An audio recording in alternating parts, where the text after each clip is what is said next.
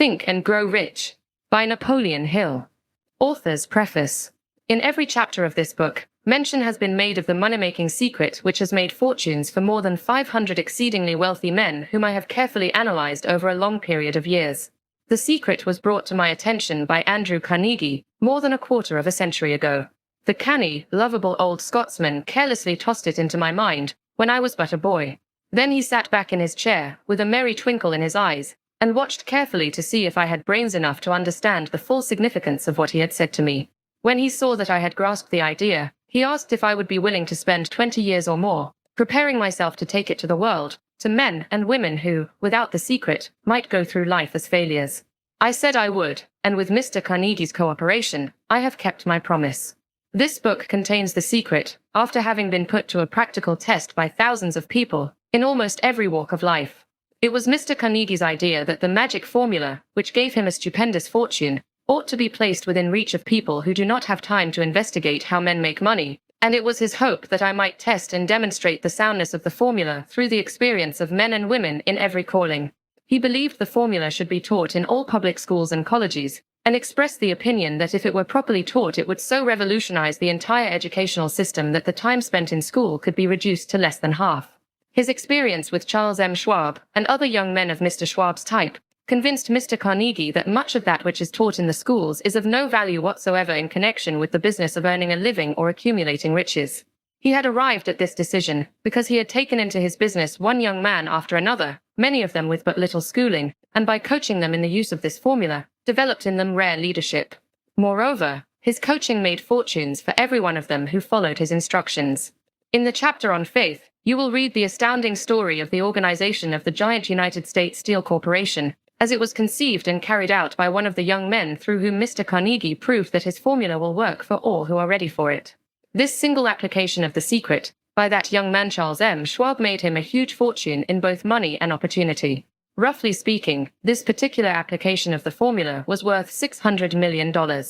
These facts, and they are facts well known to almost everyone who knew Mr. Carnegie, give you a fair idea of what the reading of this book may bring to you, provided you know what it is that you want. Even before it had undergone 20 years of practical testing, the secret was passed on to more than 100,000 men and women who have used it for their personal benefit, as Mr. Carnegie planned that they should. Some have made fortunes with it. Others have used it successfully in creating harmony in their homes. A clergyman used it so effectively that it brought him an income of upwards of $75,000 a year. Arthur Nash, a Cincinnati tailor, used his near-bankrupt business as a guinea pig on which to test the formula. The business came to life and made a fortune for its owners. It is still thriving, although Mr. Nash has gone. The experiment was so unique that newspapers and magazines gave it more than $1 million worth of laudatory publicity. The secret was passed on to Stuart Austin Wee, of Dallas, Texas. He was ready for it, so ready that he gave up his profession and studied law. Did he succeed? That story is told too. I gave the secret to Jennings Randolph the day he graduated from college, and he has used it so successfully that he is now serving his third term as a member of Congress, with an excellent opportunity to keep on using it until it carries him to the White House.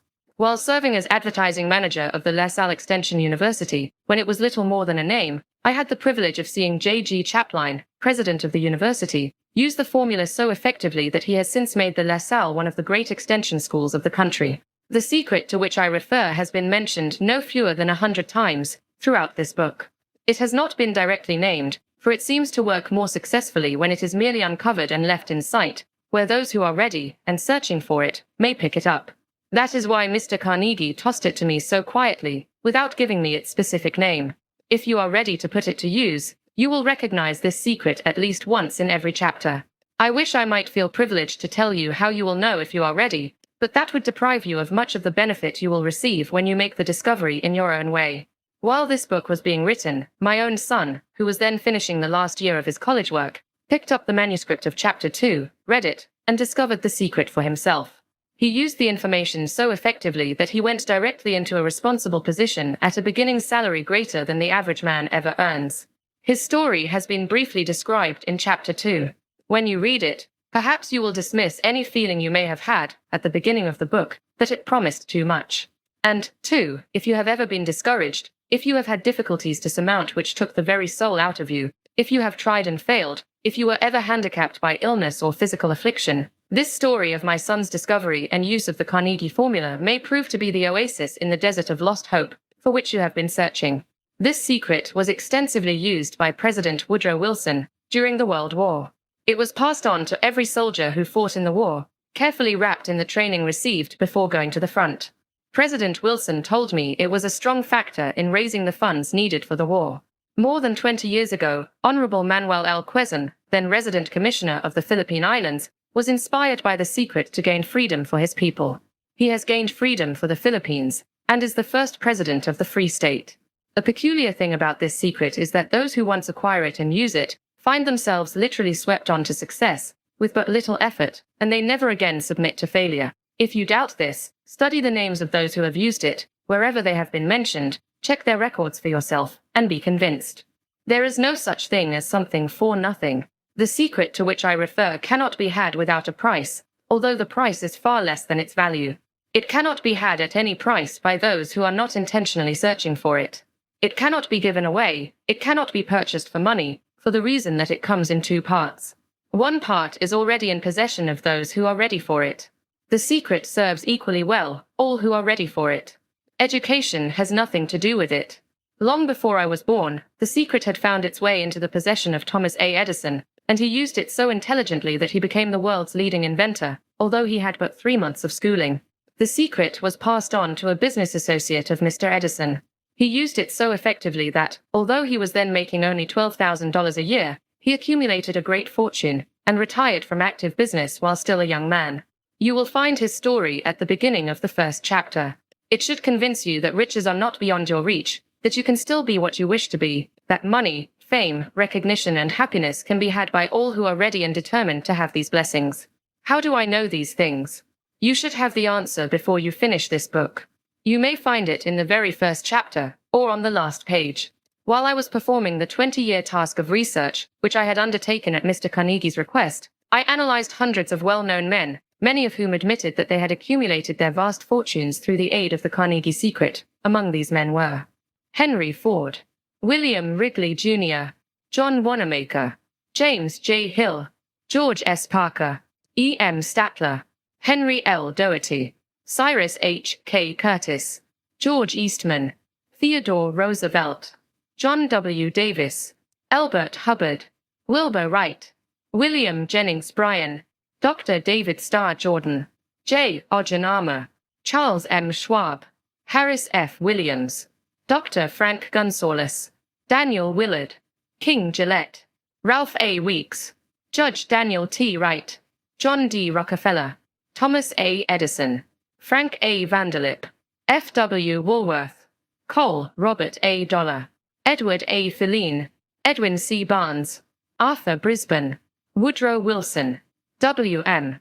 Howard Taft, Luther Burbank, Edward W. Bok, Frank A. Munsey, Albert H. Gary, Dr. Alexander Graham Bell, John H. Patterson, Julius Rosenwald, Stuart Austin Wee, Dr. Frank Crane, George M. Alexander, J. G. Chapline, Hun, Jennings Randolph, Arthur Nash, Clarence Darrow. These names represent but a small fraction of the hundreds of well-known Americans whose achievements, financially and otherwise, prove that those who understand and apply the Carnegie secret reach high stations in life. I have never known anyone who was inspired to use the secret who did not achieve noteworthy success in his chosen calling. I have never known any person to distinguish himself or to accumulate riches of any consequence without possession of the secret. From these two facts, I draw the conclusion that the secret is more important, as a part of the knowledge essential for self-determination, than any which one receives through what is popularly known as education. What is education, anyway? This has been answered in full detail. As far as schooling is concerned, many of these men had very little. John Wanamaker once told me that what little schooling he had, he acquired in very much the same manner as a modern locomotive takes on water, by scooping it up as it runs. Henry Ford never reached high school, let alone college. I am not attempting to minimize the value of schooling, but I am trying to express my earnest belief that those who master and apply the secret will reach high stations, accumulate riches, and bargain with life on their own terms, even if their schooling has been meager. Somewhere, as you read, the secret to which I refer will jump from the page and stand boldly before you, if you are ready for it. When it appears, you will recognize it. Whether you receive the sign in the first or the last chapter, stop for a moment when it presents itself, and turn down a glass, for that occasion will mark the most important turning point of your life. We pass now to Chapter 1, and to the story of my very dear friend, who has generously acknowledged having seen the mystic sign, and whose business achievements are evidence enough that he turned down a glass. As you read his story, and the others, remember that they deal with the important problems of life, such as all men experience.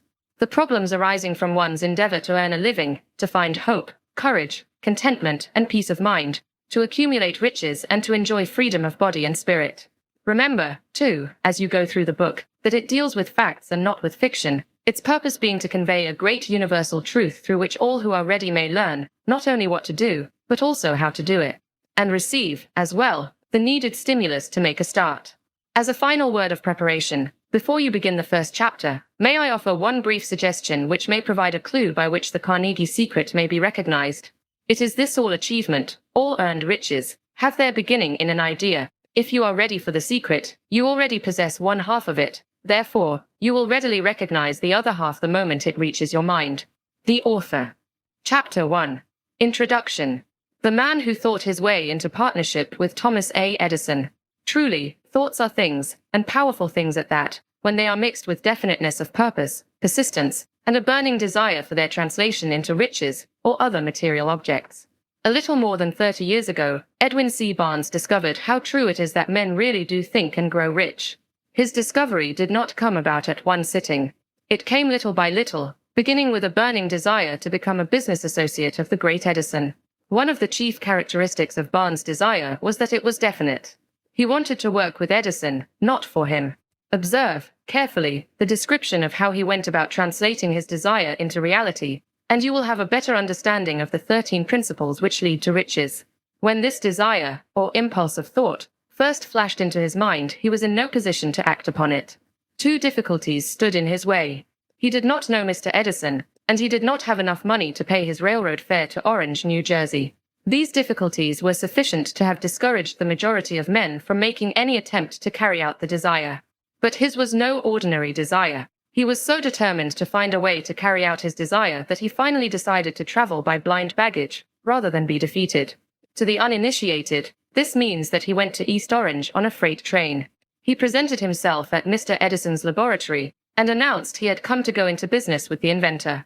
In speaking of the first meeting between Barnes and Edison, years later, Mr. Edison said, "He stood there before me, looking like an ordinary tramp, but there was something in the expression of his face which conveyed the impression that he was determined to get what he had come after. I had learned, from years of experience with men, that when a man really desires a thing so deeply that he is willing to stake his entire future on a single turn of the wheel in order to get it, he is sure to win. I gave him the opportunity he asked for, because I saw he had made up his mind to stand by until he succeeded." Subsequent events proved that no mistake was made. Just what young Barnes said to Mr. Edison on that occasion was far less important than that which he thought. Edison, himself, said so. It could not have been the young man's appearance which got him his start in the Edison office, for that was definitely against him. It was what he thought that counted. If the significance of this statement could be conveyed to every person who reads it, there would be no need for the remainder of this book. Barnes did not get his partnership with Edison on his first interview. He did get a chance to work in the Edison offices, at a very nominal wage, doing work that was unimportant to Edison, but most important to Barnes, because it gave him an opportunity to display his merchandise where his intended partner could see it. Months went by. Apparently nothing happened to bring the coveted goal which Barnes had set up in his mind as his definite major purpose. But something important was happening in Barnes' mind. He was constantly intensifying his desire to become the business associate of Edison. Psychologists have correctly said that when one is truly ready for a thing, it puts in its appearance. Barnes was ready for a business association with Edison. Moreover, he was determined to remain ready until he got that which he was seeking. He did not say to himself, "Oh well, what's the use? I guess I'll change my mind and try for a salesman's job." But, he did say, "I came here to go into business with Edison, and I'll accomplish this end if it takes the remainder of my life." He meant it. What a different story men would have to tell if only they would adopt a definite purpose, and stand by that purpose until it had time to become an all-consuming obsession. Maybe young Barnes did not know it at the time, but his bulldog determination, his persistence in standing back of a single desire, was destined to mow down all opposition and bring him the opportunity he was seeking. When the opportunity came, it appeared in a different form, and from a different direction than Barnes had expected. That is one of the tricks of opportunity. It has a sly habit of slipping in by the back door, and often it comes disguised in the form of misfortune or temporary defeat. Perhaps this is why so many fail to recognize opportunity. Mr. Edison had just perfected a new office device, known at that time as the Edison dictating machine, now the Ediphone. His salesmen were not enthusiastic over the machine. They did not believe it could be sold without great effort. Barnes saw his opportunity. It had crawled in quietly, hidden in a queer-looking machine which interested no one but Barnes and the inventor. Barnes knew he could sell the Edison dictating machine. He suggested this to Edison, and promptly got his chance. He did sell the machine. In fact, he sold it so successfully that Edison gave him a contract to distribute and market it all over the nation. Out of that business association grew the slogan, "Made by Edison and installed by Barnes." The business alliance has been in operation for more than 30 years. Out of it, Barnes has made himself rich in money, but he has done something infinitely greater. He has proved that one really may think and grow rich. How much actual cash that original desire of Barnes has been worth to him, I have no way of knowing. Perhaps it has brought him $2 or $3 million, but the amount, whatever it is, becomes insignificant when compared with the greater asset he acquired in the form of definite knowledge that an intangible impulse of thought can be transmuted into its physical counterpart by the application of known principles. Barnes literally thought himself into a partnership with the great Edison. He thought himself into a fortune. He had nothing to start with, except the capacity to know what he wanted, and the determination to stand by that desire until he realized it. He had no money to begin with. He had but little education. He had no influence. But he did have initiative, faith, and the will to win. With these intangible forces, he made himself number one man with the greatest inventor who ever lived. Now, let us look at a different situation, and study a man who had plenty of tangible evidence of riches, but lost it, because he stopped 3 feet short of the goal he was seeking. 3 feet from gold. One of the most common causes of failure is the habit of quitting when one is overtaken by temporary defeat. Every person is guilty of this mistake at one time or another. An uncle of R.U. Darby was caught by the gold fever in the gold rush days, and went west to dig and grow rich. He had never heard that more gold has been mined from the brains of men than has ever been taken from the earth. He staked a claim and went to work with pick and shovel. The going was hard, but his lust for gold was definite. After weeks of labor, he was rewarded by the discovery of the shining ore. He needed machinery to bring the ore to the surface.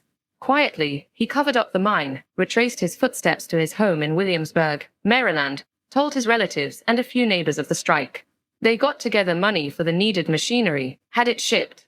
The uncle and Darby went back to work the mine. The first car of ore was mined and shipped to a smelter. The returns proved they had one of the richest mines in Colorado. A few more cars of that ore would clear the debts.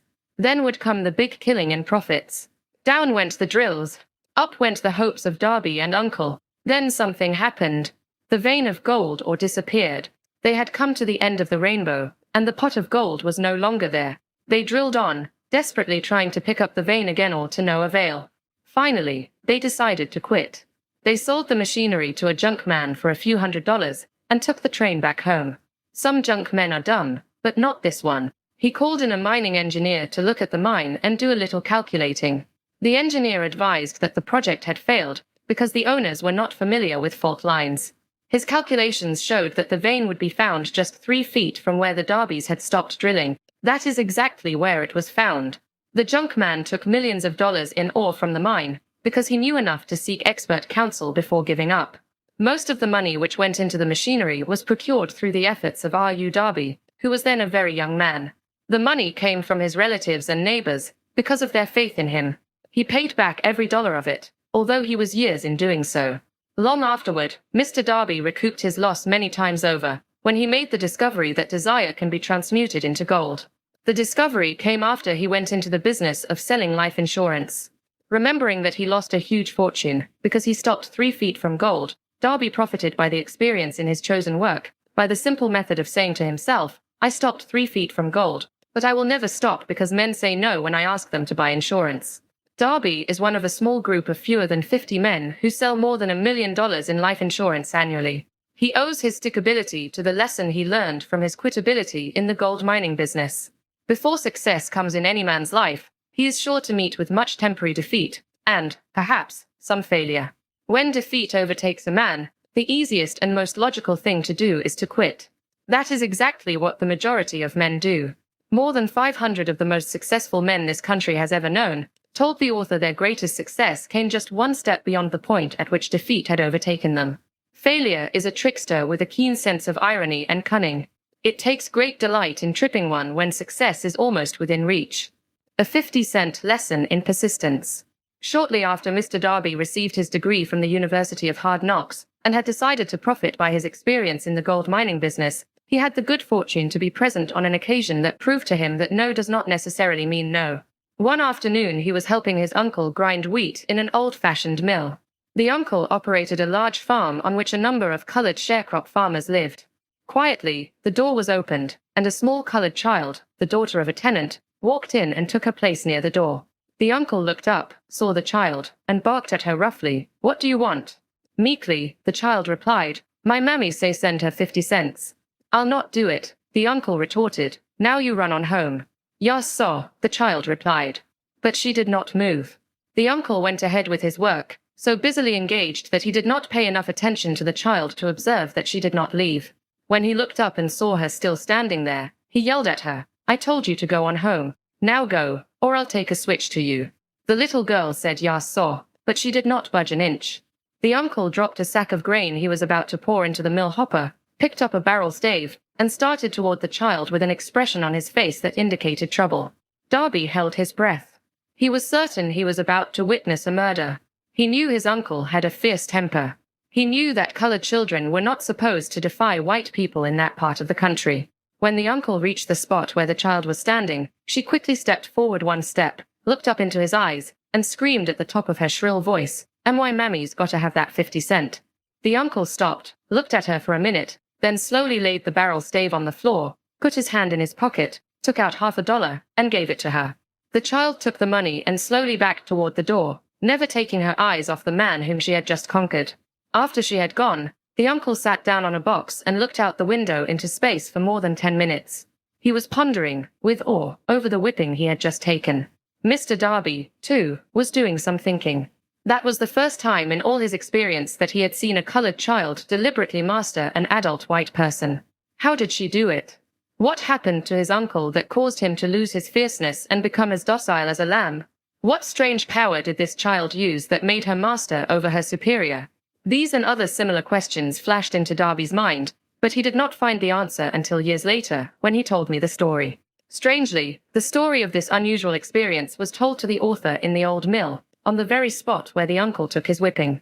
Strangely, too, I had devoted nearly a quarter of a century to the study of the power which enabled an ignorant, illiterate colored child to conquer an intelligent man. As we stood there in that musty old mill, Mr. Darby repeated the story of the unusual conquest, and finished by asking, "What can you make of it? What strange power did that child use, that so completely whipped my uncle?" The answer to his question will be found in the principles described in this book.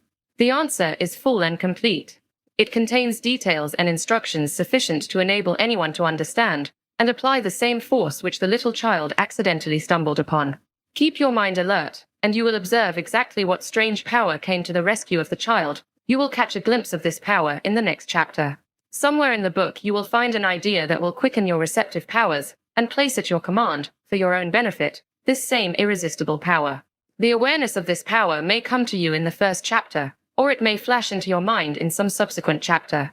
It may come in the form of a single idea, or it may come in the nature of a plan or a purpose. Again, it may cause you to go back into your past experiences of failure or defeat and bring to the surface some lesson by which you can regain all that you lost through defeat. After I had described to Mr. Darby the power unwittingly used by the little colored child, he quickly retraced his 30 years of experience as a life insurance salesman and frankly acknowledged that his success in that field was due, in no small degree, to the lesson he had learned from the child. Mr. Darby pointed out, every time a prospect tried to bow me out, without buying, I saw that child standing there in the old mill, her big eyes glaring in defiance, and I said to myself, I've got to make this sale. The better portion of all sales I have made were made after people had said no. He recalled, too, his mistake in having stopped only 3 feet from gold. But, he said, that experience was a blessing in disguise. It taught me to keep on keeping on, no matter how hard the going may be, a lesson I needed to learn before I could succeed in anything. This story of Mr. Darby and his uncle, the colored child and the gold mine, doubtless will be read by hundreds of men who make their living by selling life insurance, and to all of these, the author wishes to offer the suggestion that Darby owes to these 2 experiences his ability to sell more than $1 million of life insurance every year. Life is strange, and often imponderable. Both the successes and the failures have their roots in simple experiences. Mr. Darby's experiences were commonplace and simple enough, yet they held the answer to his destiny in life, therefore they were as important to him as life itself. He profited by these 2 dramatic experiences, because he analyzed them and found the lesson they taught. But what of the man who has neither the time nor the inclination to study failure in search of knowledge that may lead to success? Where and how is he to learn the art of converting defeat into stepping stones to opportunity? In answer to these questions, this book was written. The answer called for a description of 13 principles, but remember, as you read, the answer you may be seeking to the questions which have caused you to ponder over the strangeness of life may be found in your own mind, through some idea, plan, or purpose which may spring into your mind as you read. One sound idea is all that one needs to achieve success. The principles described in this book contain the best and the most practical of all that is known concerning ways and means of creating useful ideas. Before we go any further in our approach to the description of these principles, we believe you are entitled to receive this important suggestion. When riches begin to come, they come so quickly, in such great abundance, that one wonders where they have been hiding during all those lean years. This is an astounding statement, and all the more so when we take into consideration the popular belief that riches come only to those who work hard and long. When you begin to think and grow rich, you will observe that riches begin with a state of mind, with definiteness of purpose, with little or no hard work. You, and every other person, ought to be interested in knowing how to acquire that state of mind which will attract riches. I spent 25 years in research, analyzing more than 25,000 people, because I, too, wanted to know how wealthy men become that way. Without that research, this book could not have been written. Here take notice of a very significant truth, viz. The business depression started in 1929 and continued on to an all-time record of destruction until sometime after President Roosevelt entered office. Then the depression began to fade into nothingness. Just as an electrician in a theater raises the light so gradually that darkness is transmuted into light before you realize it, so did the spell of fear in the minds of the people gradually fade away and become faith. Observe very closely. As soon as you master the principles of this philosophy and begin to follow the instructions for applying those principles, your financial status will begin to improve, and everything you touch will begin to transmute itself into an asset for your benefit. Impossible? Not at all. One of the main weaknesses of mankind is the average man's familiarity with the word impossible. He knows all the rules which will not work. He knows all the things which cannot be done. This book was written for those who seek the rules which have made others successful, and are willing to stake everything on those rules. A great many years ago, I purchased a fine dictionary. The first thing I did with it was to turn to the word impossible, and neatly clip it out of the book. That would not be an unwise thing for you to do. Success comes to those who become success conscious. Failure comes to those who indifferently allow themselves to become failure conscious. The object of this book is to help all who seek it to learn the art of changing their minds from failure consciousness to success consciousness. Another weakness found in altogether too many people is the habit of measuring everything and everyone by their own impressions and beliefs. Some who will read this will believe that no one can think and grow rich. They cannot think in terms of riches because their thought habits have been steeped in poverty, want, misery, failure, and defeat. These unfortunate people remind me of a prominent Chinese who came to America to be educated in American ways. He attended the University of Chicago. One day, President Harper met this young Oriental on the campus, stopped to chat with him for a few minutes, and asked what had impressed him as being the most noticeable characteristic of the American people. "Why," the Chinaman exclaimed, "the queer slant of your eyes. Your eyes are off slant. What do we say about the Chinese? We refuse to believe that which we do not understand. We foolishly believe that our own limitations are the proper measure of limitations. Sure, the other fellow's eyes are off slant, because they are not the same as our OWN. Millions of people look at the achievements of Henry Ford after he has arrived and envy him because of his good fortune, or luck, or genius, or whatever it is that they credit for Ford's fortune. Perhaps one person in every 100,000 knows the secret of Ford's success, and those who do know are too modest, or too reluctant, to speak of it, because of its simplicity.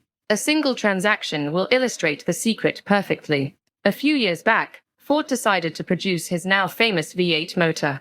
He chose to build an engine with the entire 8 cylinders cast in one block, and instructed his engineers to produce a design for the engine. The design was placed on paper, but the engineers agreed, to a man, that it was simply impossible to cast an 8-cylinder gas engine block in one piece. Ford said, "Produce it anyway." But, they replied, "It's impossible." "Go ahead," Ford commanded, "and stay on the job until you succeed, no matter how much time is required." The engineers went ahead. There was nothing else for them to do, if they were to remain on the Ford staff. 6 months went by, nothing happened. Another 6 months passed, and still nothing happened.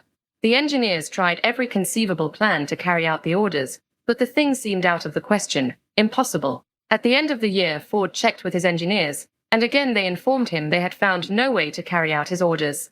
"Go right ahead," said Ford, "I want it, and I'll have it." They went ahead, and then, as if by a stroke of magic, the secret was discovered. The Ford determination had won once more. This story may not be described with minute accuracy, but the sum and substance of it is correct. Deduce from it, you who wish to think and grow rich, the secret of the Ford millions, if you can.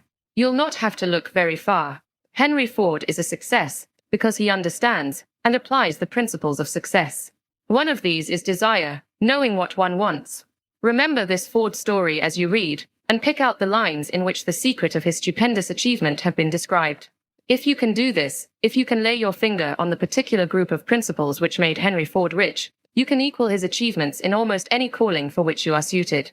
You are the master of your fate, the captain of your soul, because when Henry wrote the prophetic lines, "I am the master of my fate, I am the captain of my soul," he should have informed us that we are the masters of our fate, the captains of our souls, because we have the power to control our thoughts. He should have told us that the ether in which this little earth floats, in which we move and have our being, is a form of energy moving at an inconceivably high rate of vibration, and that the ether is filled with a form of universal power which adapts itself to the nature of the thoughts we hold in our minds, and influences us, in natural ways, to transmute our thoughts into their physical equivalent. If the poet had told us of this great truth, we would know whit that we are the masters of our fate, the captains of our souls. He should have told us, with great emphasis, that this power makes no attempt to discriminate between destructive thoughts and constructive thoughts, that it will urge us to translate into physical reality thoughts of poverty, just as quickly as it will influence us to act upon thoughts of riches. He should have told us, too, that our brains become magnetized with the dominating thoughts which we hold in our minds, and, by means with which no man is familiar, these magnets attract to us the forces, the people, the circumstances of life which harmonize with the nature of our dominating thoughts. He should have told us that before we can accumulate riches in great abundance, we must magnetize our minds with intense desire for riches, that we must become money conscious until the desire for money drives us to create definite plans for acquiring it. But, being a poet, and not a philosopher, Henley contented himself by stating a great truth in poetic form, leaving those who followed him to interpret the philosophical meaning of his lines. Little by little, the truth has unfolded itself, until it now appears certain that the principles described in this book hold the secret of mastery over our economic fate. We are now ready to examine the first of these principles. Maintain a spirit of open-mindedness, and remember as you read, they are the invention of no one man. The principles were gathered from the life experiences of more than 500 men who actually accumulated riches in huge amounts, men who began in poverty, with but little education, without influence. The principles worked for these men. You can put them to work for your own enduring benefit. You will find it easy, not hard, to do. Before you read the next chapter, I want you to know that it conveys factual information which might easily change your entire financial destiny, as it has so definitely brought changes of stupendous proportions to two people described. I want you to know, also, that the relationship between these two men and myself is such that I could have taken no liberties with the facts, even if I had wished to do so. One of them has been my closest personal friend for almost 25 years, the other is my own son. The unusual success of these two men, success which they generously accredit to the principle described in the next chapter, more than justifies this personal reference as a means of emphasizing the far-flung power of this principle. Almost 15 years ago, I delivered the commencement address at Salem College, Salem, West Virginia. I emphasized the principle described in the next chapter, with so much intensity that one of the members of the graduating class definitely appropriated it and made it a part of his own philosophy. The young man is now a member of Congress and an important factor in the present administration. Just before this book went to the publisher, he wrote me a letter in which he so clearly stated his opinion of the principle outlined in the next chapter that I have chosen to publish his letter as an introduction to that chapter. It gives you an idea of the rewards to come. My dear Napoleon, my service as a member of Congress having given me an insight into the problems of men and women, I am writing to offer a suggestion which may become helpful to thousands of worthy people. With apologies, I must state that the suggestion, if acted upon, will mean several years of labor and responsibility for you, but I am heartened to make the suggestion, because I know your great love for rendering useful service. In 1922, you delivered the commencement address at Salem College, when I was a member of the graduating class. In that address, you planted in my mind an idea which has been responsible for the opportunity one now have to serve the people of my state, and will be responsible, in a very large measure, for whatever success I may have in the future. The suggestion I have in mind is that you put into a book the sum and substance of the address you delivered at Salem College, and in that way give the people of America an opportunity to profit by your many years of experience and association with the men who, by their greatness, have made America the richest nation on earth. I recall, as though it were yesterday, the marvelous description you gave of the method by which Henry Ford, with but little schooling, without a dollar, with no influential friends, rose to great heights. I made up my mind then, even before you had finished your speech, that I would make a place for myself, no matter how many difficulties I had to surmount. Thousands of young people will finish their schooling this year, and within the next few years. Every one of them will be seeking just such a message of practical encouragement as the one I received from you. They will want to know where to turn, what to do, to get started in life. You can tell them, because you have helped to solve the problems of so many, many people.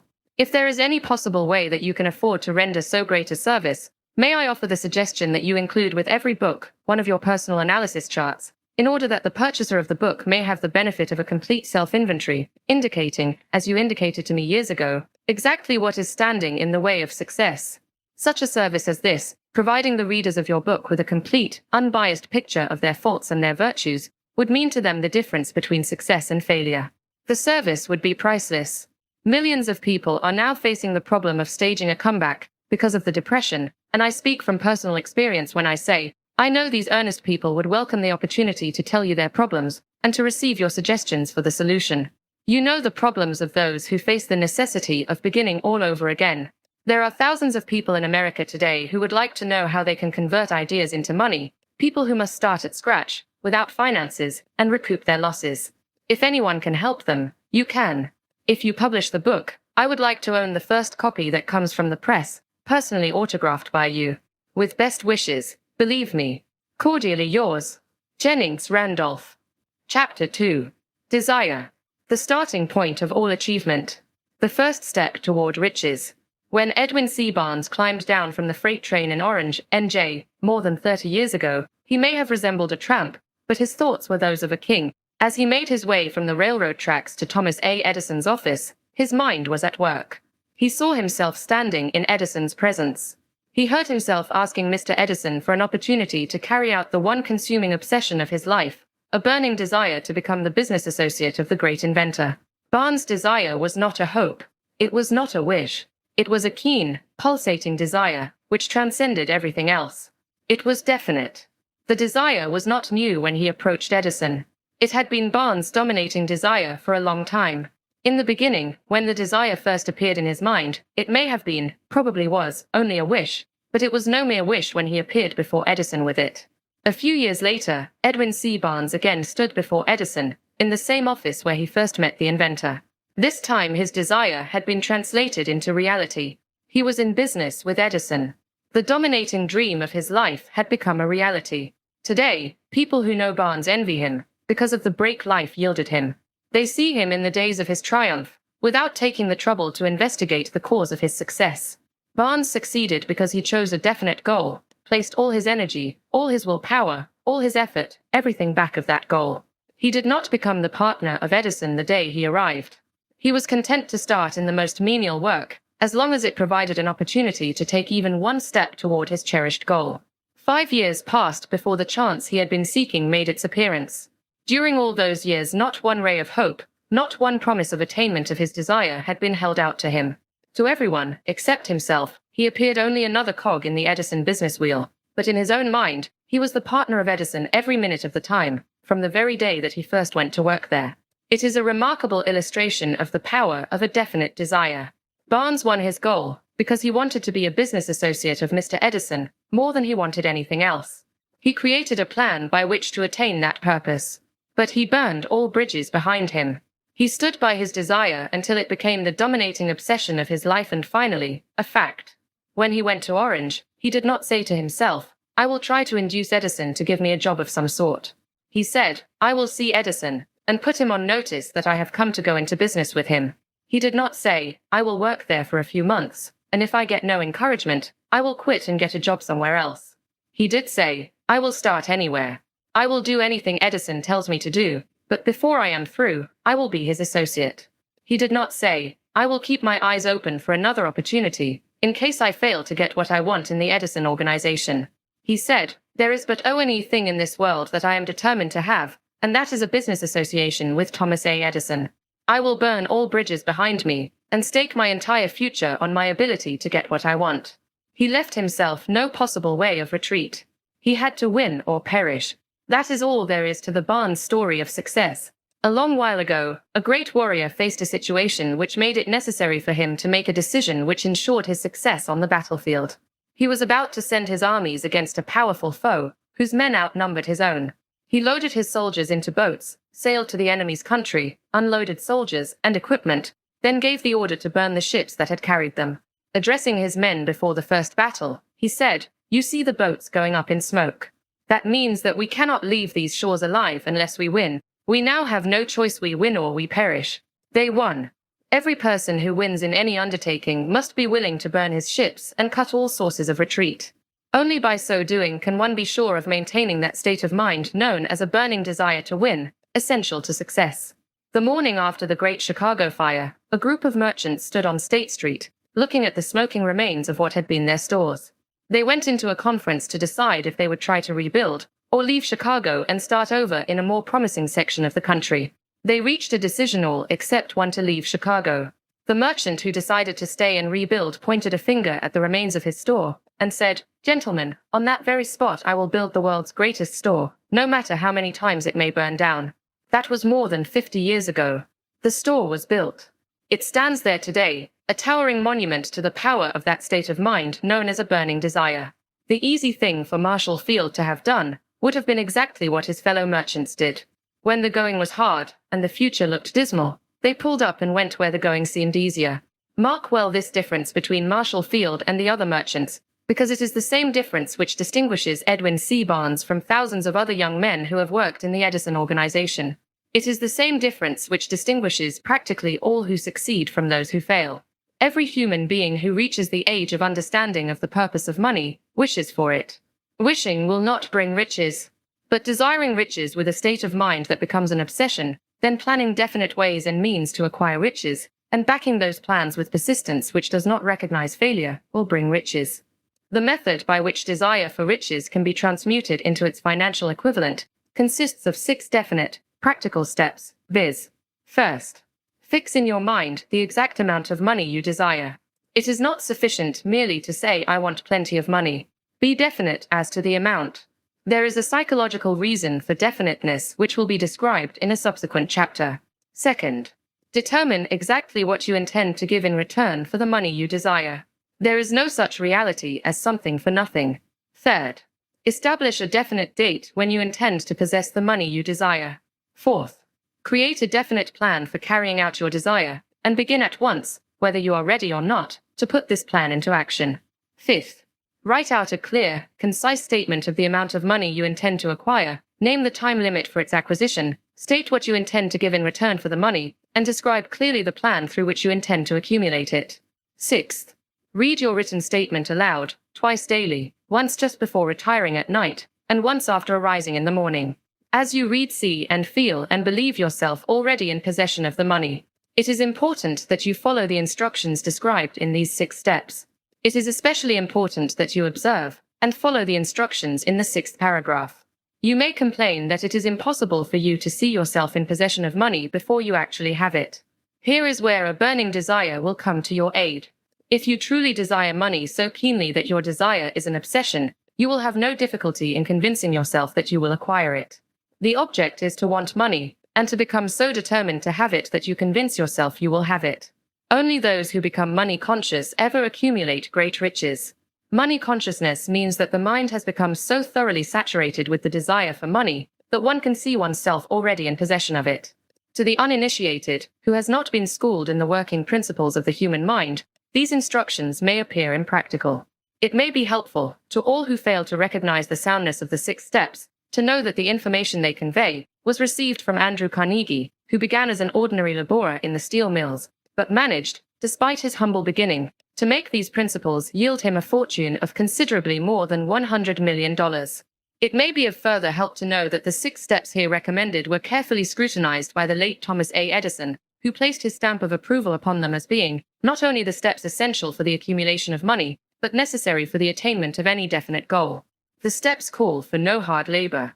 They call for no sacrifice. They do not require one to become ridiculous or credulous. To apply them calls for no great amount of education. But the successful application of these 6 steps does call for sufficient imagination to enable one to see, and to understand, that accumulation of money cannot be left to chance, good fortune, and luck. One must realize that all who have accumulated great fortunes first did a certain amount of dreaming, hoping, wishing, desiring, and planning before they acquired money. You may as well know, right here, that you can never have riches in great quantities, unless you can work yourself into a white heat of desire for money, and actually believe you will possess it. You may as well know, also, that every great leader, from the dawn of civilization down to the present, was a dreamer.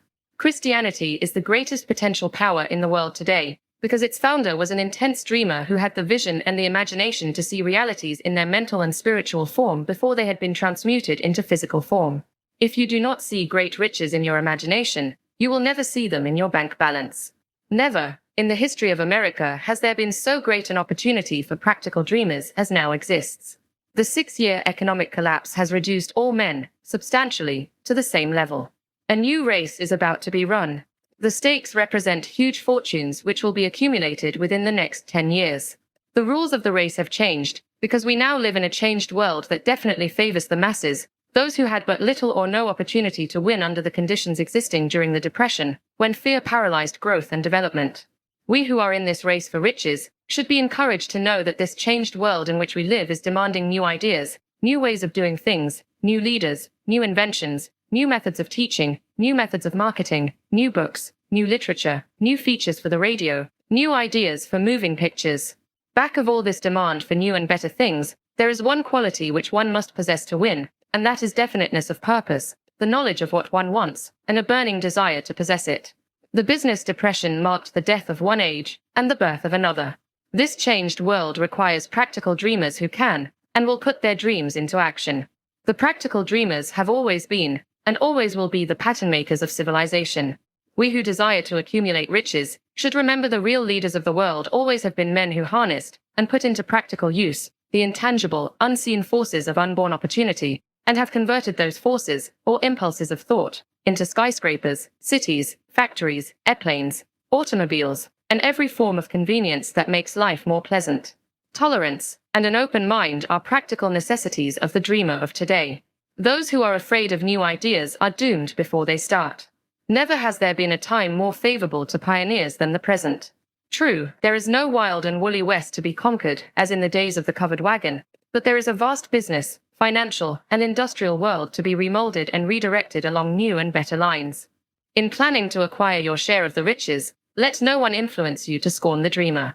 To win the big stakes in this changed world, you must catch the spirit of the great pioneers of the past, whose dreams have given to civilization all that it has of value, the spirit which serves as the lifeblood of our own country or opportunity and mine, to develop and market our talents.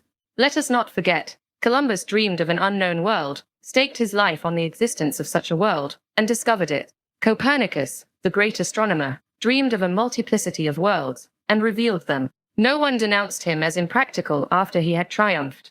Instead, the world worshipped at his shrine, thus proving once more that success requires no apologies, failure permits no alibis.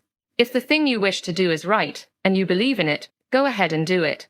Put your dream across, and never mind what they say if you meet with temporary defeat, for they, perhaps, do not know that every failure brings with it the seed of an equivalent success. Henry Ford, poor and uneducated, dreamed of a horseless carriage, went to work with what tools he possessed, without waiting for opportunity to favor him, and now evidence of his dream belts the entire earth. He has put more wheels into operation than any man who ever lived, because he was not afraid to back his dreams. Thomas Edison dreamed of a lamp that could be operated by electricity, began where he stood to put his dream into action, and despite more than 10,000 failures, he stood by that dream until he made it a physical reality. Practical dreamers do not quit. Whelan dreamed of a chain of cigar stores, transformed his dream into action, and now the United Cigar Stores occupy the best corners in America. Lincoln dreamed of freedom for the black slaves, put his dream into action, and barely missed living to see a united North and South translate his dream into reality. The Wright brothers dreamed of a machine that would fly through the air. Now one may see evidence all over the world, but they dreamed soundly. Marconi dreamed of a system for harnessing the intangible forces of the ether. Evidence that he did not dream in vain may be found in every wireless and radio in the world. Moreover, Marconi's dream brought the humblest cabin and the most stately manor house side by side. It made the people of every nation on earth backdoor neighbors.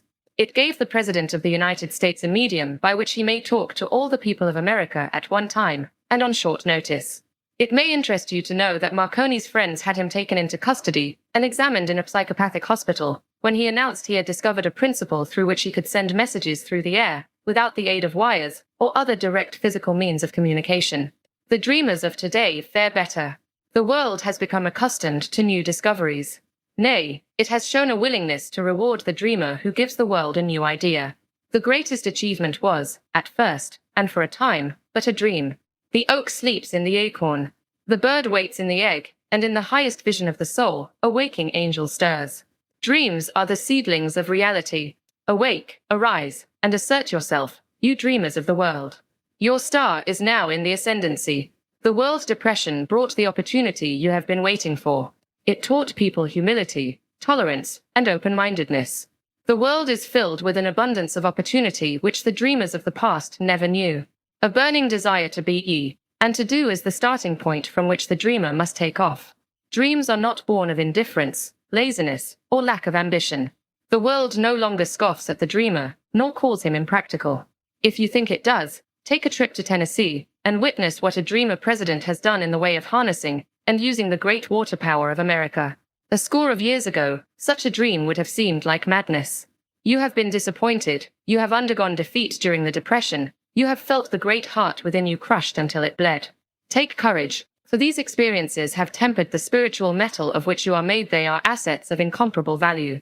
Remember, too, that all who succeed in life get off to a bad start, and pass through many heartbreaking struggles before they arrive. The turning point in the lives of those who succeed usually comes at the moment of some crisis, through which they are introduced to their other selves.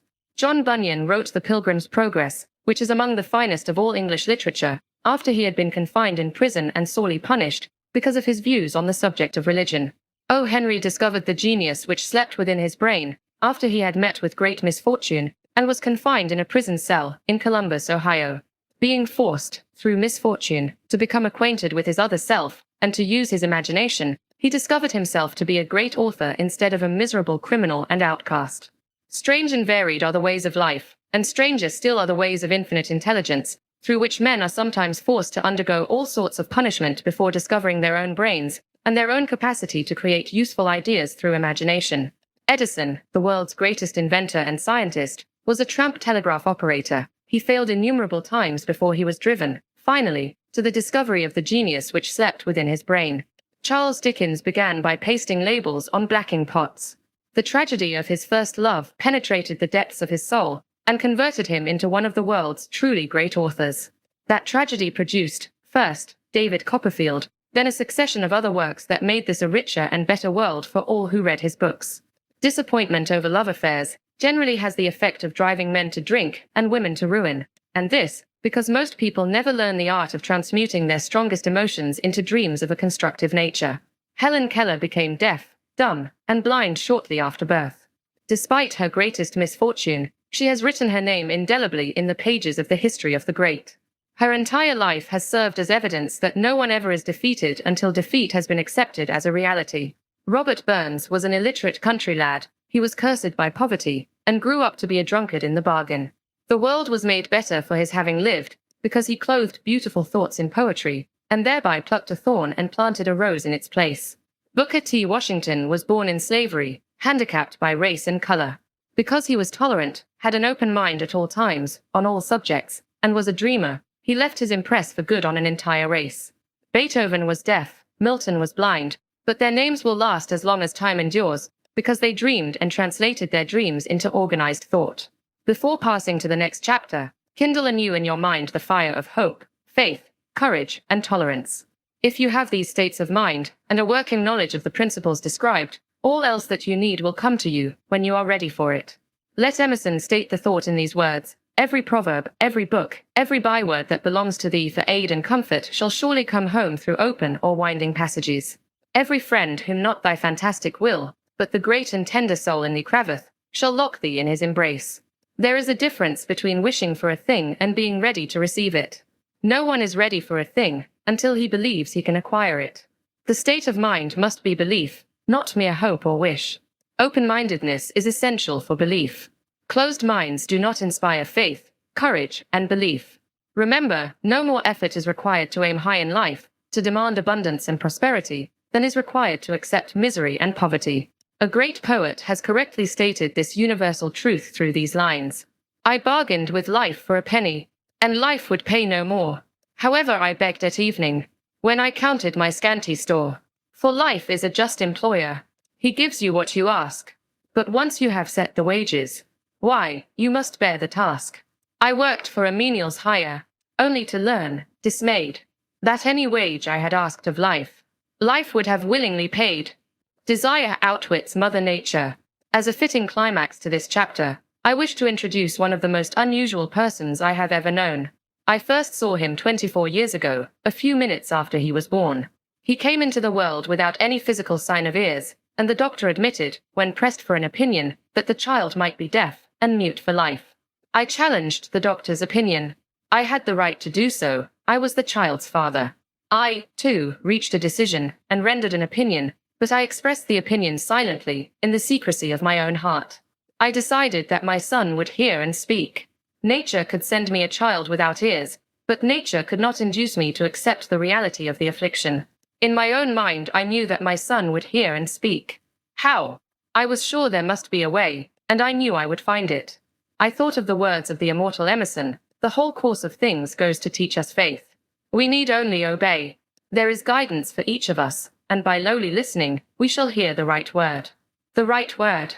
Desire. More than anything else, I desired that my son should not be a deaf-mute. From that desire I never receded, not for a second. Many years previously, I had written, our only limitations are those we set up in our own minds. For the first time, I wondered if that statement were true. Lying on the bed in front of me was a newly born child, without the natural equipment of hearing.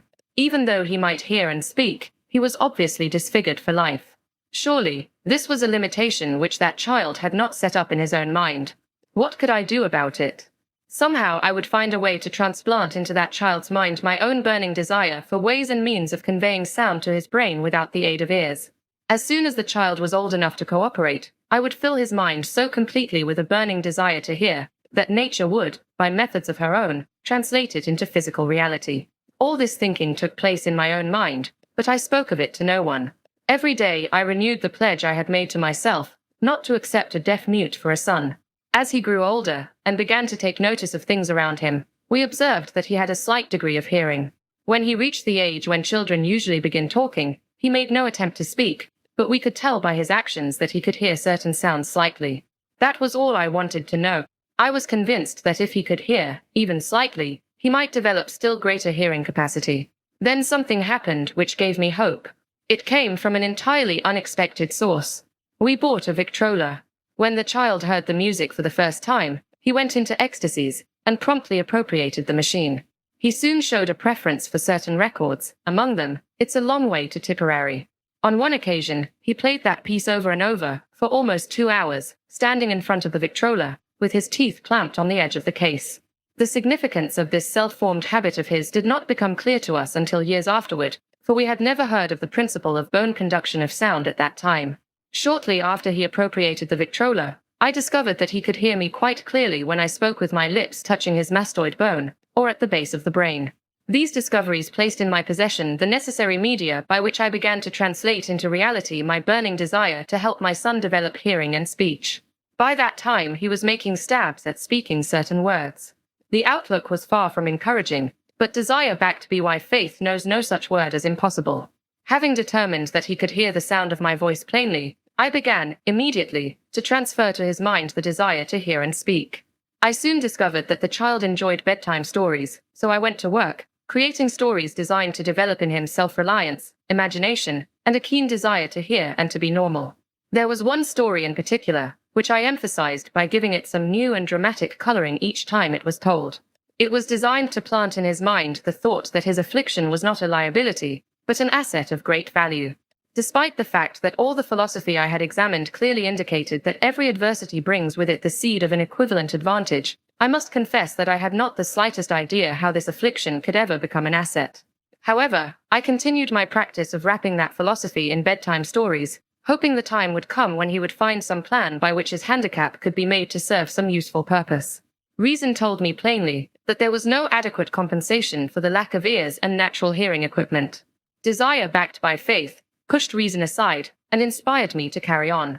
As I analyze the experience in retrospect, I can see now that my son's faith in me had much to do with the astounding results. He did not question anything I told him. I sold him the idea that he had a distinct advantage over his older brother, and that this advantage would reflect itself in many ways. For example, the teachers in school would observe that he had no ears, and, because of this, they would show him special attention and treat him with extraordinary kindness. They always did. His mother saw to that, by visiting the teachers and arranging with them to give the child the extra attention necessary. I sold him the idea, too, that when he became old enough to sell newspapers, his older brother had already become a newspaper merchant. He would have a big advantage over his brother, for the reason that people would pay him extra money for his wares, because they could see that he was a bright, industrious boy, despite the fact he had no ears. We could notice that, gradually, the child's hearing was improving. Moreover, he had not the slightest tendency to be self-conscious, because of his affliction. When he was about 7, he showed the first evidence that our method of servicing his mind was bearing fruit. For several months he begged for the privilege of selling newspapers, but his mother would not give her consent. She was afraid that his deafness made it unsafe for him to go on the street alone. Finally, he took matters in his own hands. One afternoon, when he was left at home with the servants, he climbed through the kitchen window, shinnied to the ground, and set out on his own. He borrowed 6 cents in capital from the neighborhood shoemaker, invested it in papers, sold out, reinvested, and kept repeating until late in the evening. After balancing his accounts and paying back the 6 cents he had borrowed from his banker, he had a net profit of 42 cents. When we got home that night, we found him in bed asleep, with the money tightly clenched in his hand. His mother opened his hand, removed the coins, and cried. Of all things, crying over her son's first victory seemed so inappropriate. My reaction was the reverse. I laughed heartily, for I knew that my endeavor to plant in the child's mind an attitude of faith in himself had been successful. His mother saw, in his first business venture, a little deaf boy who had gone out in the streets and risked his life to earn money. I saw a brave, ambitious, self-reliant little businessman whose stock in himself had been increased 100% because he had gone into business on his own initiative and had won. The transaction pleased me because I knew that he had given evidence of a trait of resourcefulness that would go with him all through life. Later events proved this to be true. When his older brother wanted something, he would lie down on the floor, kick his feet in the air, cry for it and get it. When the little deaf boy wanted something, he would plan a way to earn the money, then buy it for himself. He still follows that plan. Truly, my own son has taught me that handicaps can be converted into stepping stones on which one may climb towards some worthy goal, unless they are accepted as obstacles and used as alibis. The little deaf boy went through the grades, high school, and college without being able to hear his teachers, excepting when they shouted loudly, at close range. He did not go to a school for the deaf. We would not permit him to learn the sign language. We were determined that he should live a normal life and associate with normal children, and we stood by that decision, although it cost us many heated debates with school officials. While he was in high school, he tried an electrical hearing aid, but it was of no value to him. due, we believed, to a condition that was disclosed when the child was 6 by Dr. J. Gordon Wilson of Chicago, when he operated on one side of the boy's head and discovered that there was no sign of natural hearing equipment.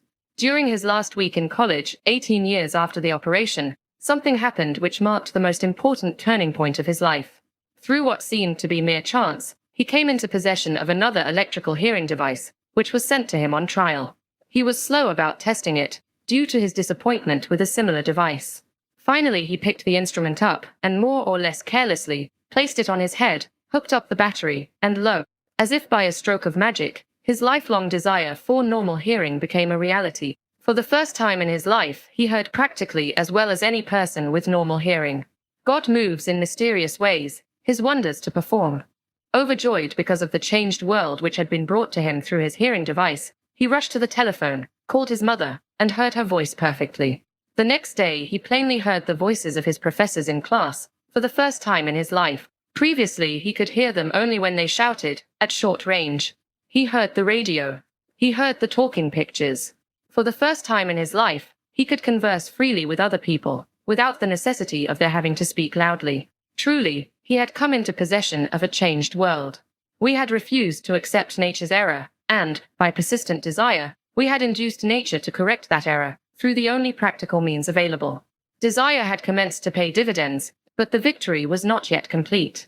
The boy still had to find a definite and practical way to convert his handicap into an equivalent asset. Hardly realizing the significance of what had already been accomplished, but intoxicated with the joy of his newly discovered world of sound, he wrote a letter to the manufacturer of the hearing aid, enthusiastically describing his experience. Something in his letter, something, perhaps which was not written on the lines, but back of them, caused the company to invite him to New York. When he arrived, he was escorted through the factory, and while talking with the chief engineer, telling him about his changed world, a hunch, an idea, or an inspiration, call it what you wish, flashed into his mind. It was this impulse of thought which converted his affliction into an asset, destined to pay dividends in both money and happiness to thousands for all time to come. The sum and substance of that impulse of thought was this. It occurred to him that he might be of help to the millions of deafened people who go through life without the benefit of hearing devices, if he could find a way to tell them the story of his changed world. Then and there, he reached a decision to devote the remainder of his life to rendering useful service to the hard of hearing. For an entire month, he carried on an intensive research, during which he analyzed the entire marketing system of the manufacturer of the hearing device, and created ways and means of communicating with the hard of hearing all over the world for the purpose of sharing with them his newly discovered changed world. When this was done, he put in writing a 2-year plan, based upon his findings. When he presented the plan to the company, he was instantly given a position, for the purpose of carrying out his ambition. Little did he dream, when he went to work, that he was destined to bring hope and practical relief to thousands of deafened people who, without his help, would have been doomed forever to deaf-mutism. Shortly after he became associated with the manufacturer of his hearing aid, he invited me to attend a class conducted by his company, for the purpose of teaching deaf-mutes to hear and to speak. I had never heard of such a form of education, therefore I visited the class, skeptical but hopeful that my time would not be entirely wasted. Here I saw a demonstration which gave me a greatly enlarged vision of what I had done to arouse and keep alive in my son's mind the desire for normal hearing. I saw deaf-mutes actually being taught to hear and to speak, through application of the self-same principle I had used, more than 20 years previously, in saving my son from deaf-mutism. Thus, through some strange turn of the wheel of fate, my son, Blair, and I have been destined to aid in correcting deaf-mutism for those as yet unborn, because we are the only living human beings, as far as I know, who have established definitely the fact that deaf-mutism can be corrected to the extent of restoring to normal life those who suffer with this affliction. It has been done for one, it will be done for others. There is no doubt in my mind that Blair would have been a deaf-mute all his life, if his mother and I had not managed to shape his mind as we did. The doctor who attended at his birth told us, confidentially, the child might never hear or speak. A few weeks ago, Dr. Irving Voorhees, a noted specialist on such cases, examined Blair very thoroughly. He was astounded when he learned how well my son now hears and speaks, and said his examination indicated that theoretically, the boy should not be able to hear at all. But the lad does hear, despite the fact that X-ray pictures show there is no opening in the skull, whatsoever, from where his ears should be to the brain. When I planted in his mind the desire to hear and talk, and live as a normal person, there went with that impulse some strange influence which caused nature to become bridge builder, and span the gulf of silence between his brain and the outer world, by some means which the keenest medical specialists have not been able to interpret. It would be sacrilege for me to even conjecture as to how nature performed this miracle. It would be unforgivable if I neglected to tell the world as much as I know of the humble part one assumed in the strange experience. It is my duty, and a privilege to say I believe, and not without reason, that nothing is impossible to the person who backs desire with enduring faith. Verily, a burning desire has devious ways of transmuting itself into its physical equivalent. Blair desired normal hearing. Now he has it. He was born with a handicap which might easily have sent one with a less defined desire to the street with a bundle of pencils and a tin cup. That handicap now promises to serve as the medium by which he will render useful service to many millions of hard of hearing, also, to give him useful employment at adequate financial compensation the remainder of his life. The little white lies I planted in his mind when he was a child, by leading him to believe his affliction would become a great asset, which he could capitalize, has justified itself. Verily, there is nothing, right or wrong, which belief, plus burning desire, cannot make real. These qualities are free to everyone. In all my experience in dealing with men and women who had personal problems, I never handled a single case which more definitely demonstrates the power of desire. Authors sometimes make the mistake of writing of subjects of which they have but superficial, or very elementary knowledge. It has been my good fortune to have had the privilege of testing the soundness of the power of desire, through the affliction of my own son. Perhaps it was providential that the experience came as it did, for surely no one is better prepared than he, to serve as an example of what happens when desire is put to the test. If Mother Nature bends to the will of desire, is it logical that mere men can defeat a burning desire? Strange and imponderable is the power of the human mind. We do not understand the method by which it uses every circumstance, every individual, every physical thing within its reach, as a means of transmuting desire into its physical counterpart. Perhaps science will uncover this secret. I planted in my son's mind the desire to hear and to speak as any normal person hears and speaks. That desire has now become a reality. I planted in his mind the desire to convert his greatest handicap into his greatest asset. That desire has been realized. The modus operandi by which this astounding result was achieved is not hard to describe. It consisted of 3 very definite facts. First, I mixed faith with the desire for normal hearing, which I passed on to my son. Second, I communicated my desire to him in every conceivable way available, through persistent, continuous effort, over a period of years. Third, he believed Emmy. As this chapter was being completed, news came of the death of Emmy Schumann-Heink. One short paragraph in the news dispatch gives the clue to this unusual woman's stupendous success as a singer. I quote the paragraph, because the clue it contains is none other than desire. Early in her career, Emmy Schumann-Heink visited the director of the Vienna Court Opera to have him test her voice. But he did not test it. After taking one look at the awkward and poorly dressed girl, he exclaimed, none too gently, with such a face, and with no personality at all, how can you ever expect to succeed in opera? My good child, give up the idea. Buy a sewing machine, and go to work. You can never be a singer. Never is a long time. The director of the Vienna Court Opera knew much about the technique of singing. He knew little about the power of desire, when it assumes the proportion of an obsession. If he had known more of that power, he would not have made the mistake of condemning genius without giving it an opportunity. Several years ago, one of my business associates became ill.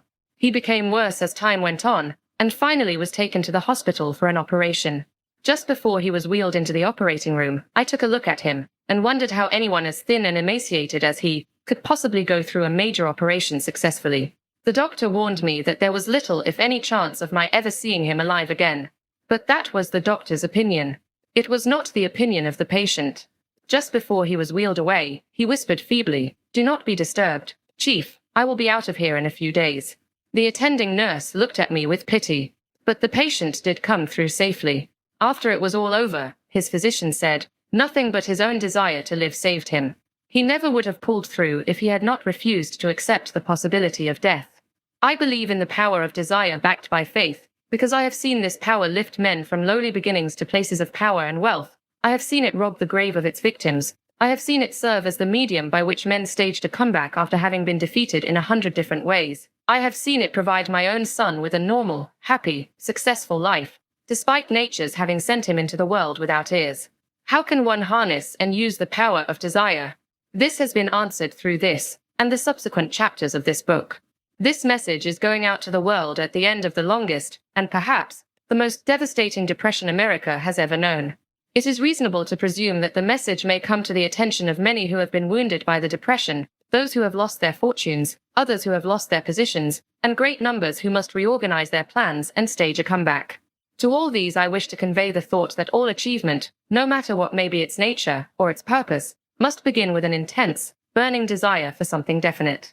Through some strange and powerful principle of mental chemistry which she has never divulged, nature wraps up in the impulse of strong desire that something which recognizes no such word as impossible, and accepts no such reality as failure.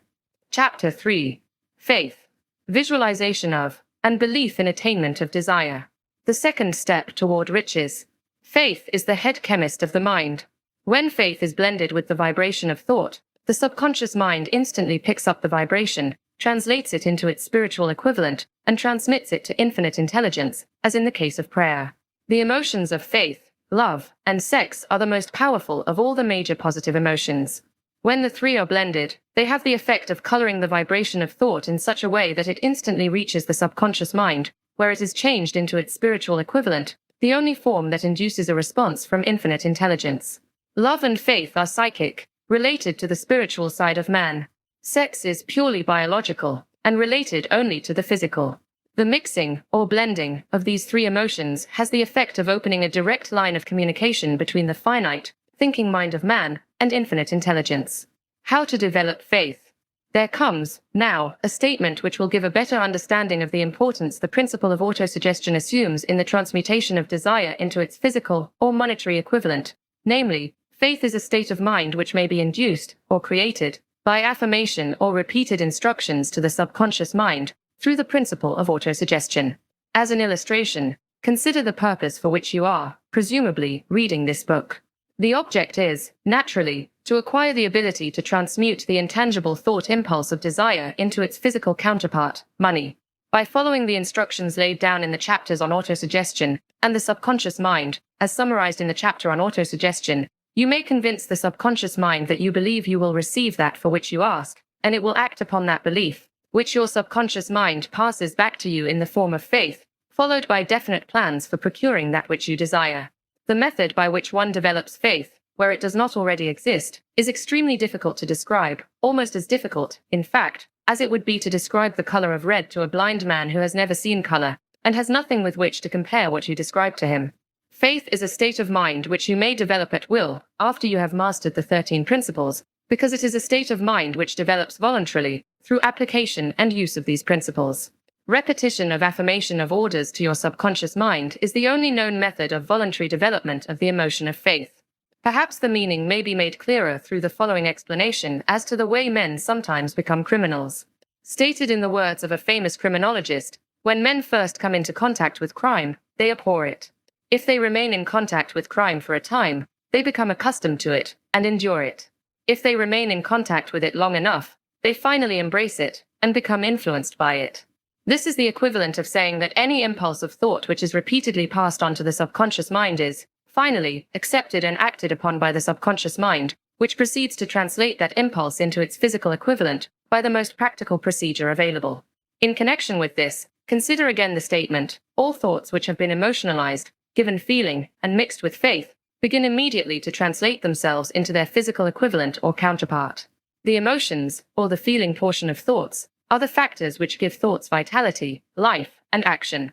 The emotions of faith, love, and sex, when mixed with any thought impulse, give it greater action than any of these emotions can do singly. Not only thought impulses which have been mixed with faith, but those which have been mixed with any of the positive emotions, or any of the negative emotions, may reach and influence the subconscious mind.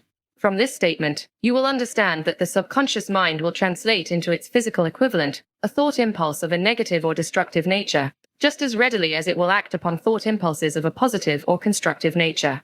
This accounts for the strange phenomenon which so many millions of people experience, referred to as misfortune or bad luck. There are millions of people who believe themselves doomed to poverty and failure because of some strange force over which they believe they have no control. They are the creators of their own misfortunes because of this negative belief, which is picked up by the subconscious mind and translated into its physical equivalent. This is an appropriate place at which to suggest again that you may benefit by passing on to your subconscious mind Any desire which you wish translated into its physical or monetary equivalent, in a state of expectancy or belief that the transmutation will actually take place. Your belief, or faith, is the element which determines the action of your subconscious mind. There is nothing to hinder you from deceiving your subconscious mind when giving it instructions through autosuggestion, as I deceived my son's subconscious mind. To make this deceit more realistic, conduct yourself just as you would if you were already in possession of the material thing which you are demanding when you call upon your subconscious mind. The subconscious mind will transmute into its physical equivalent, by the most direct and practical media available, any order which is given to it in a state of belief or faith that the order will be carried out. Surely, enough has been stated to give a starting point from which one may, through experiment and practice, acquire the ability to mix faith with any order given to the subconscious mind. Perfection will come through practice. It cannot come by merely reading instructions. If it be true that one may become a criminal by association with crime, and this is a known fact, it is equally true that one may develop faith by voluntarily suggesting to the subconscious mind that one has faith. The mind comes, finally, to take on the nature of the influences which dominate it. Understand this truth, and you will know why it is essential for you to encourage the positive emotions as dominating forces of your mind, and discourage and eliminate negative emotions. A mind dominated by positive emotions becomes a favorable abode for the state of mind known as faith. A mind so dominated may, at will, give the subconscious mind instructions, which it will accept and act upon immediately. Faith is a state of mind which may be induced by autosuggestion. All down the ages, the religionists have admonished struggling humanity to have faith in this, that, and the other dogma or creed, but they have failed to tell people how to have faith. They have not stated that faith is a state of mind, and that it may be induced by self-suggestion. In language which any normal human being can understand, we will describe all that is known about the principle through which faith may be developed, where it does not already exist. Have faith in yourself, faith in the infinite. Before we begin, you should be reminded again that faith is the eternal elixir which gives life, power, and action to the impulse of thought.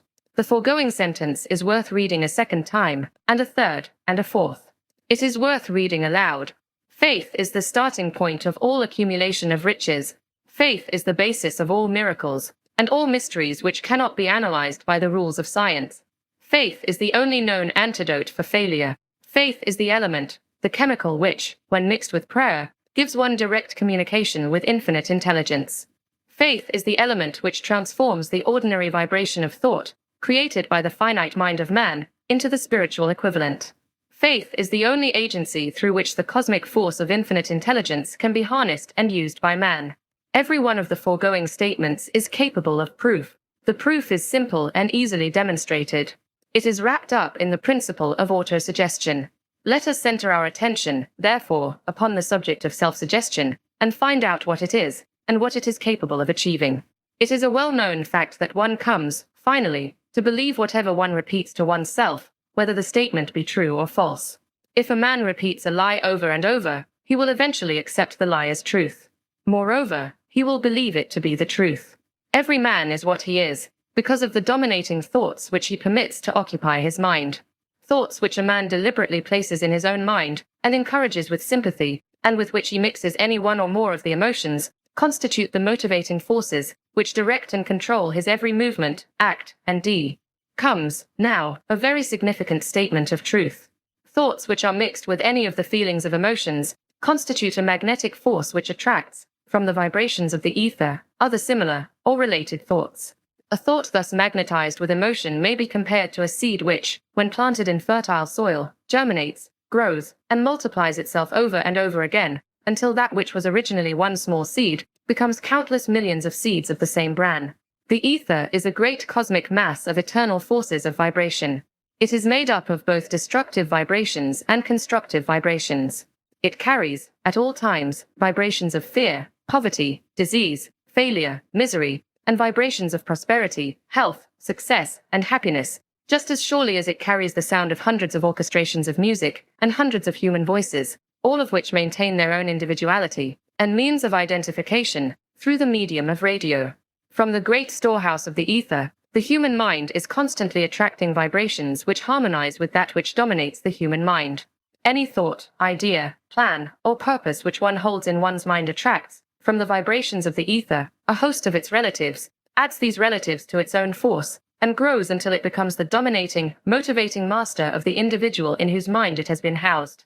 Now, let us go back to the starting point and become informed as to how the original seed of an idea, plan, or purpose may be planted in the mind. The information is easily conveyed. Any idea, plan, or purpose may be placed in the mind through repetition of thought. This is why you are asked to write out a statement of your major purpose or definite chief aim, commit it to memory, and repeat it, in audible words, day after day, until these vibrations of sound have reached your subconscious mind. We are what we are because of the vibrations of thought which we pick up and register through the stimuli of our daily environment. Resolve to throw off the influences of any unfortunate environment and to build your own life to order.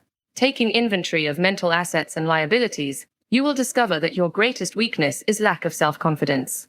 This handicap can be surmounted and timidity translated into courage through the aid of the principle of autosuggestion. The application of this principle may be made through a simple arrangement of positive thought impulses stated in writing, memorized, and repeated until they become a part of the working equipment of the subconscious faculty of your mind. Self-confidence formula. First, I know that I have the ability to achieve the object of my definite purpose in life. Therefore, I demand of myself persistent, continuous action toward its attainment, and I here and now promise to render such action. Second, I realize the dominating thoughts of my mind will eventually reproduce themselves in outward, physical action, and gradually transform themselves into physical reality. Therefore, I will concentrate my thoughts for 30 minutes daily upon the task of thinking of the person I intend to become, thereby creating in my mind a clear mental picture of that person. Third, I know through the principle of autosuggestion, any desire that I persistently hold in my mind will eventually seek expression through some practical means of attaining the object back of it. Therefore, I will devote 10 minutes daily to demanding of myself the development of self-confidence. Fourth, I have clearly written down a description of my definite chief aim in life, and I will never stop trying until I shall have developed sufficient self-confidence for its attainment. Fifth, I fully realize that no wealth or position can long endure unless built upon truth and justice. Therefore, I will engage in no transaction which does not benefit all whom it affects. I will succeed by attracting to myself the forces I wish to use and the cooperation of other people.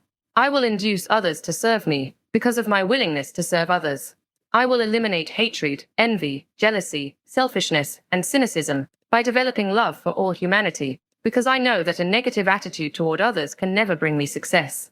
I will cause others to believe in me because I will believe in them and in myself. I will sign my name to this formula, commit it to memory, and repeat it aloud once a day, with full faith that it will gradually influence my thoughts and actions so that I will become a self-reliant and successful person. Back of this formula is a law of nature which no man has yet been able to explain. It has baffled the scientists of all ages. The psychologists have named this law autosuggestion, and let it go at that. The name by which one calls this law is of little importance. The important fact about it is it works for the glory and success of mankind, if it is used constructively. On the other hand, if used destructively, it will destroy just as readily. In this statement may be found a very significant truth, namely, that those who go down in defeat and end their lives in poverty, misery, and distress do so because of negative application of the principle of autosuggestion. The cause may be found in the fact that all impulses of thought have a tendency to clothe themselves in their physical equivalent. The subconscious mind, the chemical laboratory in which all thought impulses are combined and made ready for translation into physical reality, makes no distinction between constructive and destructive thought impulses. It works with the material we feed it, through our thought impulses. The subconscious mind will translate into reality a thought driven by fear just as readily as it will translate into reality a thought driven by courage or faith. The pages of medical history are rich with illustrations of cases of suggestive suicide. A man may commit suicide through negative suggestion, just as effectively as by any other means. In a Midwestern city, a man by the name of Joseph Grant, a bank official, borrowed a large sum of the bank's money without the consent of the directors. He lost the money through gambling. One afternoon, the bank examiner came and began to check the accounts. Grant left the bank, took a room in a local hotel, and when they found him, 3 days later, he was lying in bed, wailing and moaning, repeating over and over these words, "My God, this will kill me. I cannot stand the disgrace." In a short time he was dead. The doctors pronounced the case one of mental suicide. Just as electricity will turn the wheels of industry and render useful service if used constructively, or snuff out life if wrongly used, so will the law of autosuggestion lead you to peace and prosperity, or down into the valley of misery, failure, and death, according to your degree of understanding and application of it. If you fill your mind with fear, doubt, and unbelief in your ability to connect with and use the forces of infinite intelligence, the law of autosuggestion will take this spirit of unbelief and use it as a pattern by which your subconscious mind will translate it into its physical equivalent. This statement is as true as the statement that 2 and 2 are 4. Like the wind which carries one ship east and another west, the law of autosuggestion will lift you up or pull you down, according to the way you set your sails of thought. The law of autosuggestion, through which any person may rise to altitudes of achievement which stagger the imagination, is well described in the following verse. If you think you are beaten, you are. If you think you dare not, you don't. If you like to win, but you think you can't, it is almost certain you won't. If you think you'll lose, you're lost. For out of the world we find, success begins with a fellow's will. It's all in the state of mind. If you think you are outclassed, you are. You've got to think high to rise. You've got to be sure of yourself before you can ever win a prize. Life's battles don't always go to the stronger or faster man, but soon or late the man who wins is the man who thinks he can. Observe the words which have been emphasized, and you will catch the deep meaning which the poet had in mind. Somewhere in your makeup, perhaps in the cells of your brain, there lies sleeping the seed of achievement which, if aroused and put into action, would carry you to heights such as you may never have hoped to attain. Just as a master musician may cause the most beautiful strains of music to pour forth from the strings of a violin, so may you arouse the genius which lies asleep in your brain, and cause it to drive you upward to whatever goal you may wish to achieve. Abraham Lincoln was a failure at everything he tried, until he was well past the age of 40. He was a Mr. Nobody from nowhere, until a great experience came into his life, aroused the sleeping genius within his heart and brain, and gave the world one of its really great men.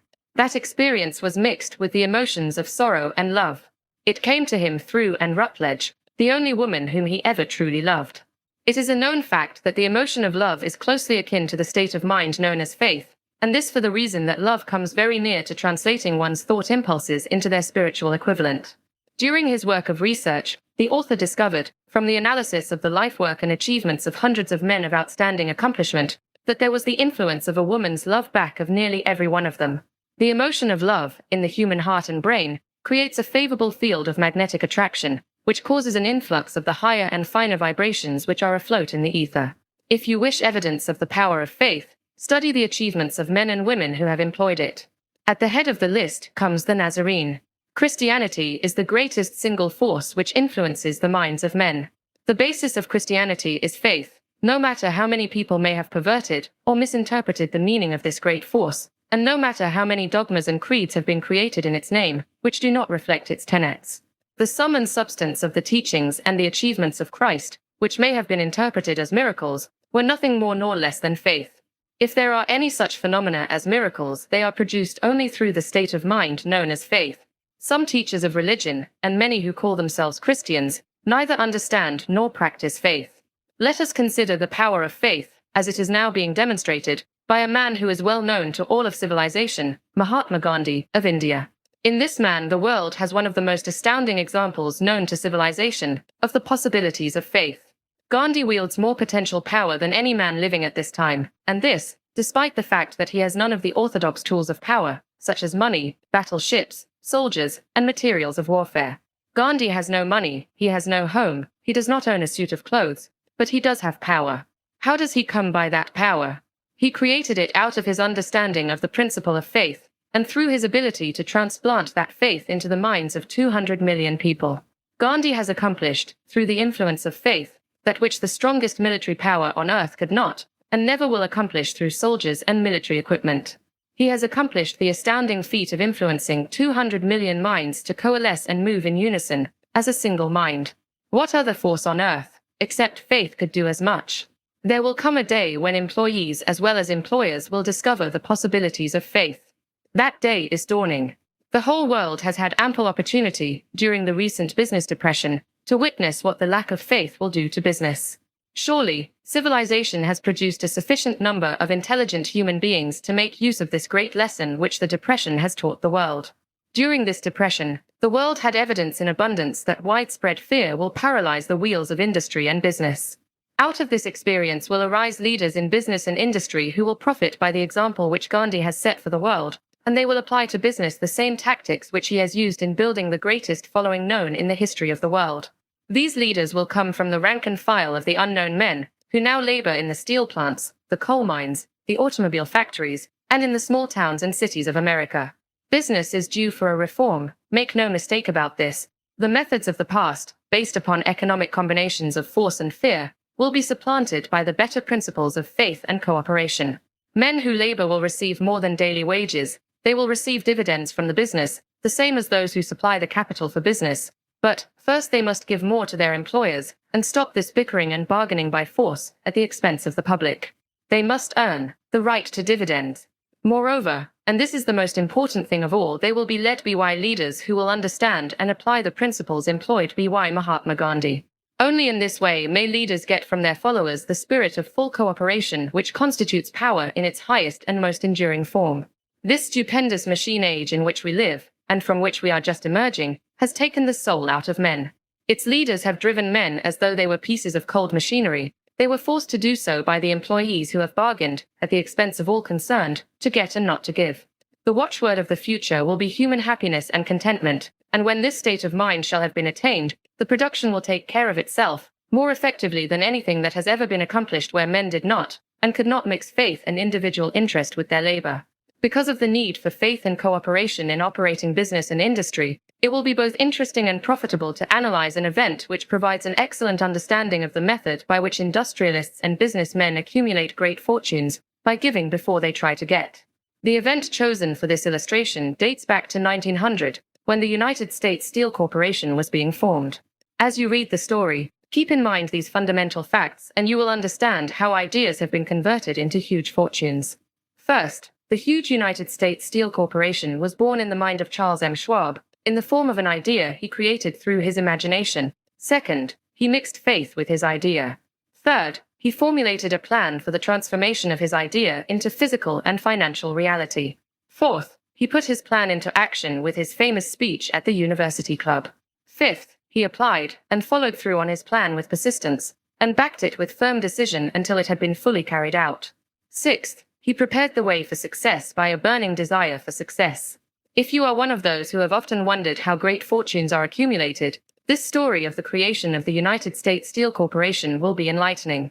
If you have any doubt that men can think and grow rich, this story should dispel that doubt, because you can plainly see in the story of the United States Steel the application of a major portion of the 13 principles described in this book. This astounding description of the power of an idea was dramatically told by John Lowell in the New York World Telegram, with whose courtesy it is here reprinted. A pretty after-dinner speech for $1 billion. When, on the evening of December 12, 1900, some 80 of the nation's financial nobility gathered in the banquet hall of the University Club on Fifth Avenue to do honor to a young man from out of the West, not half a dozen of the guests realized they were to witness the most significant episode in American industrial history. J. Edward Simmons and Charles Stuart Smith, their hearts full of gratitude for the lavish hospitality bestowed on them by Charles M. Schwab during a recent visit to Pittsburgh, had arranged the dinner to introduce the 38-year-old steelman to Eastern banking society. But they didn't expect him to stampede the convention.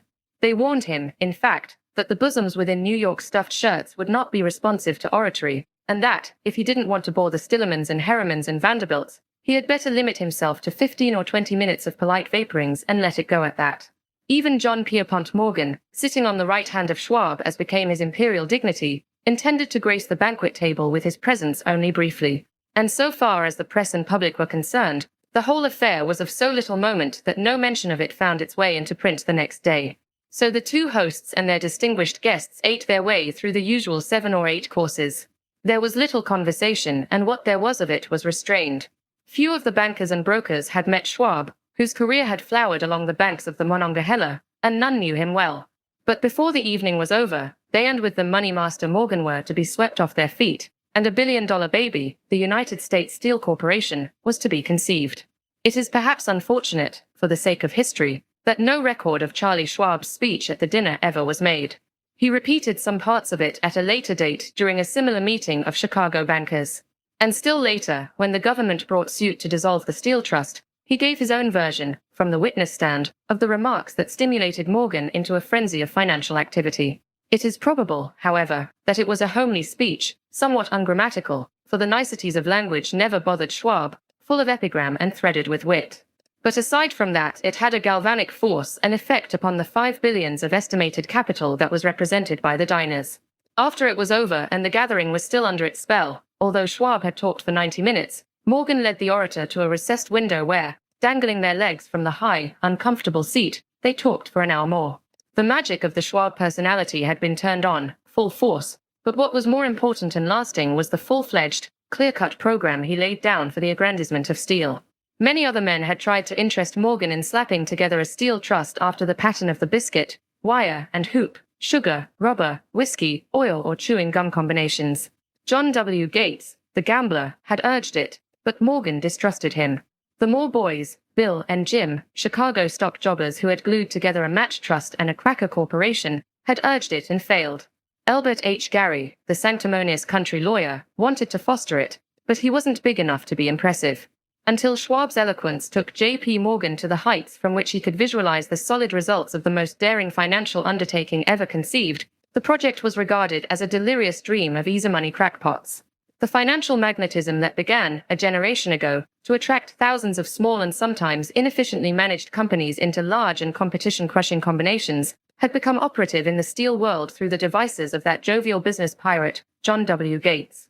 Gates already had formed the American Steel and Wire Company out of a chain of small concerns, and together with Morgan had created the Federal Steel Company. The National Tube and American Bridge Companies were two more Morgan concerns, and the Moore brothers had forsaken the match and cookie business to form the American Group Tin Plate, Steel Hoop, Sheet Steel and the National Steel Company. But by the side of Andrew Carnegie's gigantic vertical trust, a trust owned and operated by 53 partners, those other combinations were picayune. They might combine to their heart's content, but the whole lot of them couldn't make a dent in the Carnegie organization, and Morgan knew it. The eccentric old Scot knew it, too. From the magnificent heights of Skibbo Castle he had viewed, first with amusement and then with resentment, the attempts of Morgan's smaller companies to cut into his business. When the attempts became too bold, Carnegie's temper was translated into anger and retaliation. He decided to duplicate every mill owned by his rivals. Hitherto, he hadn't been interested in wire, pipe, hoops, or sheet. Instead, he was content to sell such companies the raw steel and let them work it into whatever shape they wanted. Now, with Schwab as his chief and able lieutenant, he planned to drive his enemies to the wall. So it was that in the speech of Charles M. Schwab, Morgan saw the answer to his problem of combination. A trust without Carnegie giant of them all would be no trust at all, a plum pudding, as one writer said, without the plums. Schwab's speech on the night of December 12, 1900, undoubtedly carried the inference, though not the pledge, that the vast Carnegie enterprise could be brought under the Morgan tent. He talked of the world future for steel, of reorganization for efficiency, of specialization, of the scrapping of unsuccessful mills and concentration of effort on the flourishing properties, of economies in the ore traffic, of economies in overhead and administrative departments, of capturing foreign markets. More than that, he told the buccaneers among them wherein lay the errors of their customary piracy. Their purposes, he inferred, had been to create monopolies, raise prices, and pay themselves fat dividends out of privilege.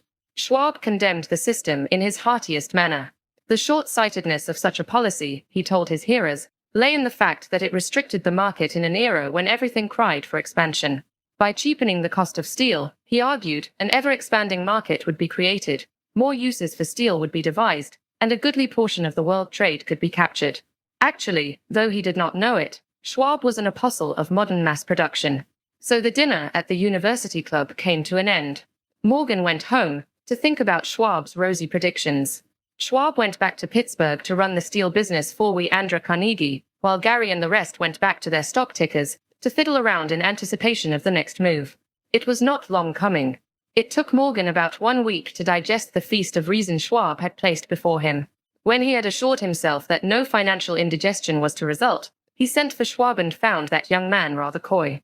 Mr. Carnegie, Schwab indicated, might not like it if he found his trusted company president had been flirting with the Emperor of Wall Street, the street upon which Carnegie was resolved never to tread. Then it was suggested by John W. Gates the go-between, that if Schwab happened to be in the Bellevue Hotel in Philadelphia, J.P. Morgan might also happen to be there. When Schwab arrived, however, Morgan was inconveniently ill at his New York home, and so, on the elder man's pressing invitation, Schwab went to New York and presented himself at the door of the financier's library. Now certain economic historians have professed the belief that from the beginning to the end of the drama, the stage was set by Andrew Carnegie, that the dinner to Schwab, the famous speech, the Sunday night conference between Schwab and the Money King, were events arranged by the canny Scot. The truth is exactly the opposite. When Schwab was called in to consummate the deal, he didn't even know whether the little boss, as Andrew was called, would so much as listen to an offer to sell, particularly to a group of men whom Andrew regarded as being endowed with something less than holiness. But Schwab did take into the conference with him, in his own handwriting, 6 sheets of copperplate figures, representing to his mind the physical worth and the potential earning capacity of every steel company he regarded as an essential star in the new metal firmament. For men pondered over these figures all night.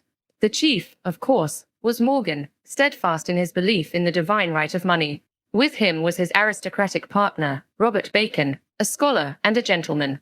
The third was John W. Gates, whom Morgan scorned as a gambler and used as a tool. The fourth was Schwab, who knew more about the processes of making and selling steel than any whole group of men then living. Throughout that conference, the Pittsburghers' figures were never questioned. If he said a company was worth so much, then it was worth that much and no more. He was insistent, too, upon including in the combination only those concerns he nominated. He had conceived a corporation in which there would be no duplication, not even to satisfy the greed of friends who wanted to unload their companies upon the broad Morgan shoulders. Thus he left out, by design, a number of the larger concerns upon which the walruses and carpenters of Wall Street had cast hungry eyes. When dawn came, Morgan rose and straightened his back. Only one question remained. "Do you think you can persuade Andrew Carnegie to sell?" he asked. "I can try," said Schwab. "If you can get him to sell, I will undertake the matter," said Morgan. So far so good. But would Carnegie sell? How much would he demand? Schwab thought about $320 million. What would he take payment in? Common or preferred stocks? Bonds? Cash? Nobody could raise $250 million in cash. There was a golf game in January on the frost-cracking heath of the St. Andrews Links in Westchester, with Andrew bundled up in sweaters against the cold, and Charlie talking volubly, as usual, to keep his spirits up. But no word of business was mentioned until the pair sat down in the cozy warmth of the Carnegie cottage hard by. Then, with the same persuasiveness that had hypnotized 80 millionaires at the University Club, Schwab poured out the glittering promises of retirement in comfort, of untold millions to satisfy the old man's social caprices. Carnegie capitulated, wrote a figure on a slip of paper, handed it to Schwab and said, "All right, that's what we'll sell for." The figure was approximately $400 million, and was reached by taking the $320 million mentioned by Schwab as a basic figure, and adding to it $80 million to represent the increased capital value over the previous 2 years. Later, on the deck of a transatlantic liner, the Scotsman said ruefully to Morgan, "I wish I had asked you for $100 million more." "If you had asked for it, you'd have gotten it," Morgan told him cheerfully. There was an uproar, of course. A British correspondent cabled that the foreign steel world was appalled by the gigantic combination. President Hadley, of Yale, declared that unless trusts were regulated, the country might expect an emperor in Washington within the next 25 years. But that able stock manipulator, Keene, went at his work of shoving the new stock at the public so vigorously that all the excess water, estimated by some at nearly $600,000,000 was absorbed in a twinkling. So Carnegie had his millions, and the Morgan Syndicate had $62 million for all its trouble, and all the boys, from Gates to Gary, had their millions. The 38-year-old Schwab had his reward. He was made president of the new corporation and remained in control until 1930. The dramatic story of big business, which you have just finished, was included in this book, because it is a perfect illustration of the method by which desire can be transmuted into its physical equivalent. I imagine some readers will question the statement that a mere, intangible desire can be converted into its physical equivalent. Doubtless some will say, you cannot convert nothing into something. The answer is in the story of United States Steel. That giant organization was created in the mind of one man. The plan by which the organization was provided with the steel mills that gave it financial stability was created in the mind of the same man. His faith, his desire, his imagination, his persistence were the real ingredients that went into United States Steel. The steel mills and mechanical equipment acquired by the corporation, after it had been brought into legal existence, were incidental, but careful analysis will disclose the fact that the appraised value of the properties acquired by the corporation increased in value by an estimated $600 million by the mere transaction which consolidated them under one management. In other words, Charles M. Schwab's idea, plus the faith with which he conveyed it to the minds of J.P. Morgan and the others, was marketed for a profit of approximately $600 million. Not an insignificant sum for a single idea. What happened to some of the men who took their share of the millions of dollars of profit made by this transaction is a matter with which we are not now concerned. The important feature of the astounding achievement is that it serves as unquestionable evidence of the soundness of the philosophy described in this book, because this philosophy was the warp and the woof of the entire transaction. Moreover, the practicability of the philosophy has been established by the fact that the United States Steel Corporation prospered and became one of the richest and most powerful corporations in America, employing thousands of people, developing new uses for steel, and opening new markets, thus proving that the $600 million in profit which the Schwab idea produced was earned. Riches begin in the form of thought. The amount is limited only by the person in whose mind the thought is put into motion. Faith removes limitations. Remember this when you are ready to bargain with life for whatever it is that you ask as your price for having passed this way. Remember, also, that the man who created the United States Steel Corporation was practically unknown at the time. He was merely Andrew Carnegie's man Friday until he gave birth to his famous idea. After that he quickly rose to a position of power, fame, and riches. Chapter 4. Autosuggestion. There are no limitations to the mind except those we acknowledge. Both poverty and riches are the offspring of thought. The medium for influencing the subconscious mind. The third step toward riches. Autosuggestion is a term which applies to all suggestions and all self-administered stimuli which reach one's mind through the five senses. Stated in another way, autosuggestion is self-suggestion. It is the agency of communication between that part of the mind where conscious thought takes place and that which serves as the seat of action for the subconscious mind. Through the dominating thoughts which one permits to remain in the conscious mind, whether these thoughts be negative or positive, is immaterial. The principle of autosuggestion voluntarily reaches the subconscious mind and influences it with these thoughts. No thought, whether it be negative or positive, can enter the subconscious mind without the aid of the principle of autosuggestion, with the exception of thoughts picked up from the ether. Stated differently, all sense impressions which are perceived through the five senses are stopped by the conscious thinking mind, and may be either passed on to the subconscious mind, or rejected, at will. The conscious faculty serves, therefore, as an outer guard to the approach of the subconscious. Nature has so built man that he has absolute control over the material which reaches his subconscious mind, through his five senses, although this is not meant to be construed as a statement that man always exercises this control.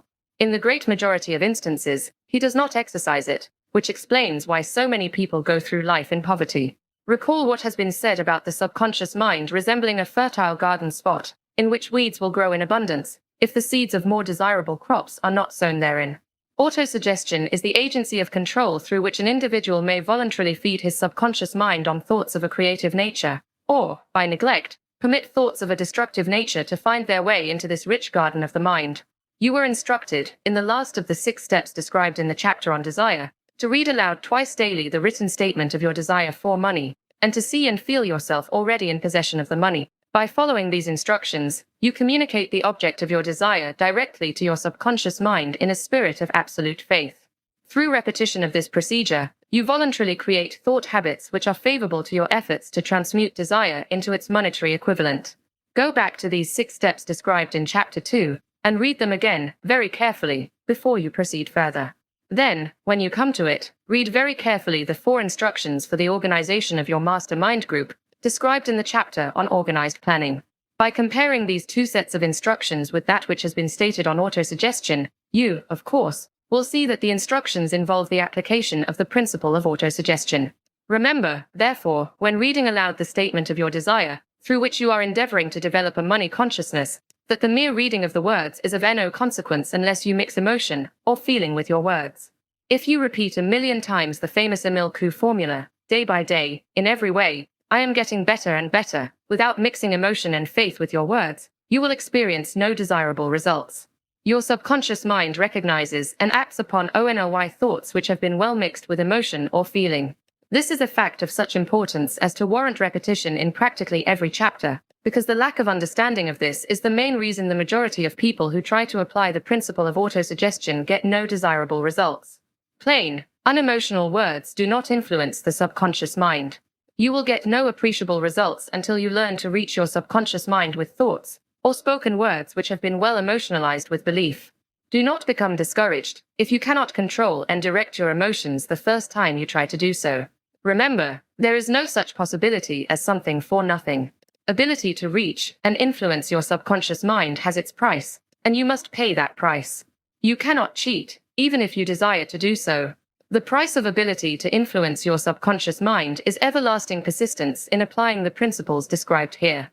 You cannot develop the desired ability for a lower price. You, and you alone, must decide whether or not the reward for which you are striving, the money consciousness, is worth the price you must pay for it in effort. Wisdom and cleverness alone will not attract and retain money except in a few very rare instances, where the law of averages favors the attraction of money through these sources. The method of attracting money described here does not depend upon the law of averages. Moreover, the method plays no favorites. It will work for one person as effectively as it will for another. Where failure is experienced, it is the individual, not the method, which has failed.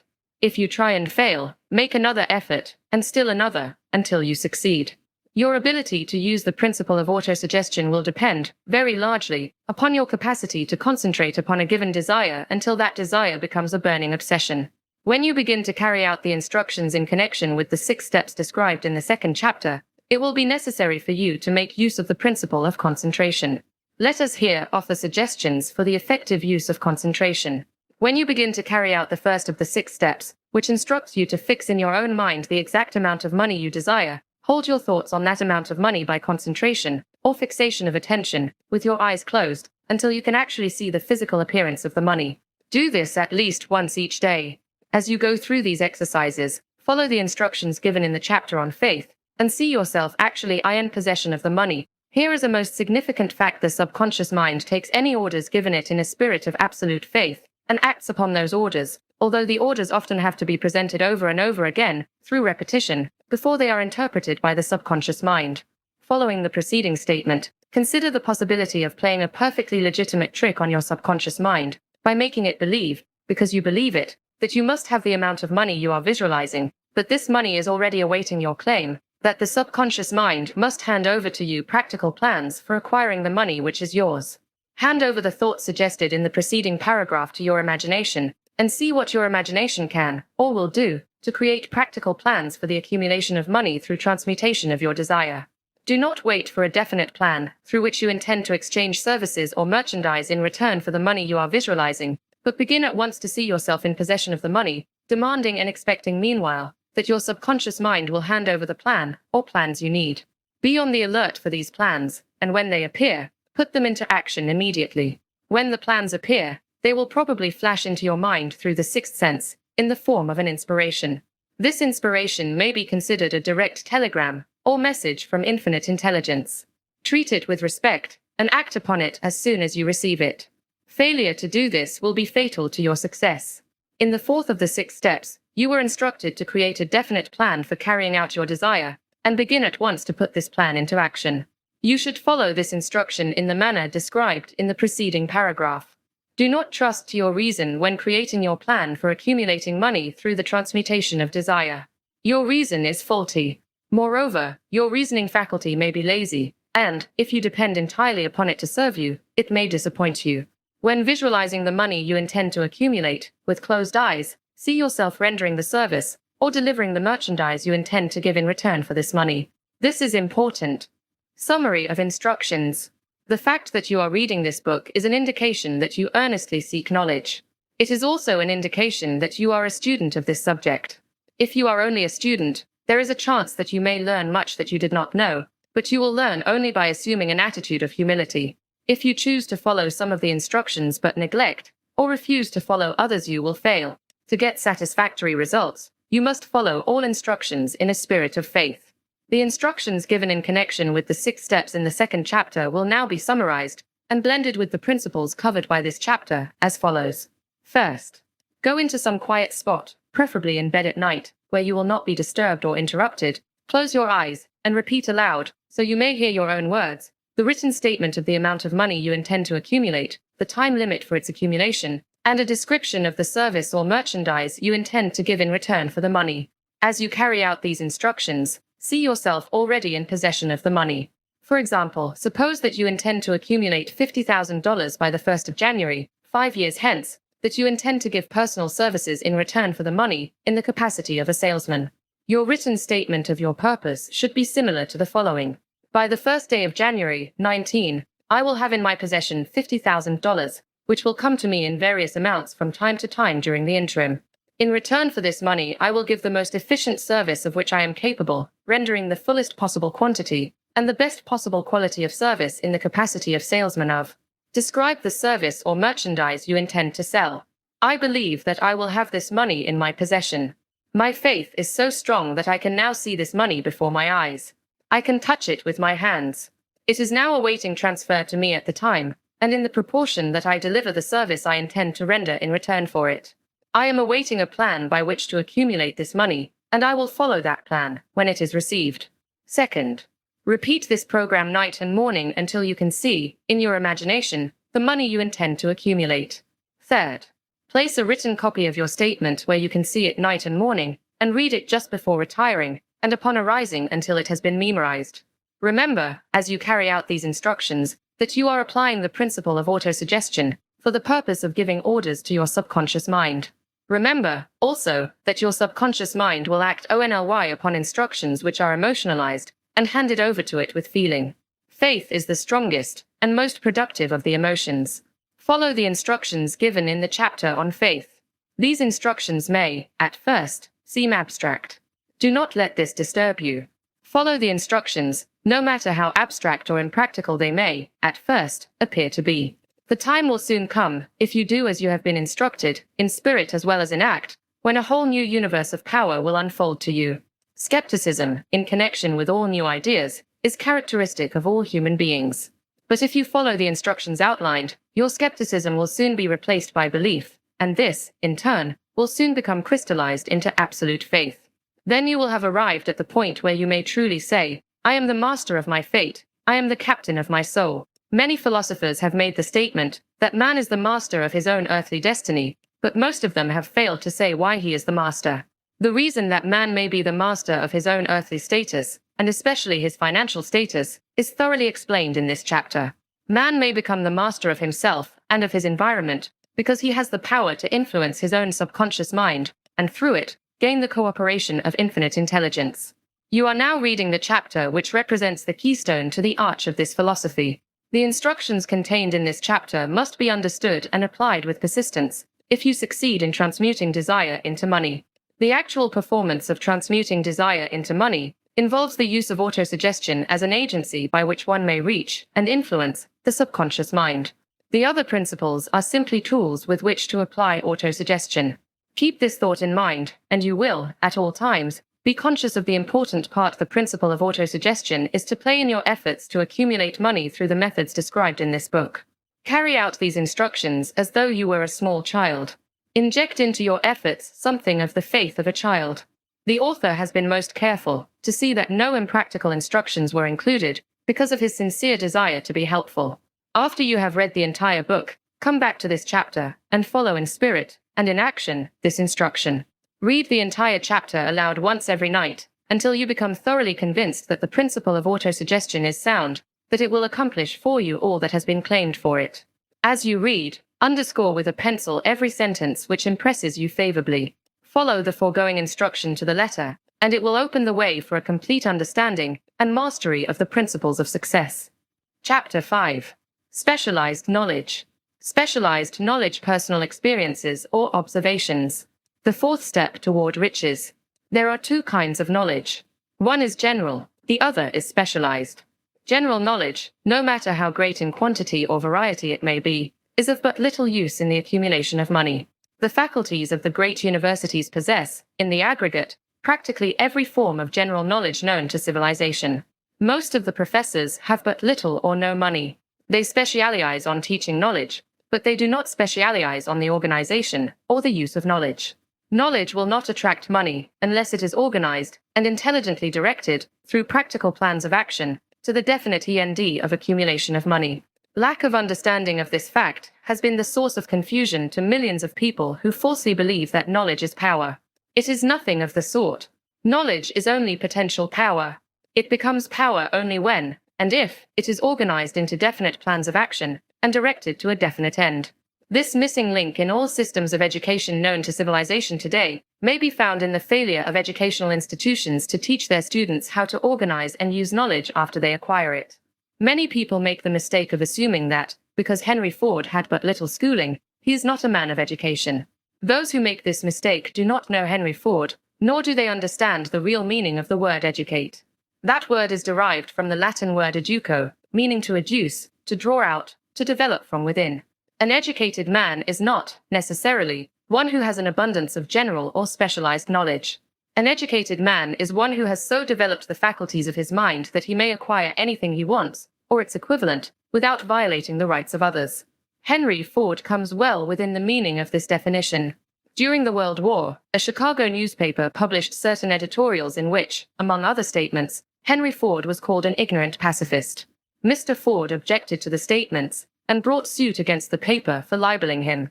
When the suit was tried in the courts, the attorneys for the paper pleaded justification and placed Mr. Ford, himself, on the witness stand for the purpose of proving to the jury that he was ignorant. The attorneys asked Mr. Ford a great variety of questions, all of them intended to prove, by his own evidence, that, while he might possess considerable specialized knowledge pertaining to the manufacture of automobiles, he was, in the main, ignorant.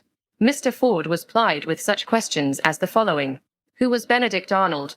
And how many soldiers did the British send over to America to put down the rebellion of 1776? In answer to the last question, Mr. Ford replied, I do not know the exact number of soldiers the British sent over, but I have heard that it was a considerably larger number than ever went back. Finally, Mr. Ford became tired of this line of questioning, and in reply to a particularly offensive question, he leaned over, pointed his finger at the lawyer who had asked the question, and said, If I should really want to answer the foolish question you have just asked, or any of the other questions you have been asking me, let me remind you that I have a row of electric push buttons on my desk, and by pushing the right button, I can summon to my aid men who can answer any question I desire, to ask concerning the business to which I am devoting most of my efforts. Now, will you kindly tell me, why I should clutter up my mind with general knowledge, for the purpose of being able to answer questions, when I have men around me who can supply any knowledge I require? There certainly was good logic to that reply. That answer floored the lawyer. Every person in the courtroom realized it was the answer, not of an ignorant man, but of a man of education. Any man is educated who knows where to get knowledge when he needs it, and how to organize that knowledge into definite plans of action. Through the assistance of his mastermind group, Henry Ford had at his command all the specialized knowledge he needed to enable him to become one of the wealthiest men in America. It was not essential that he have this knowledge in his own mind. Surely no person who has sufficient inclination and intelligence to read a book of this nature can possibly miss the significance of this illustration. Before you can be sure of your ability to transmute desire into its monetary equivalent, you will require specialized knowledge of the service, merchandise, or profession which you intend to offer in return for fortune. Perhaps you may need much more specialized knowledge than you have the ability or the inclination to acquire, and if this should be true, you may bridge your weakness through the aid of your mastermind group. Andrew Carnegie stated that he, personally, knew nothing about the technical end of the steel business. Moreover, he did not particularly care to know anything about it. The specialized knowledge which he required for the manufacture and marketing of steel, he found available through the individual units of his mastermind group. The accumulation of great fortunes calls for power, and power is acquired through highly organized and intelligently directed specialized knowledge, but that knowledge does not, necessarily, have to be in the possession of the man who accumulates the fortune. The preceding paragraph should give hope and encouragement to the man with ambition to accumulate a fortune, who has not possessed himself of the necessary education to supply such specialized knowledge as he may require. Men sometimes go through life suffering from inferiority complexes, because they are not men of education. The man who can organize and direct a mastermind group of men who possess knowledge useful in the accumulation of money is just as much a man of education as any man in the group. Remember this, if you suffer from a feeling of inferiority, because your schooling has been limited. Thomas A. Edison had only 3 months of schooling during his entire life. He did not lack education, neither did he die poor. Henry Ford had less than a 6th grade schooling, but he has managed to do pretty well by himself, financially. Specialized knowledge is among the most plentiful and the cheapest forms of service which may be had. If you doubt this, consult the payroll of any university. It pays to know how to purchase knowledge. First of all, decide the sort of specialized knowledge you require, and the purpose for which it is needed. To a large extent, your major purpose in life, the goal toward which you are working, will help determine what knowledge you need. With this question settled, your next move requires that you have accurate information concerning dependable sources of knowledge. The more important of these are: A. One's own experience and education. B. Experience and education available through cooperation of others, mastermind alliance. C. Colleges and universities. D. Public libraries, through books and periodicals in which may be found all the knowledge organized by civilization. E. Special training courses, through night schools and home study schools in particular. As knowledge is acquired, it must be organized and put into use, for a definite purpose, through practical plans. Knowledge has no value except that which can be gained from its application toward some worthy end. This is one reason why college degrees are not valued more highly. They represent nothing but miscellaneous knowledge. If you contemplate taking additional schooling, first determine the purpose for which you want the knowledge you are seeking, then learn where this particular sort of knowledge can be obtained from reliable sources. Successful men, in all callings, never stop acquiring specialized knowledge related to their major purpose, business, or profession. Those who are not successful usually make the mistake of believing that the knowledge acquiring period ends when one finishes school. The truth is that schooling does but little more than to put one in the way of learning how to acquire practical knowledge. With this changed world, which began at the end of the economic collapse, came also astounding changes in educational requirements. The order of the day is specialization. This truth was emphasized by Robert P. Moore, Secretary of Appointments of Columbia University. Specialists most sought. Particularly sought after by employing companies are candidates who have specialized in some field. Business school graduates with training in accounting and statistics, engineers of all varieties, journalists, architects, chemists, and also outstanding leaders and activity men of the senior class. The man who has been active on the campus, whose personality is such that he gets along with all kinds of people and who has done an adequate job with his studies, has a most decided edge over the strictly academic student. Some of these, because of their all-around qualifications, have received several offers of positions, a few of them as many as 6. In departing from the conception that the straighter student was invariably the one to get the choice of the better jobs, Mr. Moore said that most companies look not only to academic records but to activity records and personalities of the students. One of the largest industrial companies, the leader in its field, in writing to Mr. Moore concerning prospective seniors at the college, said, "We are interested primarily in finding men who can make exceptional progress in management work. For this reason, we emphasize qualities of character, intelligence, and personality far more than specific educational background." Apprenticeship proposed.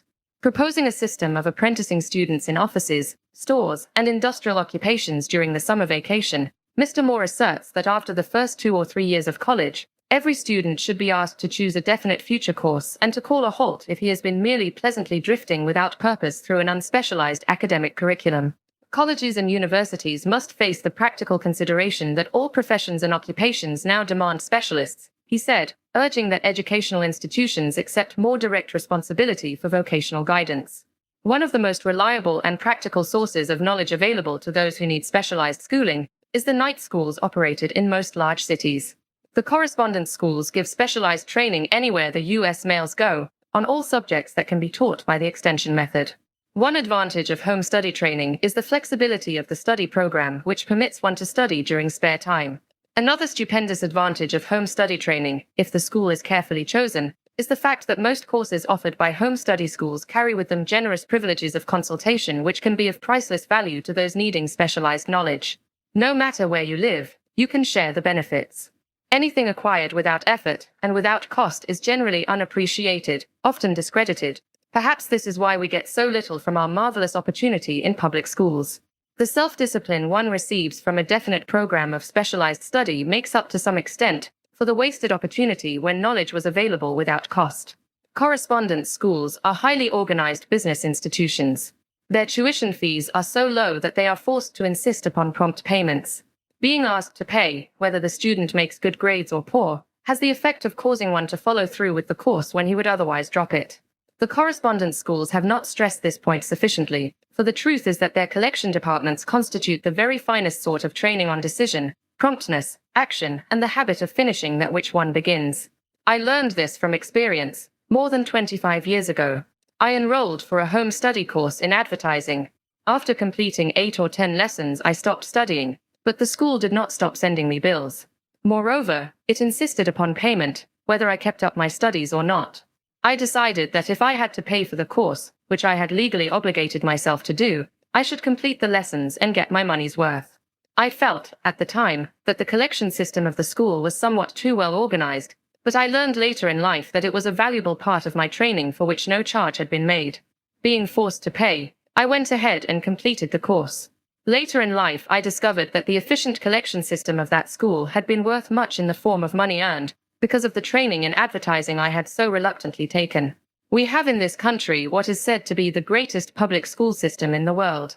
We have invested fabulous sums for fine buildings, we have provided convenient transportation for children living in the rural districts, so they may attend the best schools, but there is one astounding weakness to this marvelous system: it is free. One of the strange things about human beings is that they value only that which has a price. The free schools of America, and the free public libraries, do not impress people because they are free. This is the major reason why so many people find it necessary to acquire additional training after they quit school and go to work. It is also one of the major reasons why employers give greater consideration to employees who take home study courses. They have learned, from experience, that any person who has the ambition to give up a part of his spare time to studying at home has in him those qualities which make for leadership. This recognition is not a charitable gesture, it is sound business judgment upon the part of the employers. There is one weakness in people for which there is no remedy. It is the universal weakness of lack of ambition. Persons, especially salaried people, who schedule their spare time to provide for home study, seldom remain at the bottom very long.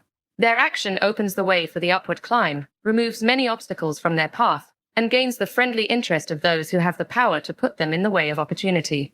The home study method of training is especially suited to the needs of employed people who find, after leaving school, that they must acquire additional specialized knowledge, but cannot spare the time to go back to school. The changed economic conditions prevailing since the Depression have made it necessary for thousands of people to find additional, or new sources of income.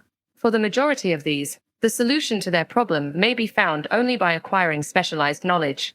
Many will be forced to change their occupations entirely. When a merchant finds that a certain line of merchandise is not selling, he usually supplants it with another that is in demand. The person whose business is that of marketing personal services must also be an efficient merchant.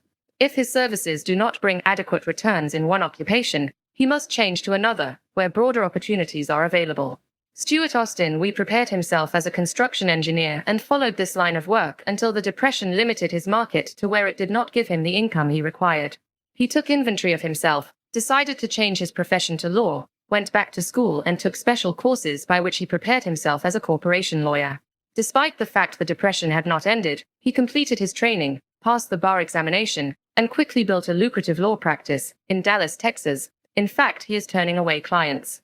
Just to keep the record straight, and to anticipate the alibis of those who will say, "I couldn't go to school because I have a family to support," or "I'm too old," I will add the information that Mr. Wee was past 40, and married when he went back to school. Moreover, by carefully selecting highly specialized courses, in colleges best prepared to teach the subjects chosen, Mr. Wee completed in 2 years the work for which the majority of law students require 4 years. It pays to know how to purchase knowledge. The person who stops studying merely because he has finished school is forever hopelessly doomed to mediocrity, no matter what may be his calling. The way of success is the way of continuous pursuit of knowledge.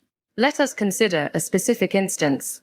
During the Depression, a salesman in a grocery store found himself without a position. Having had some bookkeeping experience, he took a special course in accounting, familiarized himself with all the latest bookkeeping and office equipment, and went into business for himself. Starting with the grocer for whom he had formerly worked, he made contracts with more than 100 small merchants to keep their books, at a very nominal monthly fee.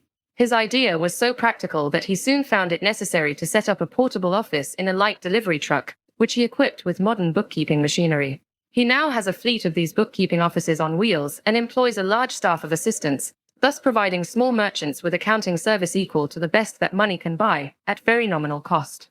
Specialized knowledge, plus imagination, were the ingredients that went into this unique and successful business. Last year, the owner of that business paid an income tax of almost 10 times as much as was paid by the merchant for whom he worked when the Depression forced upon him a temporary adversity which proved to be a blessing in disguise. The beginning of this successful business was an idea. Inasmuch as I had the privilege of supplying the unemployed salesman with that idea, I now assume the further privilege of suggesting another idea which has within it the possibility of even greater income. Also the possibility of rendering useful service to thousands of people who badly need that service. The idea was suggested by the salesman who gave up selling and went into the business of keeping books on a wholesale basis. When the plan was suggested as a solution of his unemployment problem, he quickly exclaimed, "I like the idea, but I would not know how to turn it into cash." In other words, he complained he would not know how to market his bookkeeping knowledge after he acquired it. So, that brought up another problem which had to be solved. With the aid of a young woman typist, clever at hand lettering, and who could put the story together, a very attractive book was prepared, describing the advantages of the new system of bookkeeping.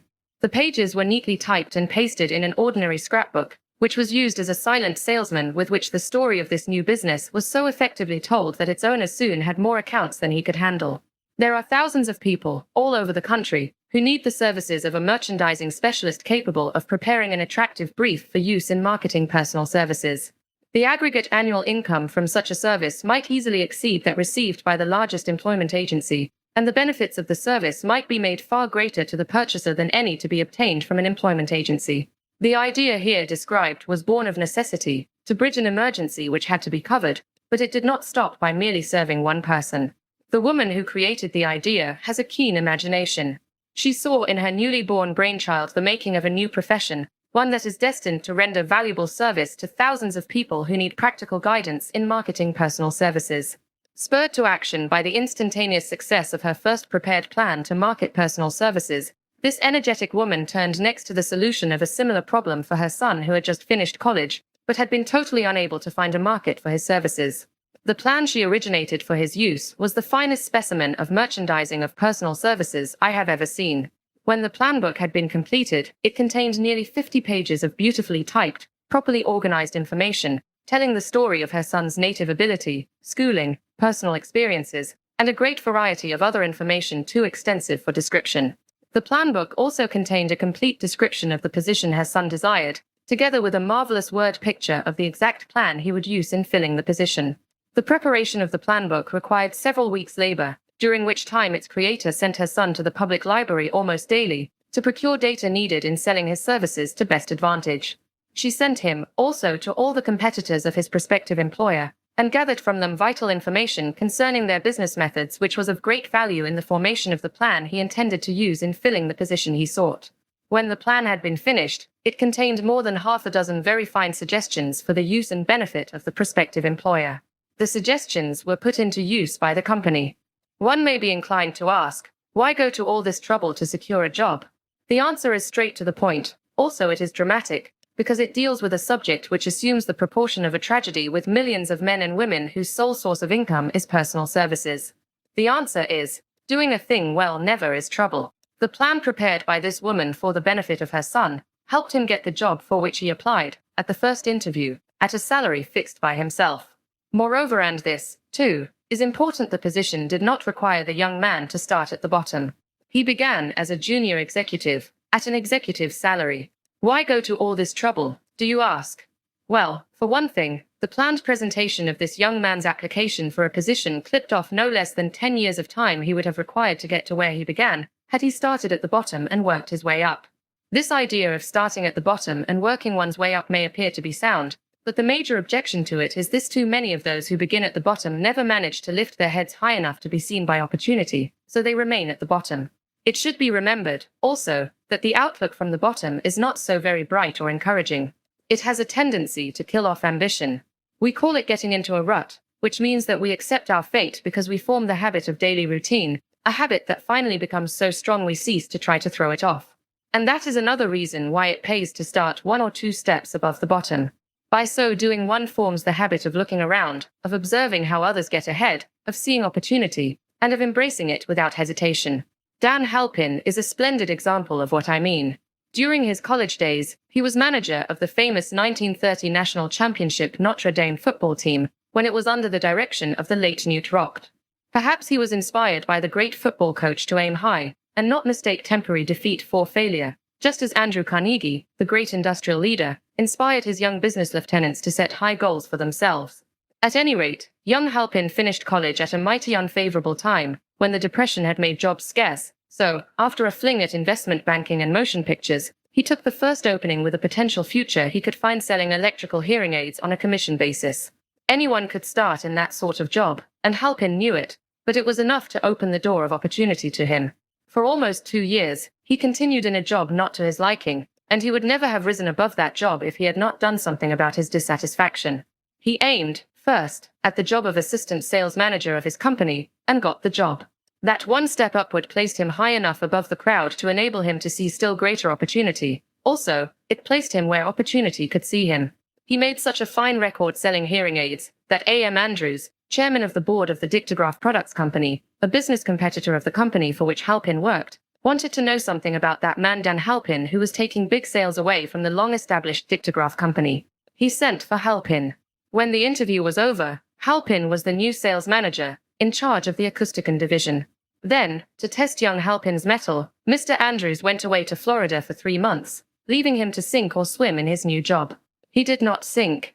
Newt Rocken's spirit of all the world loves a winner, and has no time for a loser, inspired him to put so much into his job that he was recently elected vice president of the company, and general manager of the Acoustican and Silent Radio division, a job which most men would be proud to earn through 10 years of loyal effort. Halpin turned the trick in little more than 6 months. It is difficult to say whether Mr. Andrews or Mr. Halpin is more deserving of eulogy, for the reason that both showed evidence of having an abundance of that very rare quality known as imagination. Mr. Andrews deserves credit for seeing, in young Halpin, a go-getter of the highest order. Halpin deserves credit for refusing to compromise with life by accepting and keeping a job he did not want. And that is one of the major points I am trying to emphasize through this entire philosophy, that we rise to high positions or remain at the bottom because of conditions we can control if we desire to control them. I am also trying to emphasize another point, namely, that both success and failure are largely the results of habit. I have not the slightest doubt that Dan Halpin's close association with the greatest football coach America ever knew planted in his mind the same brand of desire to excel which made the Notre Dame football team world famous. Truly, there is something to the idea that hero worship is helpful, provided one worships a winner. Halpin tells me that Rocken was one of the world's greatest leaders of men in all history. My belief in the theory that business associations are vital factors, both in failure and in success, was recently demonstrated when my son Blair was negotiating with Dan Halpin for a position. Mr. Halpin offered him a beginning salary of about 1/2 what he could have gotten from a rival company. I brought parental pressure to bear and induced him to accept the place with Mr. Halpin, because I believe that close association with one who refuses to compromise with circumstances he does not like is an asset that can never be measured in terms of money. The bottom is a monotonous, dreary, unprofitable place for any person. That is why I have taken the time to describe how lowly beginnings may be circumvented by proper planning. Also, that is why so much space has been devoted to a description of this new profession, created by a woman who was inspired to do a fine job of planning because she wanted her son to have a favorable break. With the changed conditions ushered in by the world economic collapse, came also the need for newer and better ways of marketing personal services. It is hard to determine why someone had not previously discovered this stupendous need, in view of the fact that more money changes hands in return for personal services than for any other purpose. The sum paid out monthly, to people who work for wages and salaries, is so huge that it runs into hundreds of millions, and the annual distribution amounts to billions. Perhaps some will find, in the idea here briefly described, the nucleus of the riches they desire. Ideas with much less merit have been the seedlings from which great fortunes have grown. Woolworth's 5 and 10 cent store idea, for example, had far less merit, but it piled up a fortune for its creator. Those seeing opportunity lurking in this suggestion will find valuable aid in the chapter on organized planning. Incidentally, an efficient merchandiser of personal services would find a growing demand for his services wherever there are men and women who seek better markets for their services. By applying the mastermind principle, a few people with suitable talent could form an alliance and have a paying business very quickly. One would need to be a fair writer, with a flair for advertising and selling, one handy at typing and hand lettering, and one should be a first-class business getter who would let the world know about the service. If one person possessed all these abilities, he might carry on the business alone, until it outgrew him. The woman who prepared the personal service sales plan for her son now receives requests from all parts of the country for her cooperation in preparing similar plans for others who desire to market their personal services for more money. She has a staff of expert typists, artists, and writers who have the ability to dramatize the case history so effectively that one's personal services can be marketed for much more money than the prevailing wages for similar services. She is so confident of her ability that she accepts, as the major portion of her fee, a percentage of the increased pay she helps her clients to earn. It must not be supposed that her plan merely consists of clever salesmanship, by which she helps men and women to demand and receive more money for the same services they formerly sold for less pay. She looks after the interests of the purchaser as well as the seller of personal services, and so prepares her plans that the employer receives full value for the additional money he pays. The method by which she accomplishes this astonishing result is a professional secret which she discloses to no one excepting her own clients. If you have the imagination and seek a more profitable outlet for your personal services, this suggestion may be the stimulus for which you have been searching. The idea is capable of yielding an income far greater than that of the average doctor, lawyer, or engineer whose education required several years in college. The idea is saleable to those seeking new positions, in practically all positions calling for managerial or executive ability, and those desiring rearrangement of incomes in their present positions. There is no fixed price for sound ideas. Back of all ideas is specialized knowledge. Unfortunately, for those who do not find riches in abundance, specialized knowledge is more abundant and more easily acquired than ideas. Because of this very truth, there is a universal demand and an ever-increasing opportunity for the person capable of helping men and women to sell their personal services advantageously. Capability means imagination, the one quality needed to combine specialized knowledge with ideas, in the form of organized plans designed to yield riches. If you have imagination, this chapter may present you with an idea sufficient to serve as the beginning of the riches you desire. Remember, the idea is the main thing. Specialized knowledge may be found just around the corner any corner. Chapter 6. Imagination. The workshop of the mind. The fifth step toward riches. The imagination is literally the workshop wherein are fashioned all plans created by man. The impulse, the desire, is given shape, form, and action through the aid of the imaginative faculty of the mind. It has been said that man can create anything which he can imagine. Of all the ages of civilization, this is the most favorable for the development of the imagination, because it is an age of rapid change. On every hand one may contact stimuli which develop the imagination. Through the aid of his imaginative faculty, man has discovered and harnessed more of nature's forces during the past 50 years than during the entire history of the human race, previous to that time. He has conquered the air so completely that the birds are a poor match for him in flying. He has harnessed the ether and made it serve as a means of instantaneous communication with any part of the world. He has analyzed and weighed the sun at a distance of millions of miles, and has determined, through the aid of imagination, the elements of which it consists. He has discovered that his own brain is both a broadcasting and a receiving station for the vibration of thought, and he is beginning now to learn how to make practical use of this discovery. He has increased the speed of locomotion until he may now travel at a speed of more than 300 miles an hour. The time will soon come when a man may breakfast in New York and lunch in San Francisco. Man's only limitation, within reason, lies in his development and use of his imagination. He has not yet reached the apex of development in the use of his imaginative faculty. He has merely discovered that he has an imagination and has commenced to use it in a very elementary way. Two forms of imagination. The imaginative faculty functions in two forms. One is known as synthetic imagination, and the other as creative imagination. Synthetic imagination, through this faculty, one may arrange old concepts, ideas, or plans into new combinations. This faculty creates nothing. It merely works with the material of experience, education, and observation with which it is fed. It is the faculty used most by the inventor, with the exception of the genius who draws upon the creative imagination when he cannot solve his problem through synthetic imagination. Creative imagination. Through the faculty of creative imagination, the finite mind of man has direct communication with infinite intelligence. It is the faculty through which hunches and inspirations are received. It is by this faculty that all basic or new ideas are handed over to man. It is through this faculty that thought vibrations from the minds of others are received. It is through this faculty that one individual may tune in or communicate with the subconscious minds of other men. The creative imagination works automatically, in the manner described in subsequent pages. This faculty functions only when the conscious mind is vibrating at an exceedingly rapid rate, as for example, when the conscious mind is stimulated through the emotion of a strong desire. The creative faculty becomes more alert, more receptive to vibrations from the sources mentioned, in proportion to its development through use. This statement is significant. Ponder over it before passing on. Keep in mind as you follow these principles that the entire story of how one may convert desire into money cannot be told in one statement. The story will be complete only when one has mastered, assimilated, and begun to make use of all the principles.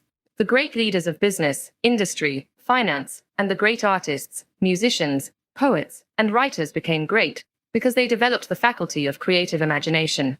Both the synthetic and creative faculties of imagination become more alert with use, just as any muscle or organ of the body develops through use. Desire is only a thought, an impulse. It is nebulous and ephemeral. It is abstract and of no value until it has been transformed into its physical counterpart. While the synthetic imagination is the one which will be used most frequently in the process of transforming the impulse of desire into money, you must keep in mind the fact that you may face circumstances and situations which demand use of the creative imagination as well. Your imaginative faculty may have become weak through inaction. It can be revived and made alert through use. This faculty does not die, though it may become quiescent through lack of use. Center your attention, for the time being, on the development of the synthetic imagination, because this is the faculty which you will use more often in the process of converting desire into money. Transformation of the intangible impulse of desire into the tangible reality of money calls for the use of a plan or plans. These plans must be formed with the aid of the imagination, and mainly with the synthetic faculty. Read the entire book through, then come back to this chapter, and begin at once to put your imagination to work on the building of a plan or plans for the transformation of your desire into money. Detailed instructions for the building of plans have been given in almost every chapter. Carry out the instructions best suited to your needs. Reduce your plan to writing, if you have not already done so. The moment you complete this, you will have definitely given concrete form to the intangible desire. Read the preceding sentence once more. Read it aloud, very slowly, and as you do so, remember that the moment you reduce the statement of your desire and a plan for its realization to writing, you have actually taken the first of a series of steps, which will enable you to convert the thought into its physical counterpart. The earth on which you live, you, yourself, and every other material thing are the result of evolutionary change, through which microscopic bits of matter have been organized and arranged in an orderly fashion. Moreover, and this statement is of stupendous importance, this earth, every one of the billions of individual cells of your body, and every atom of matter, began as an intangible form of energy. Desire is thought impulse. Thought impulses are forms of energy. When you begin with the thought impulse, desire, to accumulate money, you are drafting into your service the same stuff that nature used in creating this earth, and every material form in the universe, including the body and brain in which the thought impulses function. As far as science has been able to determine, the entire universe consists of but two elements, matter and energy. Through the combination of energy and matter has been created everything perceptible to man, from the largest star which floats in the heavens, down to, and including man himself. You are now engaged in the task of trying to profit by nature's method. You are, sincerely and earnestly, we hope, trying to adapt yourself to nature's laws by endeavoring to convert desire into its physical or monetary equivalent. You can do it. It has been done before. You can build a fortune through the aid of laws which are immutable. But, first, you must become familiar with these laws and learn to use them. Through repetition, and by approaching the description of these principles from every conceivable angle, the author hopes to reveal to you the secret through which every great fortune has been accumulated. Strange and paradoxical as it may seem, the secret is not a secret. Nature, herself, advertises it in the earth on which we live, the stars, the planets suspended within our view, in the elements above and around us, in every blade of grass, and every form of life within our vision.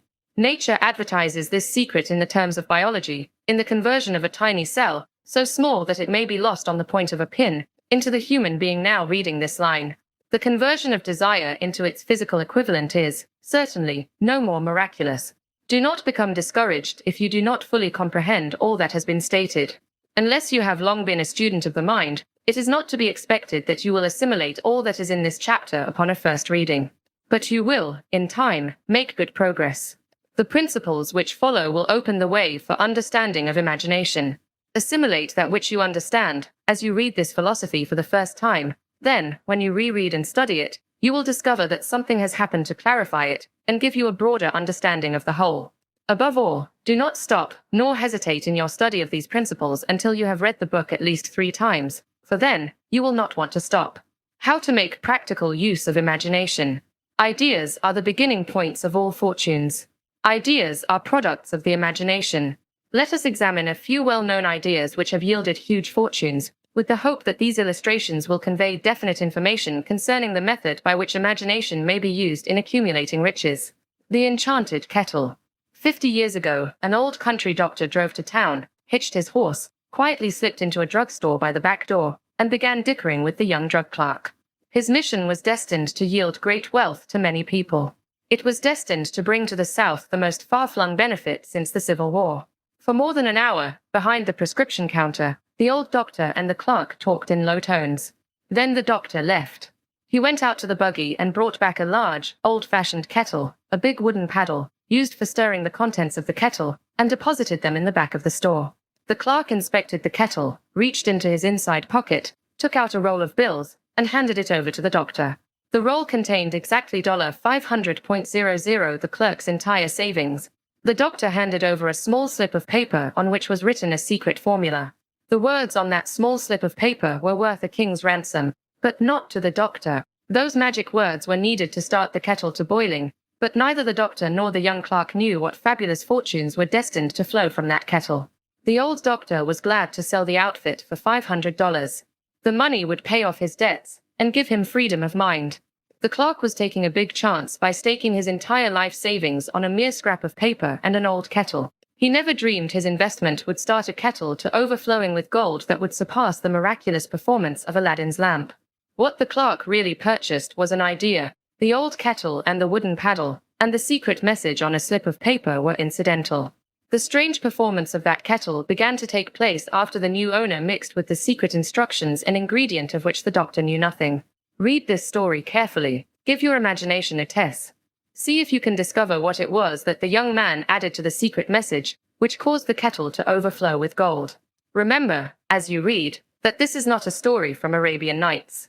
Here you have a story of facts, stranger than fiction, facts which began in the form of an idea. Let us take a look at the vast fortunes of gold this idea has produced. It has paid, and still pays huge fortunes to men and women all over the world, who distribute the contents of the kettle to millions of people.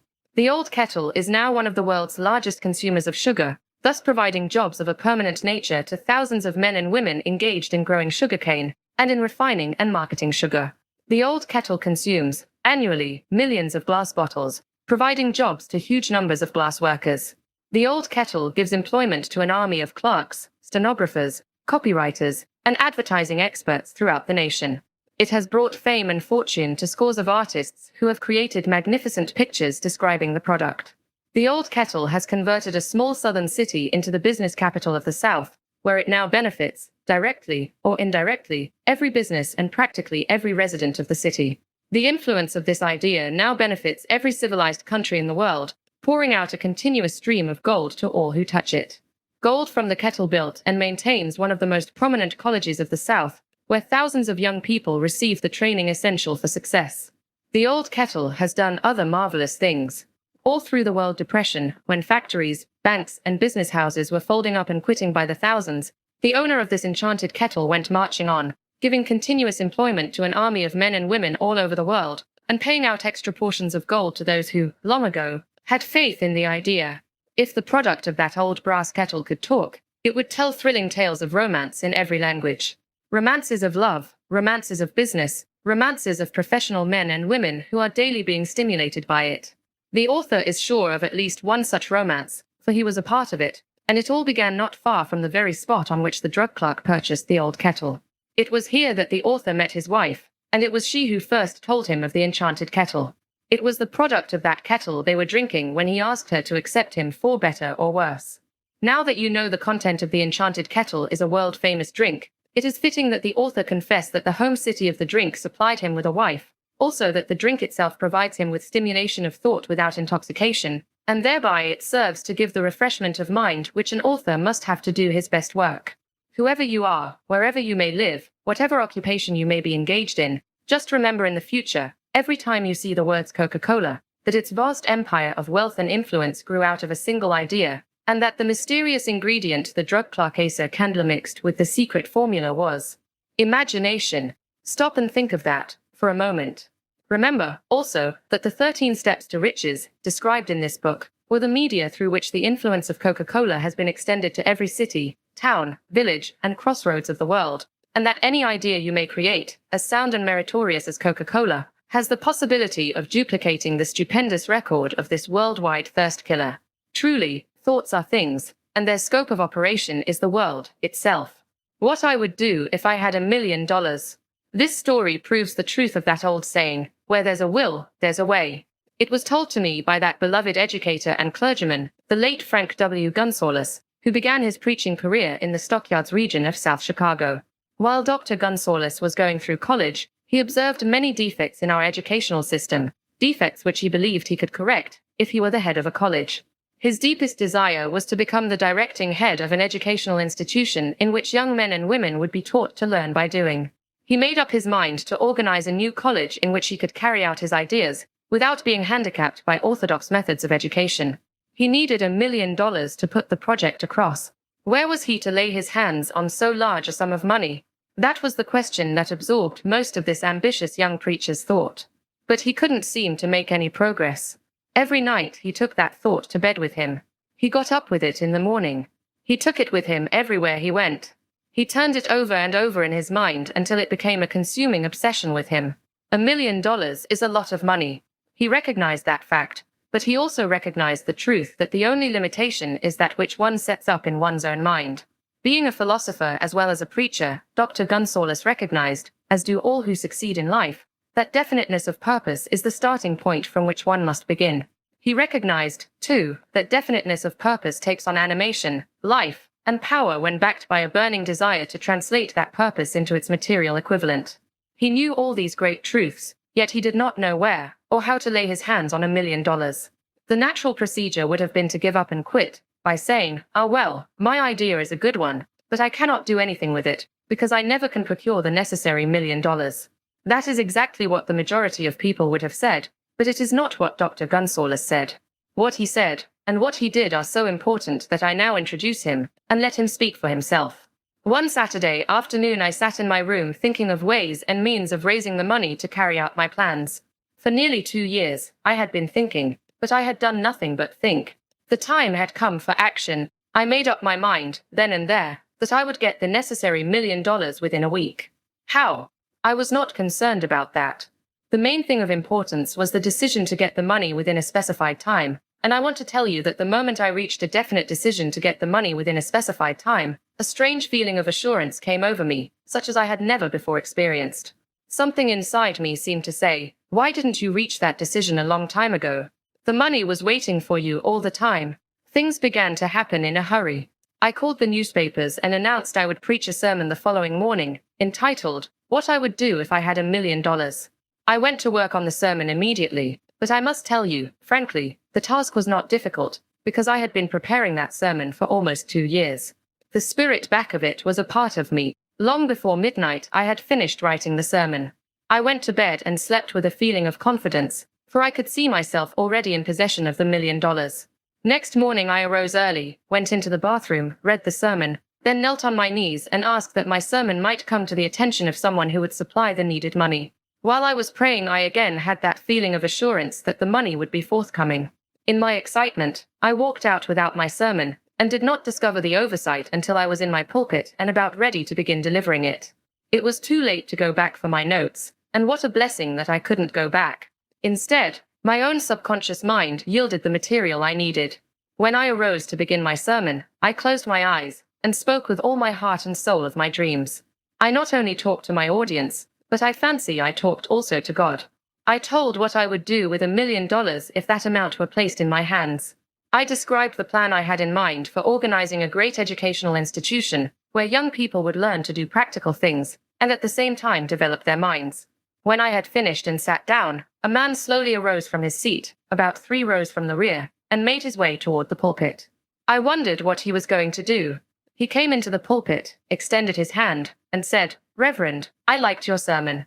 I believe you can do everything you said you would, if you had $1 million. To prove that I believe in you and your sermon, if you will come to my office tomorrow morning, I will give you the $1 million.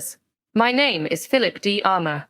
Young Gunsaulus went to Mr. Armour's office and the $1 million was presented to him. With the money, he founded the Armour Institute of Technology.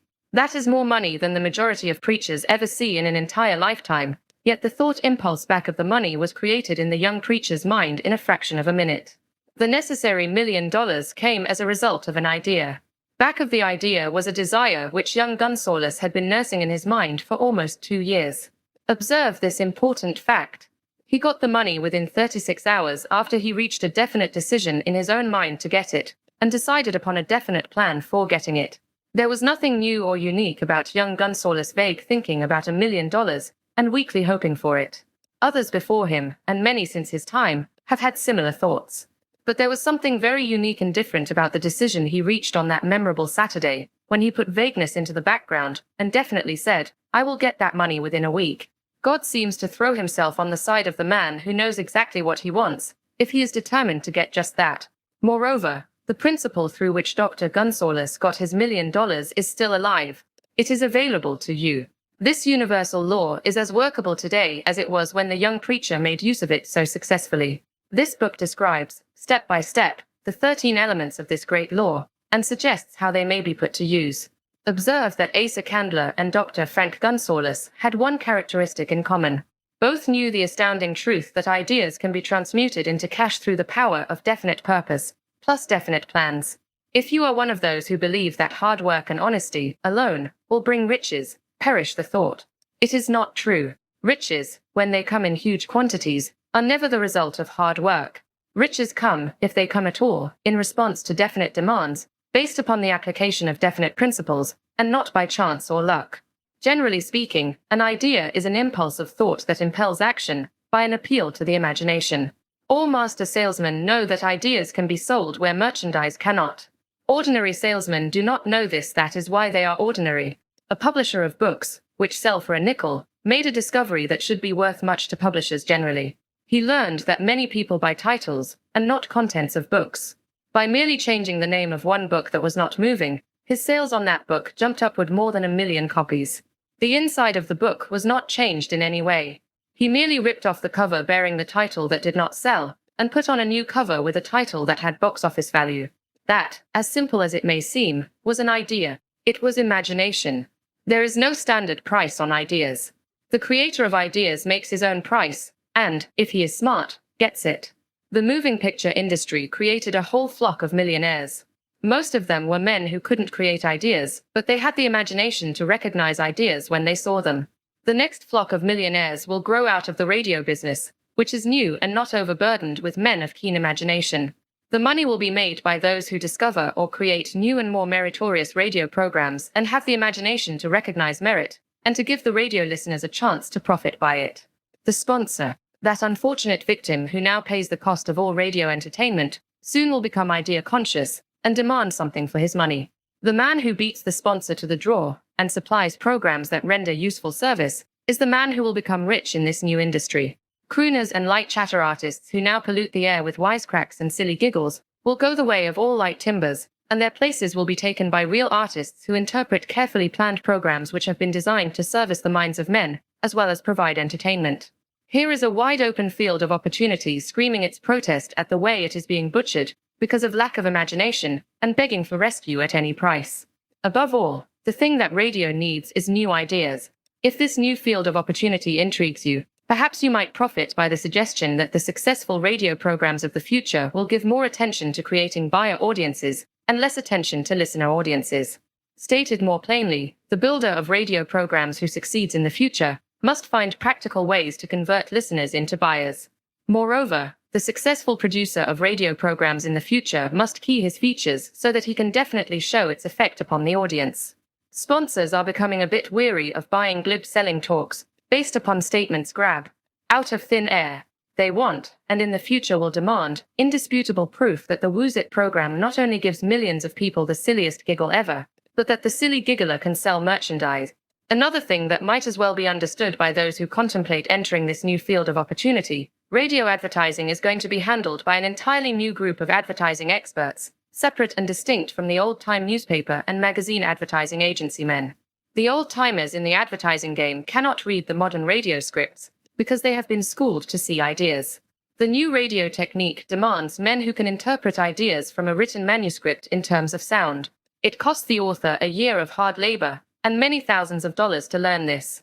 Radio, right now, is about where the moving pictures were when Mary Pickford and her curls first appeared on the screen. There is plenty of room in radio for those who can produce or recognize ideas. If the foregoing comment on the opportunities of radio has not started your idea factory to work, you had better forget it.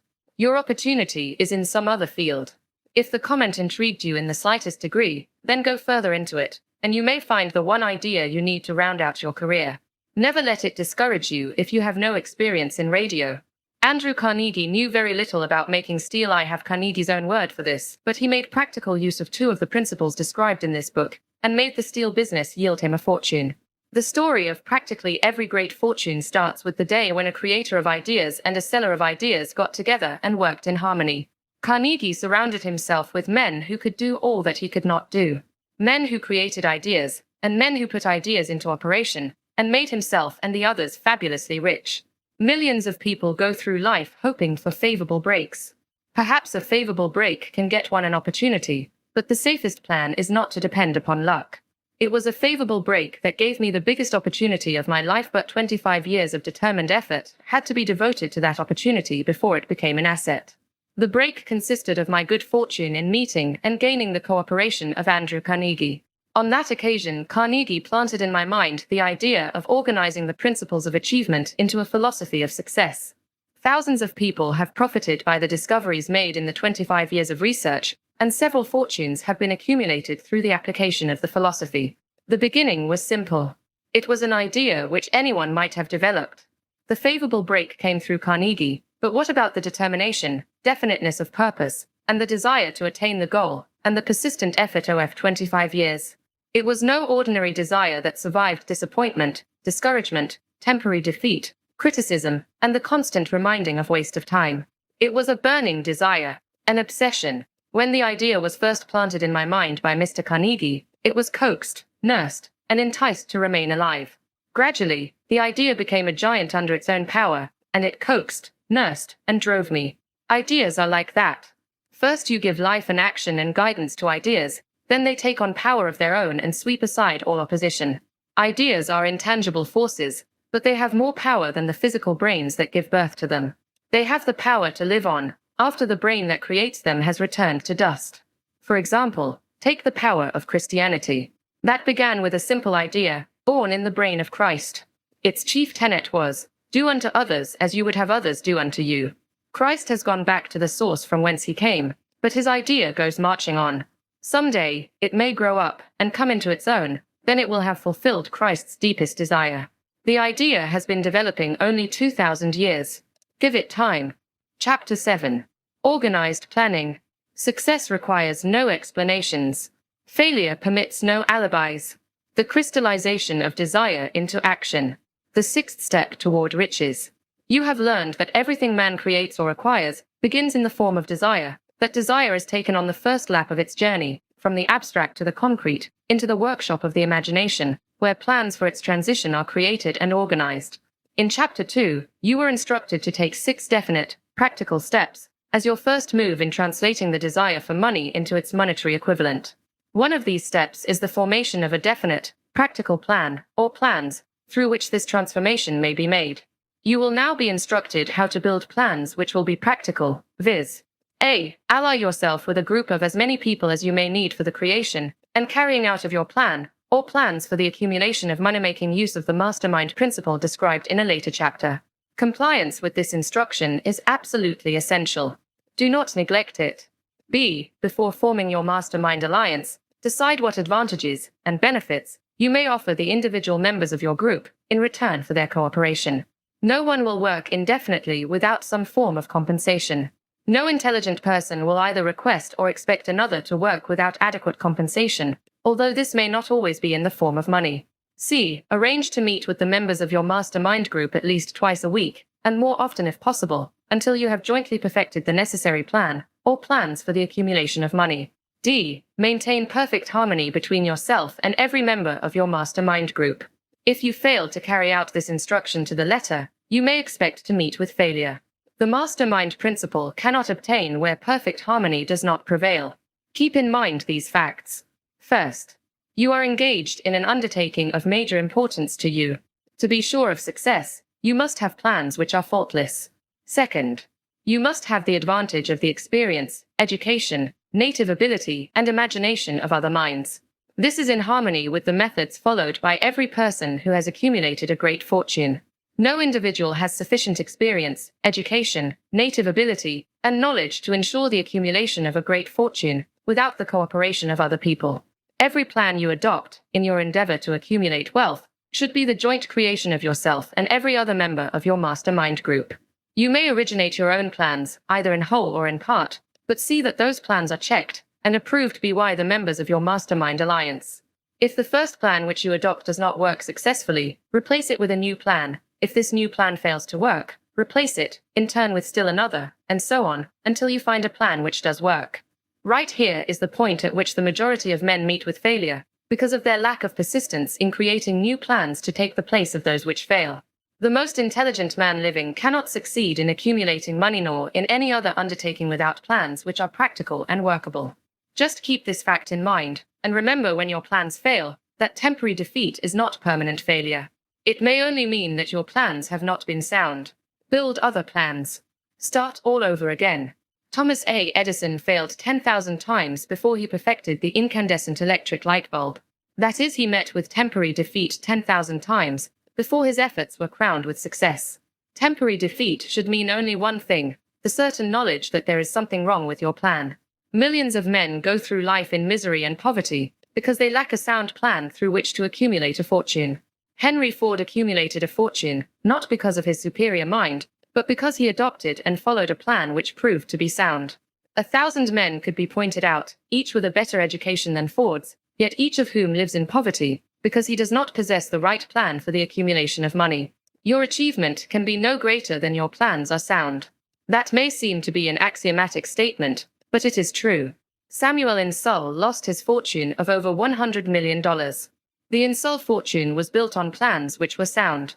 The business depression forced Mr. Insull to change his plans, and the change brought temporary defeat because his new plans were not sound. Mr. Insull is now an old man. He may, consequently, accept failure instead of temporary defeat, but if his experience turns out to be failure, it will be for the reason that he lacks the fire of persistence to rebuild his plans. No man is ever whipped until he quits in his own mind. This fact will be repeated many times, because it is so easy to take the count at the first sign of defeat. James J. Hill met with temporary defeat when he first endeavored to raise the necessary capital to build a railroad from the east to the west, but he, too, turned defeat into victory through new plans. Henry Ford met with temporary defeat, not only at the beginning of his automobile career, but after he had gone far toward the top. He created new plans, and went marching on to financial victory. We see men who have accumulated great fortunes, but we often recognize only their triumph, overlooking the temporary defeats which they had to surmount before arriving. No follower of this philosophy can reasonably expect to accumulate a fortune without experiencing temporary defeat. When defeat comes, accept it as a signal that your plans are not sound, rebuild those plans, and set sail once more toward your coveted goal. If you give up before your goal has been reached, you are a quitter. A quitter never wins and a winner never quits. Lift this sentence out, write it on a piece of paper in letters an inch high, and place it where you will see it every night before you go to sleep, and every morning before you go to work. When you begin to select members for your mastermind group, endeavor to select those who do not take defeat seriously. Some people foolishly believe that only money can make money. This is not true. Desire, transmuted into its monetary equivalent, through the principles laid down here, is the agency through which money is made. Money, of itself, is nothing but inert matter. It cannot move, think, or talk, but it can hear when a man who desires it calls it to come, planning the sale of services. The remainder of this chapter has been given over to a description of ways and means of marketing personal services. The information here conveyed will be of practical help to any person having any form of personal services to market, but it will be of priceless benefit to those who aspire to leadership in their chosen occupations. Intelligent planning is essential for success in any undertaking designed to accumulate riches. Here will be found detailed instructions to those who must begin the accumulation of riches by selling personal services. It should be encouraging to know that practically all the great fortunes began in the form of compensation for personal services, or from the sale of ideas. What else, except ideas and personal services, would one not possessed of property have to give in return for riches? Broadly speaking, there are two types of people in the world. One type is known as leaders, and the other as followers. Decide at the outset whether you intend to become a leader in your chosen calling or remain a follower. The difference in compensation is vast. The follower cannot reasonably expect the compensation to which a leader is entitled, although many followers make the mistake of expecting such pay. It is no disgrace to be a follower. On the other hand, it is no credit to remain a follower. Most great leaders began in the capacity of followers. They became great leaders because they were intelligent followers. With few exceptions, the man who cannot follow a leader intelligently cannot become an efficient leader. The man who can follow a leader most efficiently is usually the man who develops into leadership most rapidly. An intelligent follower has many advantages, among them the opportunity to acquire knowledge from his leader. The major attributes of leadership.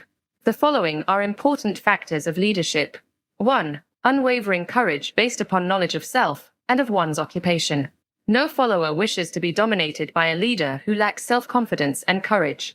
No intelligent follower will be dominated by such a leader very long. 2. Self-control. The man who cannot control himself can never control others. Self-control sets a mighty example for one's followers, which the more intelligent will emulate. 3. A keen sense of justice. Without a sense of fairness and justice, no leader can command and retain the respect of his followers. 4. Definiteness of decision. The man who wavers in his decisions shows that he is not sure of himself. He cannot lead others successfully. 5. Definiteness of plans. The successful leader must plan his work and work his plan. A leader who moves by guesswork, without practical, definite plans, is comparable to a ship without a rudder. Sooner or later he will land on the rocks. 6. The habit of doing more than paid for. One of the penalties of leadership is the necessity of willingness, upon the part of the leader, to do more than he requires of his followers. 7. A pleasing personality. No slovenly, careless person can become a successful leader. Leadership calls for respect. Followers will not respect a leader who does not grade high on all of the factors of a pleasing personality. 8. Sympathy and understanding. The successful leader must be in sympathy with his followers. Moreover, he must understand them and their problems. 9. Mastery of detail. Successful leadership calls for mastery of details of the leader's position. 10. Willingness to assume full responsibility. The successful leader must be willing to assume responsibility for the mistakes and the shortcomings of his followers. If he tries to shift this responsibility, he will not remain the leader. If one of his followers makes a mistake and shows himself incompetent, the leader must consider that it is he who failed. 11. Cooperation. The successful leader must understand and apply the principle of cooperative effort and be able to induce his followers to do the same. Leadership calls for power, and power calls for cooperation. There are two forms of leadership. The first, and by far the most effective, is leadership by consent of, and with the sympathy of the followers. The second is leadership by force, without the consent and sympathy of the followers. History is filled with evidences that leadership by force cannot endure. The downfall and disappearance of dictators and kings is significant. It means that people will not follow forced leadership indefinitely. The world has just entered a new era of relationship between leaders and followers, which very clearly calls for new leaders, and a new brand of leadership in business and industry. Those who belong to the old school of leadership by force must acquire an understanding of the new brand of leadership, cooperation, or be relegated to the rank and file of the followers. There is no other way out for them. The relationship of employer and employee, or of leader and follower, in the future, will be one of mutual cooperation, based upon an equitable division of the profits of business. In the future, the relationship of employer and employee will be more like a partnership than it has been in the past. Napoleon, Kaiser Wilhelm of Germany, the Tsar of Russia, and the King of Spain were examples of leadership by force. Their leadership passed. Without much difficulty, one might point to the prototypes of these ex-leaders, among the business, financial, and labor leaders of America who have been dethroned or slated to go. Leadership by consent of the followers is the only brand which can endure. Men may follow the forced leadership temporarily, but they will not do so willingly. The new brand of leadership will embrace the 11 factors of leadership described in this chapter, as well as some other factors. The man who makes these the basis of his leadership will find abundant opportunity to lead in any walk of life. The Depression was prolonged, largely, because the world lacked leadership of the new brand. At the end of the Depression, the demand for leaders who are competent to apply the new methods of leadership has greatly exceeded the supply. Some of the old type of leaders will reform and adapt themselves to the new brand of leadership, but generally speaking, the world will have to look for new timber for its leadership. This necessity may be your opportunity. The 10 major causes of failure in leadership. We come now to the major faults of leaders who fail, because it is just as essential to know what not to do as it is to know what to do. 1. Inability to organize details. Efficient leadership calls for ability to organize and to master details. No genuine leader is ever too busy to do anything which may be required of him in his capacity as leader. When a man, whether he is a leader or follower, admits that he is too busy to change his plans, or to give attention to any emergency, he admits his inefficiency. The successful leader must be the master of all details connected with his position. That means, of course, that he must acquire the habit of relegating details to capable lieutenants. 2. Unwillingness to render humble service.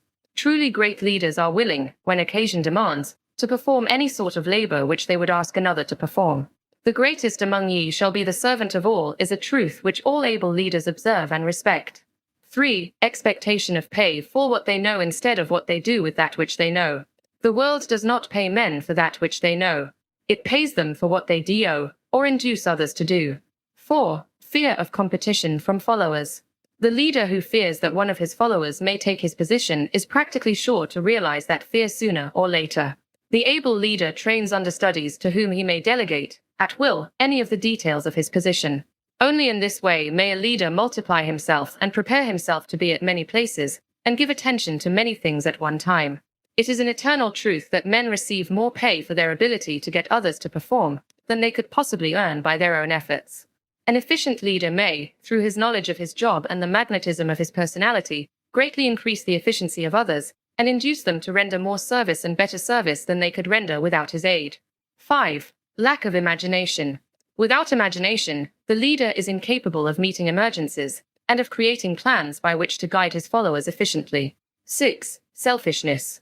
The leader who claims all the honor for the work of his followers is sure to be met by resentment. The really great leader claims none of the honors. He is contented to see the honors, when there are any, go to his followers, because he knows that most men will work harder for commendation and recognition than they will for money alone. 7. Intemperance. Followers do not respect an intemperate leader. Moreover, intemperance in any of its various forms destroys the endurance and the vitality of all who indulge in it. 8. Disloyalty. Perhaps this should have come at the head of the list. The leader who is not loyal to his trust, and to his associates, those above him, and those below him, cannot long maintain his leadership.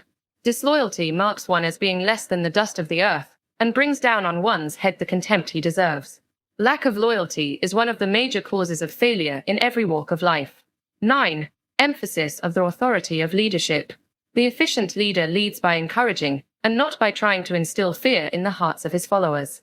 The leader who tries to impress his followers with his authority comes within the category of leadership through force. If a leader is a real leader, he will have no need to advertise that fact except by his conduct, his sympathy, understanding, fairness, and a demonstration that he knows his job. 10. Emphasis of title. The competent leader requires no title to give him the respect of his followers. The man who makes too much over his title generally has little else to emphasize. The doors to the office of the real leader are open to all who wish to enter, and his working quarters are free from formality or ostentation. These are among the more common of the causes of failure in leadership. Any one of these faults is sufficient to induce failure. Study the list carefully if you aspire to leadership, and make sure that you are free of these faults. Some fertile fields in which new leadership will be required. Before leaving this chapter, your attention is called to a few of the fertile fields in which there has been a decline of leadership, and in which the new type of leader may find an abundance of opportunity. First, in the field of politics, there is a most insistent demand for new leaders, a demand which indicates nothing less than an emergency. The majority of politicians have, seemingly, become high-grade, legalized racketeers. They have increased taxes and debauched the machinery of industry and business until the people can no longer stand the burden. Second, the banking business is undergoing a reform. The leaders in this field have almost entirely lost the confidence of the public. Already the bankers have sensed the need of reform, and they have begun it. Third, industry calls for new leaders. The old type of leaders thought and moved in terms of dividends instead of thinking and moving in terms of human equations. The future leader in industry, to endure, must regard himself as a quasi-public official whose duty it is to manage his trust in such a way that it will work hardship on no individual or group of individuals. Exploitation of working men is a thing of the past. Let the man who aspires to leadership in the field of business, industry, and labor remember this. Fourth, the religious leader of the future will be forced to give more attention to the temporal needs of his followers, in the solution of their economic and personal problems of the present, and less attention to the dead past and the yet unborn future. Fifth, in the professions of law, medicine, and education, a new brand of leadership, and to some extent, new leaders will become a necessity. This is especially true in the field of education. The leader in that field must, in the future, find ways and means of teaching people how to apply the knowledge they receive in school. He must deal more with practice and less with theory. Sixth, new leaders will be required in the field of journalism. Newspapers of the future, to be conducted successfully, must be divorced from special privilege and relieved from the subsidy of advertising. They must cease to be organs of propaganda for the interests which patronize their advertising columns. The type of newspaper which publishes scandal and lewd pictures will eventually go the way of all forces which debauch the human mind. These are but a few of the fields in which opportunities for new leaders and a new brand of leadership are now available. The world is undergoing a rapid change. This means that the media through which the changes in human habits are promoted must be adapted to the changes. The media here described are the ones which, more than any others, determine the trend of civilization. When and how to apply for a position. The information described here is the net result of many years of experience during which thousands of men and women were helped to market their services effectively. It can, therefore, be relied upon as sound and practical. Media through which services may be marketed. Experience has proved that the following media offer the most direct and effective methods of bringing the buyer and seller of personal services together. 1. Employment bureaus. Care must be taken to select only reputable bureaus, the management of which can show adequate records of achievement of satisfactory results. There are comparatively few such bureaus. 2. Advertising in newspapers, trade journals, magazines, and radio. Classified advertising may usually be relied upon to produce satisfactory results in the case of those who apply for clerical or ordinary salaried positions. Display advertising is more desirable in the case of those who seek executive connections, the copy to appear in the section of the paper which is most apt to come to the attention of the class of employer being sought. The copy should be prepared by an expert, who understands how to inject sufficient selling qualities to produce replies.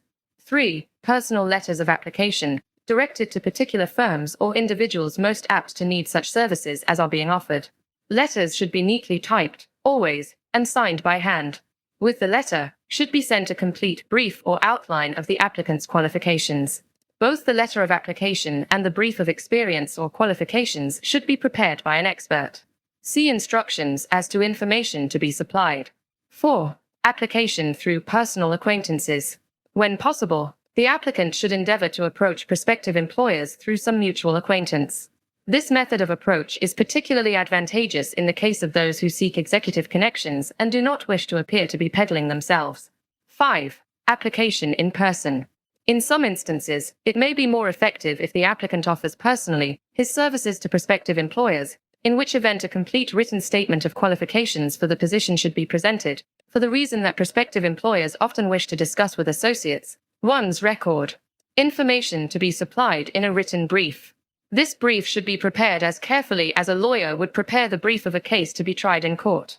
Unless the applicant is experienced in the preparation of such briefs, an expert should be consulted, and his services enlisted for this purpose. Successful merchants employ men and women who understand the art and the psychology of advertising to present the merits of their merchandise. One who has personal services for sale should do the same. The following information should appear in the brief. 1. Education. State briefly, but definitely, what schooling you have had, and in what subjects you specialized in school, giving the reasons for that specialization. 2. Experience. If you have had experience in connection with positions similar to the one you seek, describe it fully, state names and addresses of former employers. Be sure to bring out clearly any special experience you may have had which would equip you to fill the position you seek. 3. References. Practically every business firm desires to know all about the previous records, antecedents, etc., of prospective employees who seek positions of responsibility.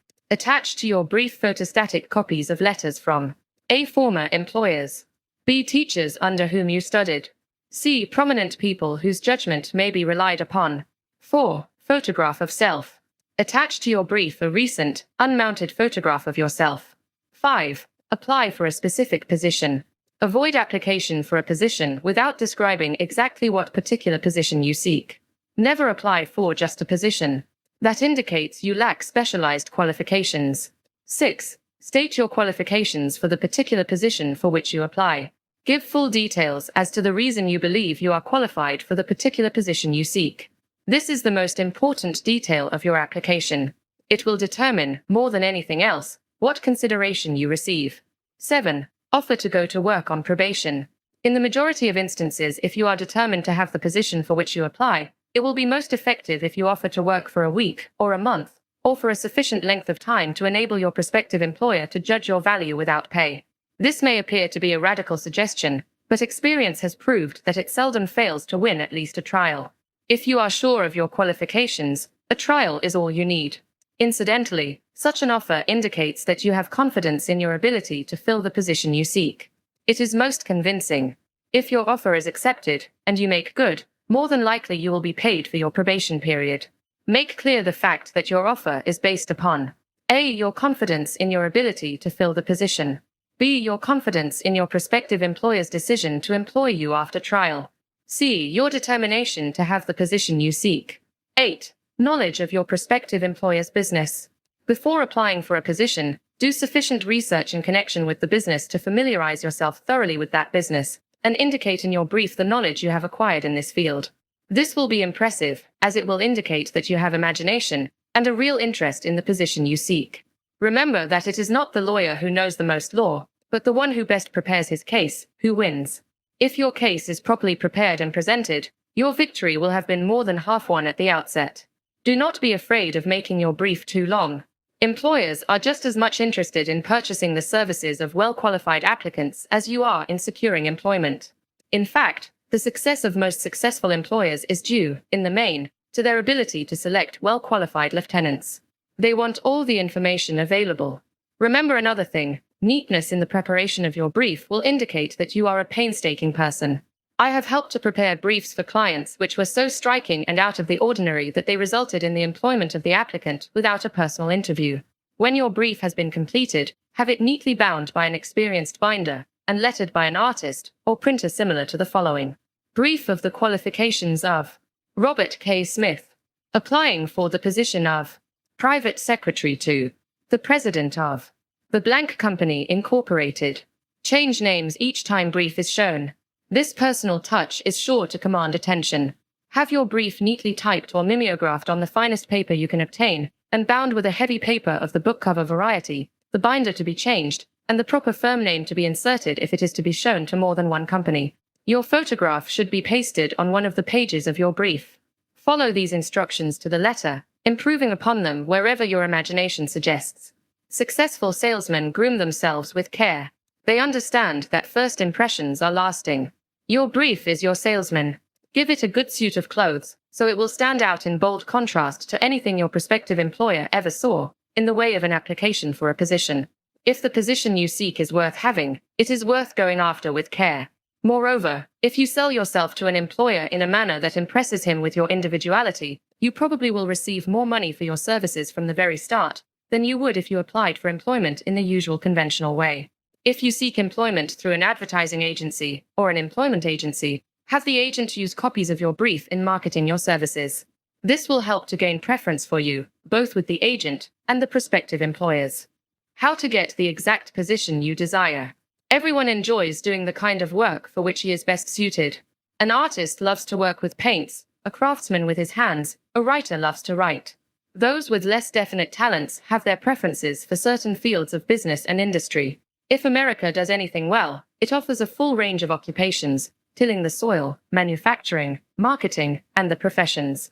First, decide exactly what kind of a job you want. If the job doesn't already exist, perhaps you can create it. Second, choose the company or individual for whom you wish to work. Third, study your prospective employer as to policies, personnel, and chances of advancement. Fourth, by analysis of yourself, your talents and capabilities, figure what you can offer, and plan ways and means of giving advantages, services, developments, ideas that you believe you can successfully deliver. Fifth, forget about a job. Forget whether or not there is an opening. Forget the usual routine of "have you got a job for me?" Concentrate on what you can give. Sixth, once you have your plan in mind, arrange with an experienced writer to put it on paper in neat form and in full detail. Seventh, present it to the proper person with authority and he will do the rest. Every company is looking for men who can give something of value, whether it be ideas, services, or connections. Every company has room for the man who has a definite plan of action which is to the advantage of that company. This line of procedure may take a few days or weeks of extra time, but the difference in income, in advancement, and in gaining recognition will save years of hard work at small pay. It has many advantages, the main one being that it will often save from 1 to 5 years of time in reaching a chosen goal. Every person who starts, or gets in halfway up the ladder, does so by deliberate and careful planning, excepting, of course, the boss son. The new way of marketing services. Jobs are now partnerships. Men and women who market their services to best advantage in the future must recognize the stupendous change which has taken place in connection with the relationship between employer and employee. In the future, the golden rule, and not the rule of gold, will be the dominating factor in the marketing of merchandise as well as personal services. The future relationship between employers and their employees will be more in the nature of a partnership consisting of A. the employer, B. the employee, C. the public they serve. This new way of marketing personal services is called new for many reasons. First, both the employer and the employee of the future will be considered as fellow employees whose business it will be to serve the public efficiently. In times past, employers and employees have bartered among themselves, driving the best bargains they could with one another, not considering that in the final analysis they were, in reality, bargaining at the expense of the third party, the public they served. The Depression served as a mighty protest from an injured public, whose rights had been trampled upon in every direction by those who were clamoring for individual advantages and profits. When the debris of the Depression shall have been cleared away, and business shall have been once again restored to balance, both employers and employees will recognize that they are no longer privileged to drive bargains at the expense of those whom they serve. The real employer of the future will be the public. This should be kept uppermost in mind by every person seeking to market personal services effectively. Nearly every railroad in America is in financial difficulty. Who does not remember the day when, if a citizen inquired at the ticket office the time of departure of a train, he was abruptly referred to the bulletin board instead of being politely given the information? The streetcar companies have experienced a change of times also. There was a time not so very long ago when streetcar conductors took pride in giving argument to passengers. Many of the streetcar tracks have been removed and passengers ride on a bus, whose driver is the last word in politeness.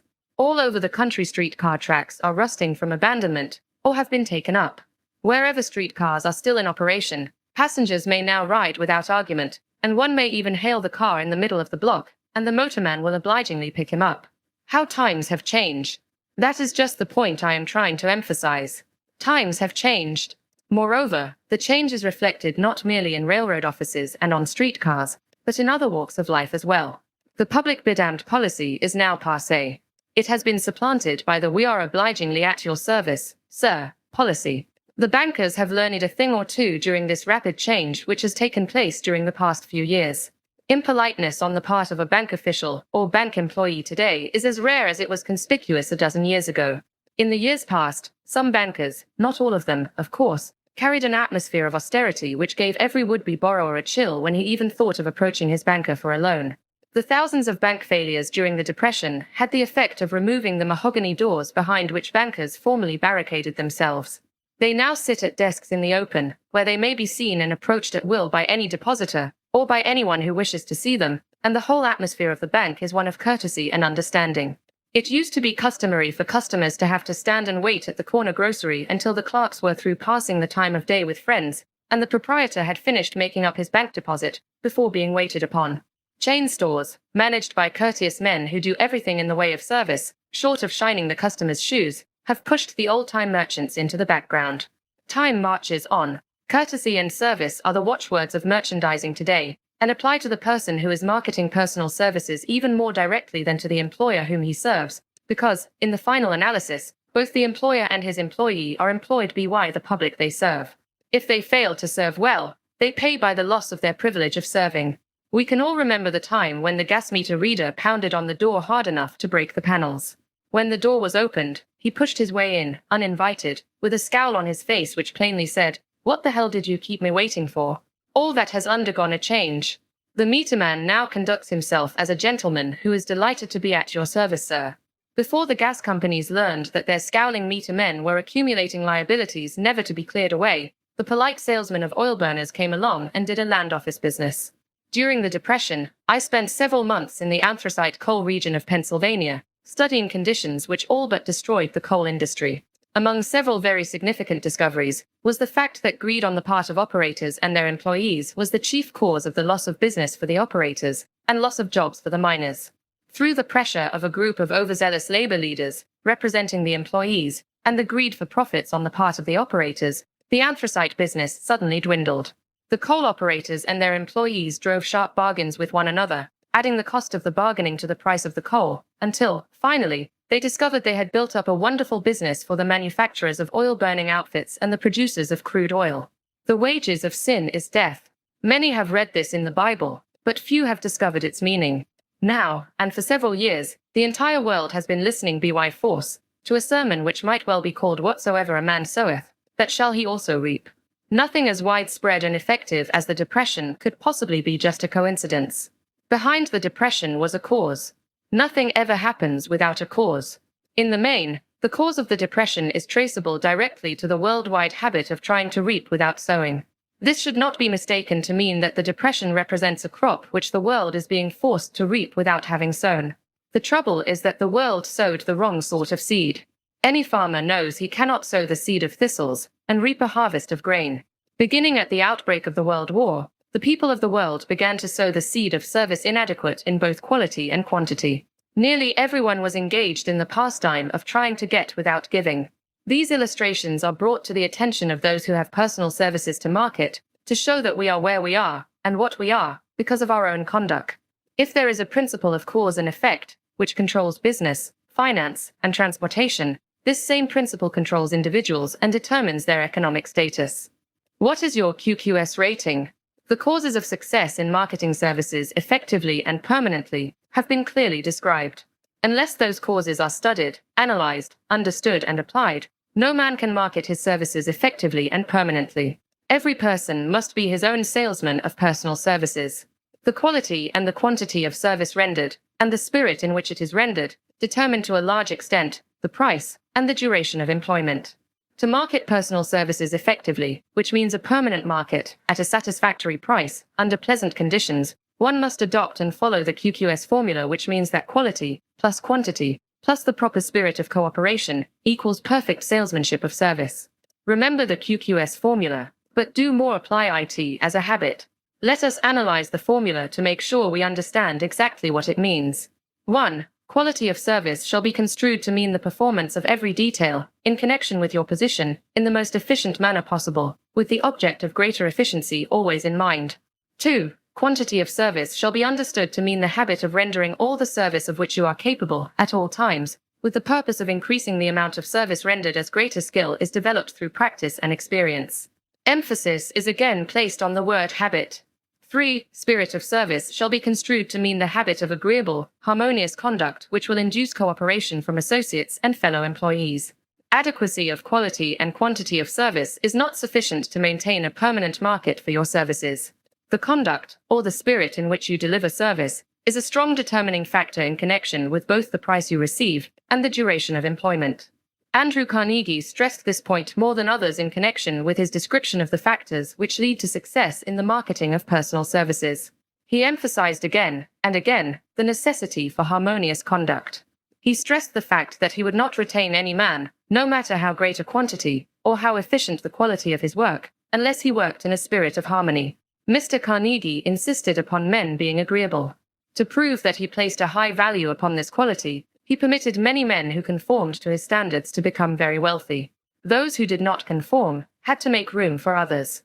The importance of a pleasing personality has been stressed, because it is a factor which enables one to render service in the proper spirit. If one has a personality which pleases and renders service in a spirit of harmony, these assets often make up for deficiencies in both the quality and the quantity of service one renders. Nothing, however, can be successfully substituted for pleasing conduct. The capital value of your services. The person whose income is derived entirely from the sale of personal services is no less a merchant than the man who sells commodities, and it might well be added, such a person is subject to exactly the same rules of conduct as the merchant who sells merchandise. This has been emphasized because the majority of people who live by the sale of personal services make the mistake of considering themselves free from the rules of conduct and the responsibilities attached to those who are engaged in marketing commodities. The new way of marketing services has practically forced both employer and employee into partnership alliances, through which both take into consideration the rights of the third party, the public they serve. The day of the go-getter has passed. He has been supplanted by the go-giver. High-pressure methods in business finally blew the lid off. There will never be the need to put the lid back on, because, in the future, business will be conducted by methods that will require no pressure. The actual capital value of your brains may be determined by the amount of income you can produce by marketing your services. A fair estimate of the capital value of your services may be made by multiplying your annual income by 16 2/3, as it is reasonable to estimate that your annual income represents 6% of your capital value. Money rents for 6% per annum. Money is worth no more than brains. It is often worth much less. Competent brains, if effectively marketed, represent a much more desirable form of capital than that which is required to conduct a business dealing in commodities, because brains are a form of capital which cannot be permanently depreciated through depressions, nor can this form of capital be stolen or spent. Moreover, the money which is essential for the conduct of business is as worthless as a sand dune, until it has been mixed with efficient brains. The 30 major causes of failure. How many of these are holding you back? Life's greatest tragedy consists of men and women who earnestly try and fail. The tragedy lies in the overwhelmingly large majority of people who fail, as compared to the few who succeed. I have had the privilege of analyzing several thousand men and women, 98% of whom were classed as failures. There is something radically wrong with a civilization and a system of education which permit 98% of the people to go through life as failures. But I did not write this book for the purpose of moralizing on the rights and wrongs of the world. That would require a book 100 times the size of this one. My analysis work proved that there are 30 major reasons for failure and 13 major principles through which people accumulate fortunes. In this chapter, a description of the 30 major causes of failure will be given. As you go over the list, check yourself by it, point by point, for the purpose of discovering how many of these causes of failure stand between you and success. 1. Unfavorable hereditary background. There is but little, if anything, which can be done for people who are born with a deficiency in brain power. This philosophy offers but one method of bridging this weakness through the aid of the mastermind. Observe with profit, however, that this is the only one of the 30 causes of failure which may not be easily corrected by any individual. 2. Lack of a well-defined purpose in life. There is no hope of success for the person who does not have a central purpose or definite goal at which to aim. 98 out of every 100 of those whom I have analyzed had no such aim. Perhaps this was the major cause of their failure. 3. Lack of ambition to aim above mediocrity. We offer no hope for the person who is so indifferent as not to want to get ahead in life, and who is not willing to pay the price. 4. Insufficient education. This is a handicap which may be overcome with comparative ease. Experience has proven that the best educated people are often those who are known as self-made or self-educated. It takes more than a college degree to make one a person of education. Any person who is educated is one who has learned to get whatever he wants in life without violating the rights of others. Education consists not so much of knowledge, but of knowledge effectively and persistently applied. Men are paid, not merely for what they know, but more particularly for what they do with that which they know. 5. Lack of self-discipline.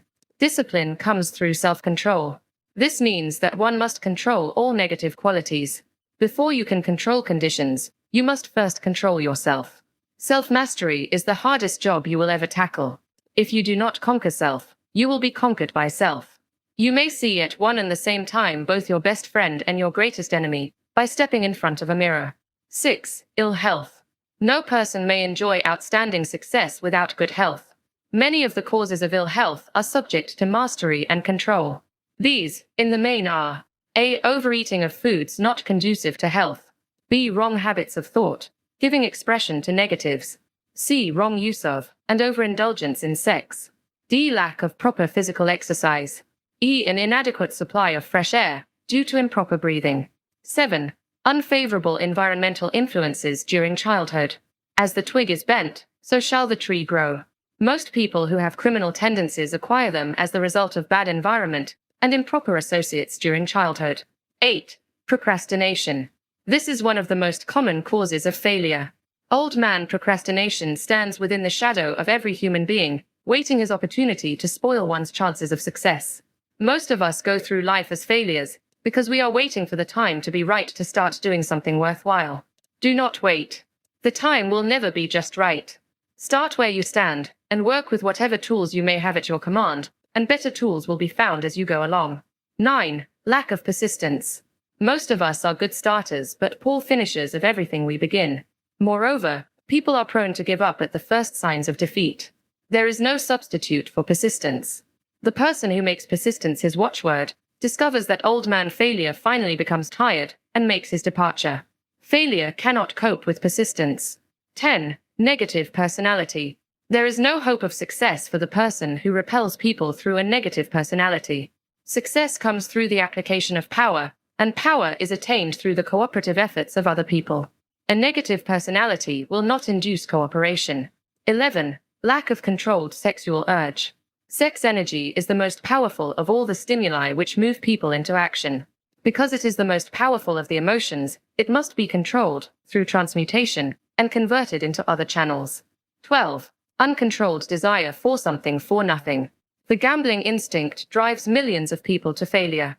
Evidence of this may be found in a study of the Wall Street crash of '29, during which millions of people tried to make money by gambling on stock margins. 13. Lack of a well-defined power of decision.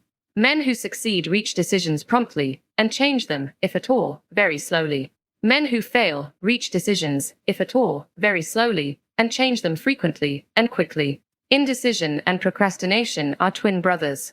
Where one is found, the other may usually be found also. Kill off this pair before they completely hogtie you to the treadmill of failure. 14. One or more of the 6 basic fears. These fears have been analyzed for you in a later chapter. They must be mastered before you can market your services effectively. 15. Wrong selection of a mate in marriage. This is a most common cause of failure.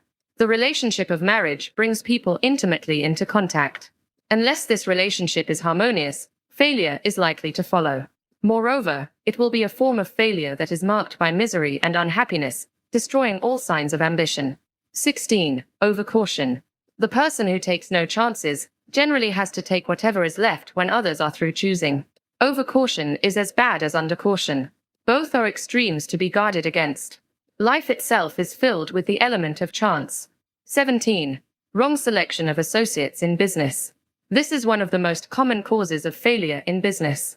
In marketing personal services, one should use great care to select an employer who will be an inspiration and who is, himself, intelligent and successful. We emulate those with whom we associate most closely. Pick an employer who is worth emulating. 18. Superstition and prejudice. Superstition is a form of fear.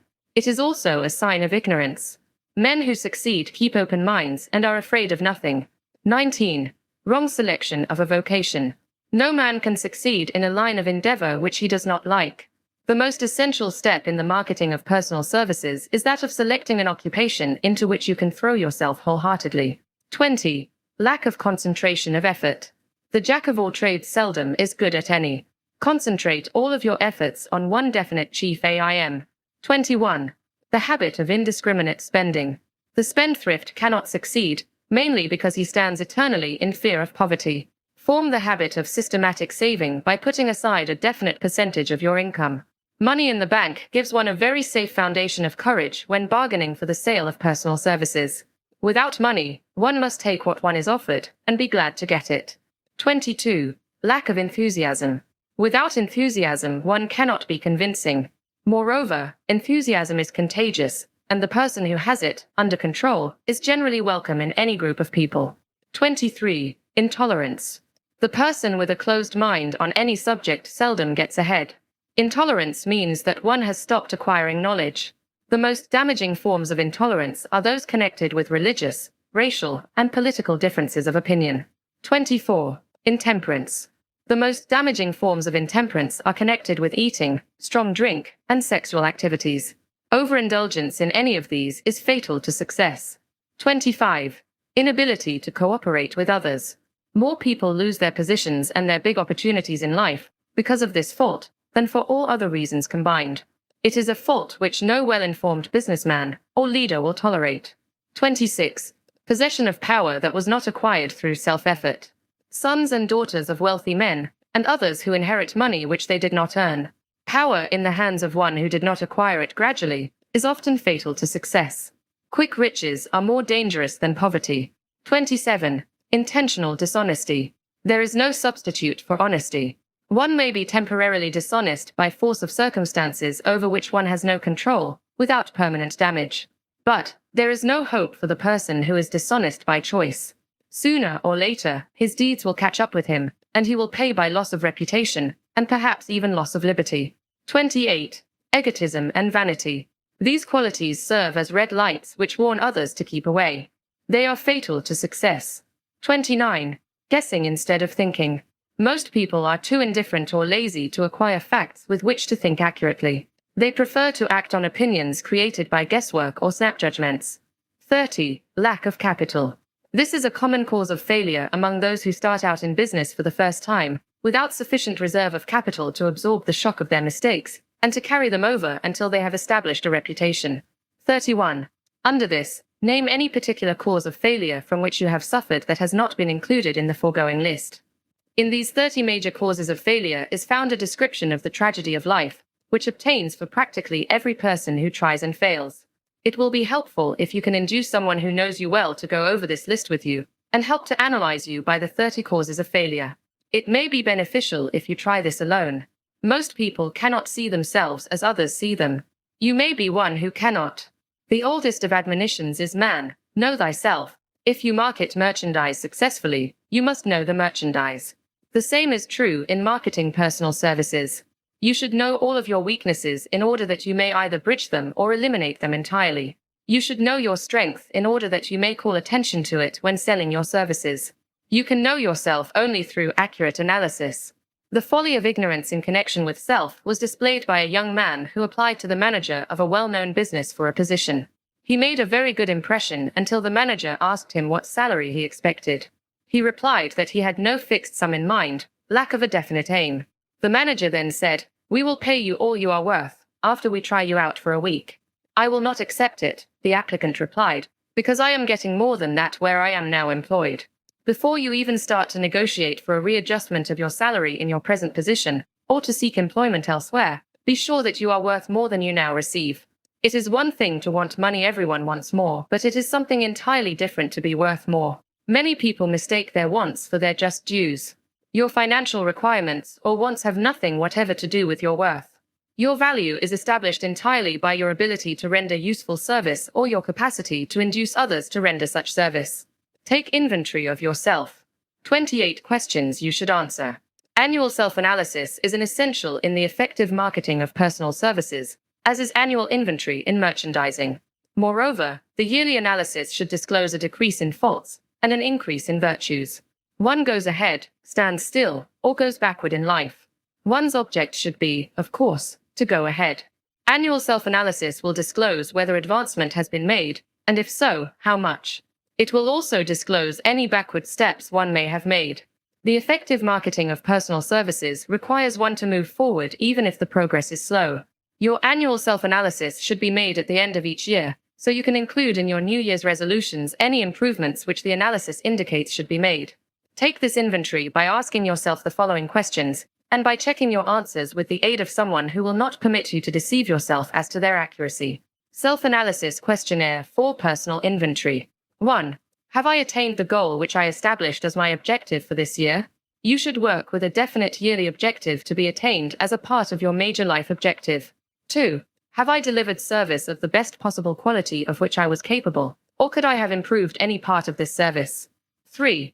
Have I delivered service in the greatest possible quantity of which I was capable? 4. Has the spirit of my conduct been harmonious and cooperative at all times?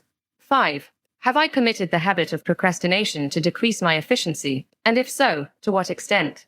6. Have I improved my personality, and if so, in what ways? 7. Have I been persistent in following my plans through to completion? 8. Have I reached decisions promptly and definitely on all occasions? 9. Have I committed any one or more of the 6 basic fears to decrease my efficiency? 10. Have I been either overcautious or undercautious? 11. Has my relationship with my associates in work been pleasant or unpleasant? If it has been unpleasant, has the fault been partly or wholly mine? 12. Have I dissipated any of my energy through lack of concentration of effort? 13. Have I been open-minded and tolerant in connection with all subjects? 14. In what way have I improved my ability to render service? 15. Have I been intemperate in any of my habits? 16. Have I expressed, either openly or secretly, any form of egotism? 17. Has my conduct toward my associates been such that it has induced them to respect me? 18. Have my opinions and decisions been based upon guesswork, or accuracy of analysis and thought? 19. Have I followed the habit of budgeting my time, my expenses, and my income, and have I been conservative in these budgets? 20. How much time have I devoted to unprofitable effort which I might have used to better advantage? 21. How may I budget my time and change my habits so I will be more efficient during the coming year? 22. Have I been guilty of any conduct which was not approved by my conscience? 23. In what ways have I rendered more service and better service than I was paid to render? 24. Have I been unfair to anyone, and if so, in what way? 25. If I had been the purchaser of my own services for the year, would I be satisfied with my purchase? 26. Am I in the right vocation, and if not, why not? 27. Has the purchaser of my services been satisfied with the service I have rendered, and if not, why not? 28. What is my present rating on the fundamental principles of success? Make this rating fairly and frankly, and have it checked by someone who is courageous enough to do it accurately. Having read and assimilated the information conveyed through this chapter, you are now ready to create a practical plan for marketing your personal services. In this chapter will be found an adequate description of every principle essential in planning the sale of personal services, including the major attributes of leadership, the most common causes of failure in leadership, a description of the fields of opportunity for leadership, the main causes of failure in all walks of life, and the important questions which should be used in self-analysis. This extensive and detailed presentation of accurate information has been included because it will be needed by all who must begin the accumulation of riches by marketing personal services. Those who have lost their fortunes, and those who are just beginning to earn money, have nothing but personal services to offer in return for riches. Therefore, it is essential that they have available the practical information needed to market services to best advantage. The information contained in this chapter will be of great value to all who aspire to attain leadership in any calling.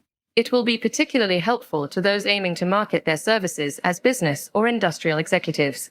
Complete assimilation and understanding of the information here conveyed will be helpful in marketing one's own services, and it will also help one to become more analytical and capable of judging people. The information will be priceless to personnel directors, employment managers, and other executives charged with the selection of employees and the maintenance of efficient organizations. If you doubt this statement, test its soundness by answering in writing the 28 self-analysis questions. That might be both interesting and profitable, even though you do not doubt the soundness of the statement. Where and how one may find opportunities to accumulate riches. Now that we have analyzed the principles by which riches may be accumulated, we naturally ask, where may one find favorable opportunities to apply these principles? Very well, let us take inventory and see what the United States of America offer the person seeking riches, great or small.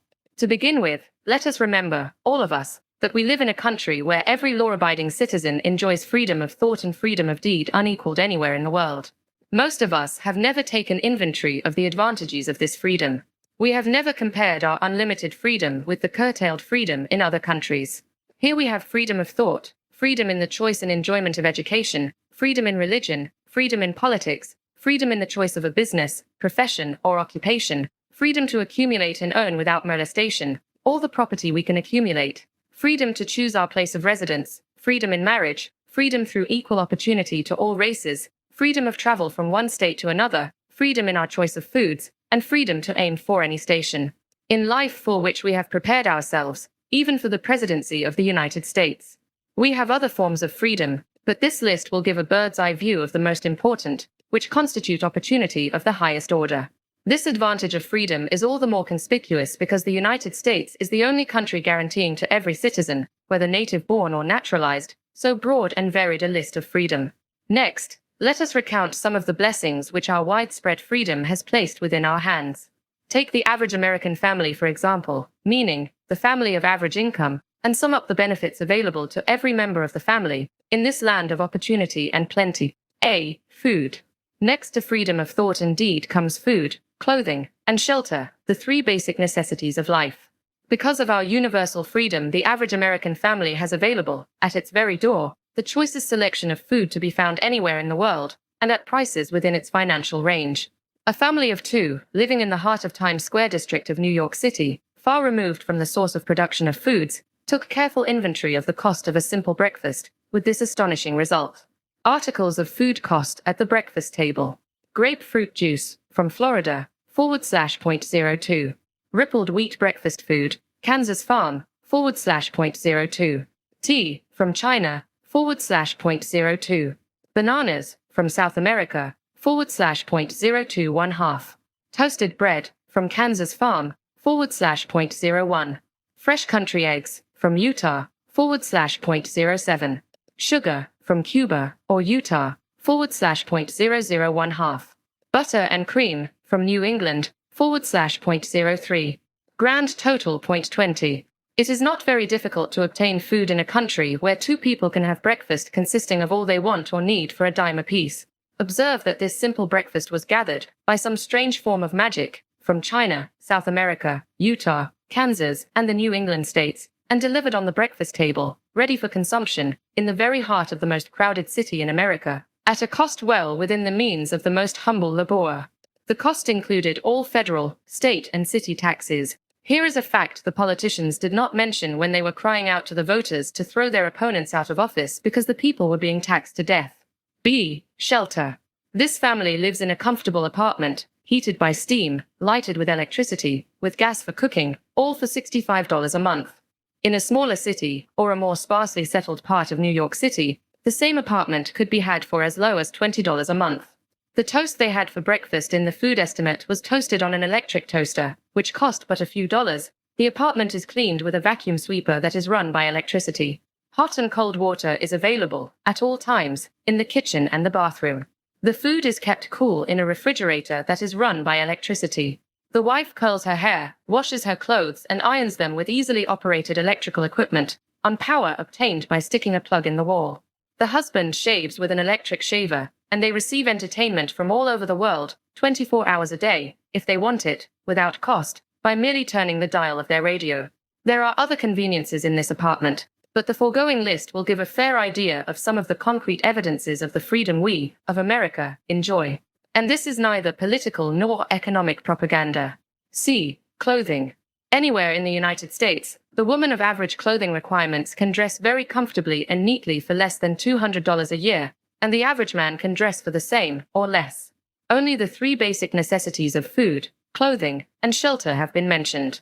The average American citizen has other privileges and advantages available in return for modest effort, not exceeding 8 hours per day of labor. Among these is the privilege of automobile transportation, with which one can go and come at will, at very small cost. The average American has security of property rights not found in any other country in the world. He can place his surplus money in a bank with the assurance that his government will protect it, and make good to him if the bank fails. If an American citizen wants to travel from one state to another, he needs no passport, no one's permission. He may go when he pleases, and return at will. Moreover, he may travel by train, private automobile, bus, airplane, or ship, as his pocketbook permits.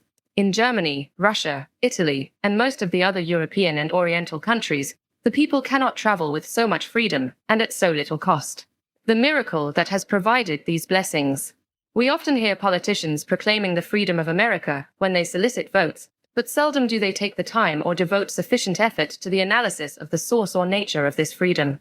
Having no axe to grind, no grudge to express, no ulterior motives to be carried out, I have the privilege of going into a frank analysis of that mysterious, abstract, greatly misunderstood something which gives to every citizen of America more blessings, more opportunities to accumulate wealth, more freedom of every nature than may be found in any other country.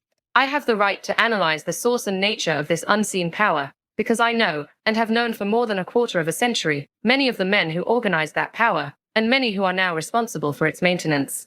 The name of this mysterious benefactor of mankind is capital. Capital consists not alone of money, but more particularly of highly organized, intelligent groups of men who plan ways and means of using money efficiently for the good of the public, and profitably to themselves. These groups consist of scientists, educators, chemists, inventors, business analysts, publicity men, transportation experts, accountants, lawyers, doctors, and both men and women who have highly specialized knowledge in all fields of industry and business. They pioneer, experiment, and blaze trails in new fields of endeavor. They support colleges, hospitals, public schools, build good roads, publish newspapers, pay most of the cost of government, and take care of the multitudinous detail essential to human progress. Stated briefly, the capitalists are the brains of civilization, because they supply the entire fabric of which all education, enlightenment, and human progress consists. Money, without brains, always is dangerous. Properly used, it is the most important essential of civilization. The simple breakfast here described could not have been delivered to the New York family at a dime each, or at any other price, if organized capital had not provided the machinery, the ships, the railroads, and the huge armies of trained men to operate them. Some slight idea of the importance of organized capital may be had by trying to imagine yourself burdened with the responsibility of collecting, without the aid of capital, and delivering to the New York City family, the simple breakfast described. To supply the tea, you would have to make a trip to China or India, both a very long way from America. Unless you are an excellent swimmer, you would become rather tired before making the round trip. Then, too, another problem would confront you. What would you use for money, even if you had the physical endurance to swim the ocean? To supply the sugar, you would have to take another long swim to Cuba, or a long walk to the sugar beet section of Utah.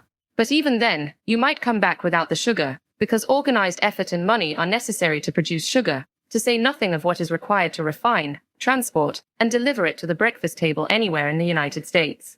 The eggs, you could deliver easily enough from the barnyards near New York City, but you would have a very long walk to Florida and return, before you could serve the 2 glasses of grapefruit juice. You would have another long walk, to Kansas, or one of the other wheat-growing states, when you went after the 4 slices of wheat bread. The rippled wheat biscuits would have to be omitted from the menu, because they would not be available except through the labor of a trained organization of men and suitable machinery, all of which call for capital. While resting, you could take off for another little swim down to South America, where you would pick up a couple of bananas, and on your return, you could take a short walk to the nearest farm having a dairy and pick up some butter and cream. Then your New York City family would be ready to sit down and enjoy breakfast, and you could collect your 2 dimes for your labor. Seems absurd, doesn't it? Well, the procedure described would be the only possible way these simple items of food could be delivered to the heart of New York City, if we had no capitalistic system. The sum of money required for the building and maintenance of the railroads and steamships used in the delivery of that simple breakfast is so huge that it staggers one's imagination. It runs into hundreds of millions of dollars, not to mention the armies of trained employees required to man the ships and trains.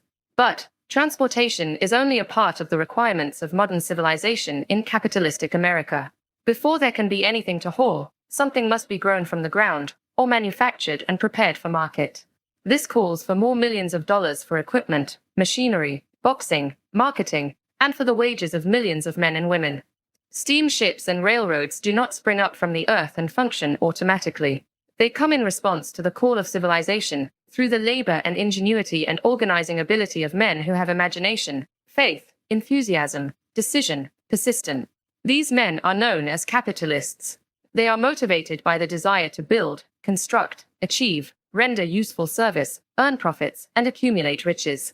And, because they render service without which there would be no civilization, they put themselves in the way of great riches. Just to keep the record simple and understandable, I will add that these capitalists are the self-same men of whom most of us have heard soapbox orators speak. They are the same men to whom radicals, racketeers, dishonest politicians, and grafting labor leaders refer as the predatory interests, or Wall Street. I am not attempting to present a brief for or against any group of men or any system of economics. I am not attempting to condemn collective bargaining when I refer to grafting labor leaders, nor do I aim to give a clean bill of health to all individuals known as capitalists. The purpose of this book, a purpose to which I have faithfully devoted over a quarter of a century, is to present to all who want the knowledge, the most dependable philosophy through which individuals may accumulate riches in whatever amounts they desire. I have here analyzed the economic advantages of the capitalistic system for the twofold purpose of showing 1. That all who seek riches must recognize and adapt themselves to the system that controls all approaches to fortunes, large or small, and 2. To present the side of the picture opposite to that being shown by politicians and demagogues who deliberately becloud the issues they bring up by referring to organized capital as if it were something poisonous. This is a capitalistic country. It was developed through the use of capital, and we who claim the right to partake of the blessings of freedom and opportunity, we who seek to accumulate riches here, may as well know that neither riches nor opportunity would be available to us if organized capital had not provided these benefits. For more than 20 years it has been a somewhat popular and growing pastime for radicals, self-seeking politicians, racketeers, crooked labor leaders, and on occasion religious leaders, to take potshots at Wall Street, the money changers, and big business. The practice became so general that we witnessed during the business depression the unbelievable sight of high government officials lining up with the cheap politicians and labor leaders, with the openly avowed purpose of throttling the system which has made industrial America the richest country on earth. The lineup was so general and so well organized that it prolonged the worst depression America has ever known. It cost millions of men their jobs, because those jobs were inseparably a part of the industrial and capitalistic system which form the very backbone of the nation. During this unusual alliance of government officials and self-seeking individuals who were endeavoring to profit by declaring open season on the American system of industry, a certain type of labor leader joined forces with the politicians and offered to deliver voters in return for legislation designed to permit men to take riches away from industry by organized force of numbers, instead of the better method of giving a fair day's work for a fair day's pay. Millions of men and women throughout the nation are still engaged in this popular pastime of trying to get without giving. Some of them are lined up with labor unions, where they demand shorter hours and more pay. Others do not take the trouble to work at all. They demand government relief and are getting it. Their idea of their rights of freedom was demonstrated in New York City, where violent complaint was registered with the postmaster by a group of relief beneficiaries, because the postman awakened them at 7:30 a.m. to deliver government relief checks. They demanded that the time of delivery be set up to 10 o'clock. If you are one of those who believe that riches can be accumulated by the mere act of men who organize themselves into groups and demand more pay for less service, if you are one of those who demand government relief without early morning disturbance when the money is delivered to you, if you are one of those who believe in trading their votes to politicians in return for the passing of laws which permit the raiding of the public treasury, you may rest securely on your belief, with certain knowledge that no one will disturb you, because this is a free country where every man may think as he pleases, where nearly everybody can live with but little effort, where many may live well without doing any work whatsoever. However, you should know the full truth concerning this freedom of which so many people boast, and so few understand. As great as it is, as far as it reaches, as many privileges as it provides, it does not, and cannot bring riches without effort. There is but one dependable method of accumulating and legally holding riches, and that is by rendering useful service. No system has ever been created by which men can legally acquire riches through mere force of numbers, or without giving in return an equivalent value of one form or another. There is a principle known as the law of economics. This is more than a theory. It is a law no man can beat. Mark well the name of the principle, and remember it, because it is far more powerful than all the politicians and political machines. It is above and beyond the control of all the labor unions. It cannot be swayed, nor influenced, nor bribed by racketeers or self-appointed leaders in any calling. Moreover, it has an all-seeing EYE, and a perfect system of bookkeeping, in which it keeps an accurate account of the transactions of every human being engaged in the business of trying to get without giving. Sooner or later its auditors come around, look over the records of individuals both great and small, and demand an accounting. Wall Street, big business, capital predatory interests, or whatever name you choose to give the system which has given us American freedom, represents a group of men who understand, respect, and adapt themselves to this powerful law of economic. Their financial continuation depends upon their respecting the law. Most people living in America like this country, its capitalistic system and all. I must confess I know of no better country, where one may find greater opportunities to accumulate riches. Judging by their acts and deeds, there are some in this country who do not like it. That, of course, is their privilege. If they do not like this country, its capitalistic system, its boundless opportunities, they have the privilege of clearing out. Always there are other countries, such as Germany, Russia, and Italy, where one may try one's hand at enjoying freedom and accumulating riches providing one is not too particular. America provides all the freedom and all the opportunity to accumulate riches that any honest person may require. When one goes hunting for game, one selects hunting grounds where game is plentiful. When seeking riches, the same rule would naturally obtain. If it is riches you are seeking, do not overlook the possibilities of a country whose citizens are so rich that women, alone, spend over $200 million annually for lipsticks, rouge, and cosmetics. Think twice, you who are seeking riches, before trying to destroy the capitalistic system of a country whose citizens spend over $50 million a year for greeting cards, with which to express their appreciation of their freedom. If it is money you are seeking, consider carefully a country that spends hundreds of millions of dollars annually for cigarettes, the bulk of the income from which goes to only 4 major companies engaged in supplying this national builder of nonchalance and quiet nerves. By all means give plenty of consideration to a country whose people spend annually more than $15 million for the privilege of seeing moving pictures, and toss in a few additional millions for liquor, narcotics, and other less potent soft drinks and giggle waters. Do not be in too big a hurry to get away from a country whose people willingly, even eagerly, hand over millions of dollars annually for football, baseball, and prize fights. And, by all means, stick by a country whose inhabitants give up more than $1 million a year for chewing gum, and another $1 million for safety razor blades. Remember, also, that this is but the beginning of the available sources for the accumulation of wealth. Only a few of the luxuries and non-essentials have been mentioned. But, remember that the business of producing, transporting, and marketing these few items of merchandise gives regular employment to many millions of men and women, who receive for their services many millions of dollars monthly, and spend it freely for both the luxuries and the necessities. Especially remember that back of all this exchange of merchandise and personal services may be found an abundance of opportunity to accumulate riches. Here our American freedom comes to one's aid. There is nothing to stop you, or anyone from engaging in any portion of the effort necessary to carry on these businesses. If one has superior talent, training, experience, one may accumulate riches in large amounts. Those not so fortunate may accumulate smaller amounts. Anyone may earn a living in return for a very nominal amount of labor. So there you are. Opportunity has spread its wares before you. Step up to the front, select what you want, create your plan, put the plan into action, and follow through with persistence. Capitalistic America will do the rest. You can depend upon this. Much capitalistic America ensures every person the opportunity to render useful service, and to collect riches in proportion to the value of the service. The system denies no one this right, but it does not, and cannot promise something for nothing, because the system, itself, is irrevocably controlled by the law of economics, which neither recognizes nor tolerates for long getting without giving. The law of economics was passed by nature. There is no supreme court to which violators of this law may appeal. The law hands out both penalties for its violation and appropriate rewards for its observance, without interference or the possibility of interference by any human being. The law cannot be repealed. It is as fixed as the stars in the heavens, and subject to, and a part of the same system that controls the stars. May one refuse to adapt oneself to the law of economics? Certainly. This is a free country, where all men are born with equal rights, including the privilege of ignoring the law of economics. What happens then? Well, nothing happens until large numbers of men join forces for the avowed purpose of ignoring the law, and taking what they want by force. Then comes the dictator, with well-organized firing squads and machine guns. We have not yet reached that stage in America, but we have heard all we want to know about how the system works. Perhaps we shall be fortunate enough not to demand personal knowledge of so gruesome a reality.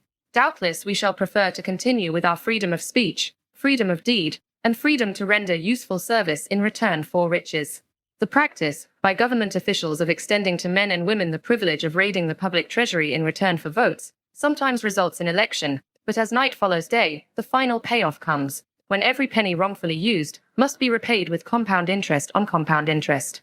If those who make the grab are not forced to repay, the burden falls on their children, and their children's children, even unto the 3rd and 4th generations. There is no way to avoid the debt.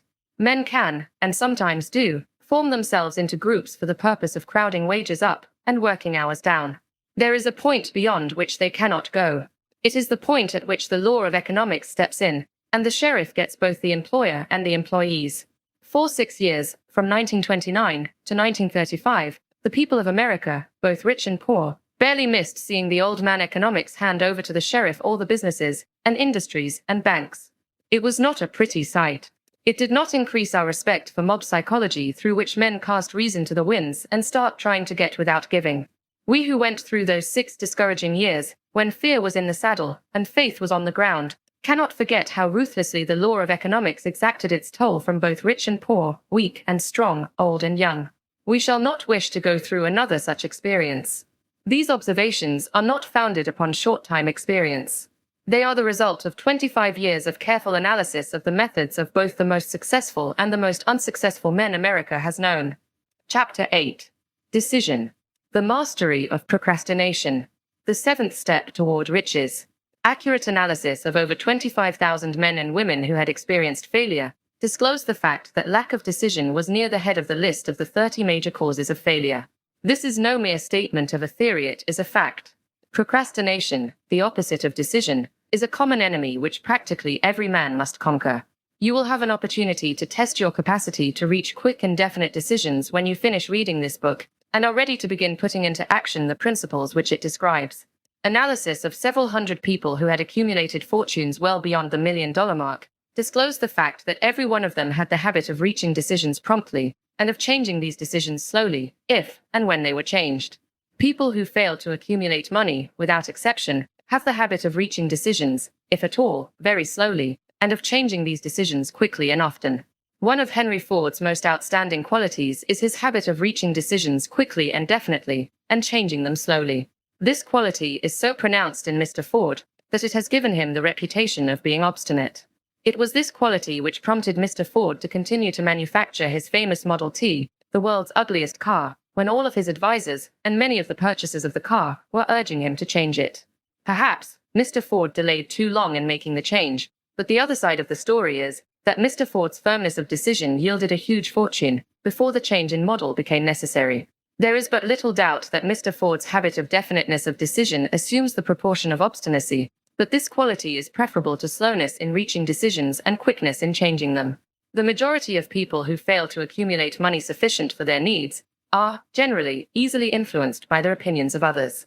They permit the newspapers and the gossiping neighbors to do their thinking for them. Opinions are the cheapest commodities on earth. Everyone has a flock of opinions ready to be wished upon anyone who will accept them. If you are influenced by opinions when you reach decisions, you will not succeed in any undertaking, much less in that of transmuting your own desire into money. If you are influenced by the opinions of others, you will have no desire of your own. Keep your own counsel when you begin to put into practice the principles described here, by reaching your own decisions and following them. Take no one into your confidence, except the members of your mastermind group, and be very sure in your selection of this group that you choose only those who will be in complete sympathy and harmony with your purpose. Close friends and relatives, while not meaning to do so, often handicap one through opinions and sometimes through ridicule, which is meant to be humorous. Thousands of men and women carry inferiority complexes with them all through life, because some well-meaning but ignorant person destroyed their confidence through opinions or ridicule. You have a brain and mind of your own. Use it, and reach your own decisions. If you need facts or information from other people to enable you to reach decisions, as you probably will in many instances, acquire these facts or secure the information you need quietly, without disclosing your purpose. It is characteristic of people who have but a smattering or a veneer of knowledge to try to give the impression that they have much knowledge. Such people generally do too much talking, and too little listening. Keep your eyes and ears wide open and your mouth closed, if you wish to acquire the habit of prompt decision. Those who talk too much do little else. If you talk more than you listen, you not only deprive yourself of many opportunities to accumulate useful knowledge, but you also disclose your plans and purposes to people who will take great delight in defeating you, because they envy you. Remember, also, that every time you open your mouth in the presence of a person who has an abundance of knowledge, you display to that person your exact stock of knowledge, or your lack of it. Genuine wisdom is usually conspicuous through modesty and silence. Keep in mind the fact that every person with whom you associate is, like yourself, seeking the opportunity to accumulate money. If you talk about your plans too freely, you may be surprised when you learn that some other person has beaten you to your goal by putting into action ahead of you the plans of which you talked unwisely. Let one of your first decisions be to keep a closed mouth and open ears and eyes. As a reminder to yourself to follow this advice, It will be helpful if you copy the following epigram in large letters and place it where you will see it daily. Tell the world what you intend to do, but first show it. This is the equivalent of saying that deeds, and not words, are what count most. Freedom or death on a decision. The value of decisions depends upon the courage required to render them. The great decisions, which served as the foundation of civilization, were reached by assuming great risks, which often meant the possibility of death. Lincoln's decision to issue his famous Proclamation of Emancipation, which gave freedom to the colored people of America, was rendered with full understanding that his act would turn thousands of friends and political supporters against him. He knew, too, that the carrying out of that proclamation would mean death to thousands of men on the battlefield. In the end, it cost Lincoln his life. That required courage. Socrates' decision to drink the cup of poison, rather than compromise in his personal belief, was a decision of courage. It turned time ahead 1,000 years, and gave to people then unborn the right to freedom of thought and of speech. The decision of General Robert E. Lee, when he came to the parting of the way with the Union, and took up the cause of the South, was a decision of courage, for he well knew that it might cost him his own life, that it would surely cost the lives of others. But the greatest decision of all time, as far as any American citizen is concerned, was reached in Philadelphia, July 4, 1776, when 56 men signed their names to a document, which they well knew would bring freedom to all Americans, or leave every one of the 56 hanging from a gallows. You have heard of this famous document, but you may not have drawn from it the great lesson in personal achievement it so plainly taught. We all remember the date of this momentous decision, but few of us realize what courage that decision required. We remember our history, as it was taught. We remember dates, and the names of the men who fought. We remember Valley Forge and Yorktown. We remember George Washington and Lord Cornwallis.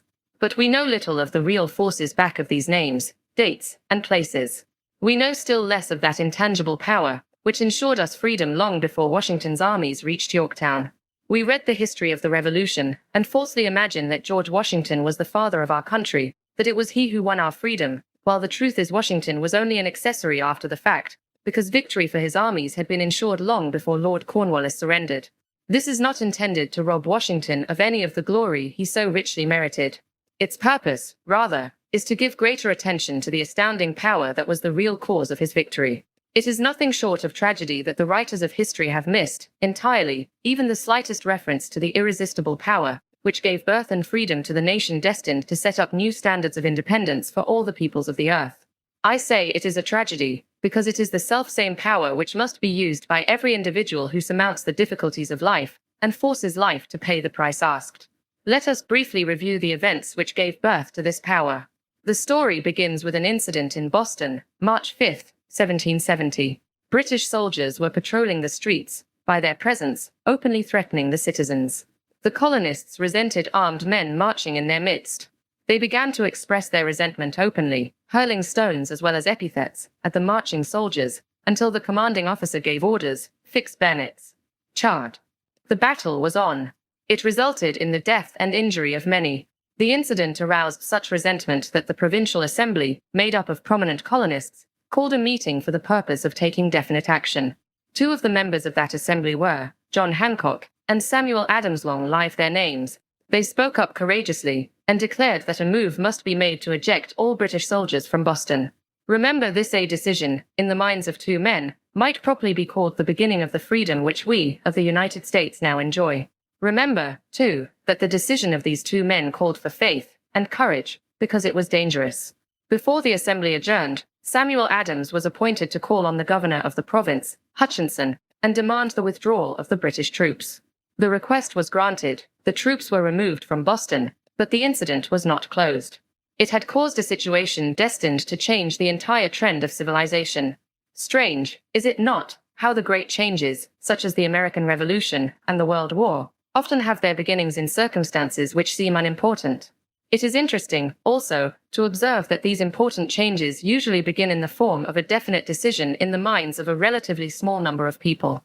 Few of us know the history of our country well enough to realize that John Hancock, Samuel Adams, and Richard Henry Lee, of the province of Virginia, were the real fathers of our country. Richard Henry Lee became an important factor in this story by reason of the fact that he and Samuel Adams communicated frequently, by correspondence, sharing freely their fears and their hopes concerning the welfare of the people of their provinces. From this practice, Adams conceived the idea that a mutual exchange of letters between the 13 colonies might help to bring about the coordination of effort so badly needed in connection with the solution of their problems. 2 years after the clash with the soldiers in Boston, March 72, Adams presented this idea to the Assembly, in the form of a motion that a correspondence committee be established among the colonies, with definitely appointed correspondents in each colony, for the purpose of friendly cooperation for the betterment of the colonies of British America. Mark well this incident. It was the beginning of the organization of the far-flung power destined to give freedom to you and to me. The mastermind had already been organized. It consisted of Adams, Lee, and Hancock. I tell you further, that if 2 of you agree upon the earth concerning anything for which you ask, it will come to you from my Father, who is in heaven. The Committee of Correspondence was organized. Observe that this move provided the way for increasing the power of the mastermind by adding to it men from all the colonies. Take notice that this procedure constituted the first organized planning of the disgruntled colonists. In union there is strength. The citizens of the colonies had been waging disorganized warfare against the British soldiers through incidents similar to the Boston riot, but nothing of benefit had been accomplished. Their individual grievances had not been consolidated under one mastermind. No group of individuals had put their hearts, minds, souls, and bodies together in one definite decision to settle their difficulty with the British once and for all, until Adams, Hancock, and Lee got together. Meanwhile, the British were not idle. They, too, were doing some planning and masterminding on their own account, with the advantage of having back of them money and organized soldiery. The Crown appointed Gage to supplant Hutchinson as the governor of Massachusetts. One of the new governor's first acts was to send a messenger to call on Samuel Adams, for the purpose of endeavoring to stop his opposition by fear. We can best understand the spirit of what happened by quoting the conversation between Colonel Fenton, the messenger sent by Gage, and Adams. Colonel Fenton: I have been authorized by Governor Gage to assure you, Mr. Adams, that the governor has been empowered to confer upon you such benefits as would be satisfactory. Endeavor to win Adams by promise of bribes, upon the condition that you engage to cease in your opposition to the measures of the government. It is the governor's advice to you, sir, not to incur the further displeasure of his majesty. Your conduct has been such as makes you liable to penalties of an act of Henry VIII, by which persons can be sent to England for trial for treason, or misprision of treason, at the discretion of a governor of a province. But, be why changing your political course, you will not only receive great personal advantages, but you will make your peace with the king. Samuel Adams had the choice of 2 decisions. He could cease his opposition and receive personal bribes, or he could continue and run the risk of being hanged. Clearly, the time had come when Adams was forced to reach instantly a decision which could have cost his life. The majority of men would have found it difficult to reach such a decision.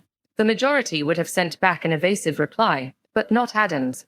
He insisted upon Colonel Fenton's word of honor that the colonel would deliver to the governor the answer exactly as Adams would give it to him. Adams' answer: Then you may tell Governor Gage that I trust one have long since made my peace with the King of Kings. No personal consideration shall induce me to abandon the righteous cause of my country. And, tell Governor Gage it is the advice of Samuel Adams to him, no longer to insult the feelings of an exasperated people. Comment as to the character of this man seem unnecessary. It must be obvious to all who read this astounding message that its sender possessed loyalty of the highest order. This is important. Racketeers and dishonest politicians have prostituted the honor for which such men as Adams died.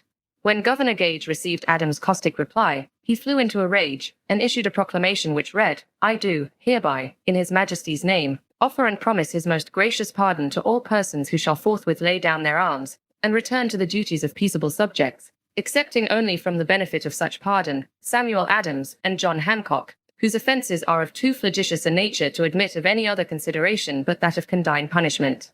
As one might say, in modern slang, Adams and Hancock were on the spot. The threat of the irate governor forced the 2 men to reach another decision, equally as dangerous. They hurriedly called a secret meeting of their staunchest followers. Here the mastermind began to take on momentum. After the meeting had been called to order, Adams locked the door, placed the key in his pocket, and informed all present that it was imperative that a congress of the colonists be organized, and that no man should leave the room until the decision for such a congress had been reached. Great excitement followed. Some weighed the possible consequences of such radicalism. Old man fear. Some expressed grave doubt as to the wisdom of so definite a decision in defiance of the Crown. Locked in that room were 2 men immune to fear, blind to the possibility of failure. Hancock and Adams. Through the influence of their minds, the others were induced to agree that, through the Correspondence Committee, arrangements should be made for a meeting of the First Continental Congress, to be held in Philadelphia, September 5, 1774. Remember this date. It is more important than July 4, 1776. If there had been no decision to hold a Continental Congress, there could have been no signing of the Declaration of Independence. Before the first meeting of the new Congress, another leader, in a different section of the country, was deep in the throes of publishing a summary view of the rights of British America. He was Thomas Jefferson, of the province of Virginia, whose relationship to Lord Dunmore, representative of the Crown in Virginia, was as strained as that of Hancock and Adams with their governor. Shortly after his famous Summary of Rights was published, Jefferson was informed that he was subject to prosecution for high treason against His Majesty's government. Inspired by the threat, one of Jefferson's colleagues, Patrick Henry, boldly spoke his mind, concluding his remarks with a sentence which shall remain forever a classic: "If this be treason, then make the most of it." It was such men as these who, without power, without authority, without military strength, without money, sat in solemn consideration of the destiny of the colonies, beginning at the opening of the First Continental Congress, and continuing at intervals for 2 years until on June 7, 1776, Richard Henry Lee arose, addressed the chair, and to the startled assembly made this motion: "Gentlemen, I make the motion that these united colonies are, and of right ought to be free and independent states, that they be absolved from all allegiance to the British Crown, and that all political connection between them and the state of Great Britain is, and ought to be totally dissolved." Lee's astounding motion was discussed fervently, and at such length that he began to lose patience. Finally, after days of argument, he again took the floor, and declared, in a clear, firm voice, "Mr. President, we have discussed this issue for days. It is the only course for us to follow. Why, then, sir, do we longer delay? Why still deliberate? Let this happy day give birth to an American Republic. Let her arise, not to devastate and to conquer, but to re-establish the reign of peace and of law. The eyes of Europe are fixed upon us. She demands of us a living example of freedom that may exhibit a contrast, in the felicity of the citizen, to the ever-increasing tyranny." Before his motion was finally voted upon, Lee was called back to Virginia because of serious family illness, but before leaving, he placed his cause in the hands of his friend, Thomas Jefferson, who promised to fight until favorable action was taken. Shortly thereafter, the president of the Congress, Hancock, appointed Jefferson as chairman of a committee to draw up a Declaration of Independence. Long and hard the committee labored on a document which would mean, when accepted by the Congress, that every man who signed it would be signing his own death warrant, should the colonies lose in the fight with Great Britain, which was sure to follow. The document was drawn, and on June 28, the original draft was read before the Congress. For several days it was discussed, altered, and made ready. On July 4, 1776, Thomas Jefferson stood before the assembly, and fearlessly read the most momentous decision ever placed upon paper. When in the course of human events it is necessary for one people to dissolve the political bands which have connected them with another, and to assume, among the powers of the earth, the separate and equal station to which the laws of nature, and of nature's God entitle them, a decent respect to the opinions of mankind requires that they should declare the causes which impel them to the separation. When Jefferson finished, the document was voted upon, accepted, and signed by the 56 men, every one staking his own life upon his decision to write his name. By that decision came into existence a nation destined to bring to mankind forever the privilege of making decisions. By decisions made in a similar spirit of faith, and only by such decisions, can men solve their personal problems, and win for themselves high estates of material and spiritual wealth. Let us not forget this. Analyze the events which led to the Declaration of Independence, and be convinced that this nation, which now holds a position of commanding respect and power among all nations of the world, was born of a decision created by a mastermind, consisting of 56 men. Note well, the fact that it was their decision which ensured the success of Washington's armies, because the spirit of that decision was in the heart of every soldier who fought with him, and served as a spiritual power which recognizes no such thing as failure. Note, also, with great personal benefit, that the power which gave this nation its freedom is the self-same power that must be used by every individual who becomes self-determining. This power is made up of the principles described in this book. It will not be difficult to detect, in the story of the Declaration of Independence, at least 6 of these principles: desire, decision, faith, persistence, the mastermind, and organized planning. Throughout this philosophy will be found the suggestion that thought, backed by strong desire, has a tendency to transmute itself into its physical equivalent. Before passing on, I wish to leave with you the suggestion that one may find in this story, and in the story of the organization of the United States Steel Corporation, a perfect description of the method by which thought makes this astounding transformation. In your search for the secret of the method, do not look for a miracle, because you will not find it. You will find only the eternal laws of nature. These laws are available to every person who has the faith and the courage to use them. They may be used to bring freedom to a nation, or to accumulate riches. There is no charge save the time necessary to understand and appropriate them. Those who reach decisions promptly and definitely know what they want and generally get it. The leaders in every walk of life decide quickly and firmly. That is the major reason why they are leaders. The world has the habit of making room for the man whose words and actions show that he knows where he is going. Indecision is a habit which usually begins in youth. The habit takes on permanency as the youth goes through graded school, high school, and even through college, without definiteness of purpose. The major weakness of all educational systems is that they neither teach nor encourage the habit of definite decision. It would be beneficial if no college would permit the enrollment of any student, unless and until the student declared his major purpose in matriculating. It would be of still greater benefit if every student who enters the graded schools were compelled to accept training in the habit of decision, and forced to pass a satisfactory examination on this subject before being permitted to advance in the grades. The habit of indecision acquired because of the deficiencies of our school systems goes with the student into the occupation he chooses. In fact, he chooses his occupation. Generally, the youth just out of school seeks any job that can be found. He takes the first place he finds, because he has fallen into the habit of indecision. 98 out of every 100 people working for wages today are in the positions they hold because they lacked the definiteness of decision to plan a definite position and the knowledge of how to choose an employer. Definiteness of decision always requires courage, sometimes very great courage.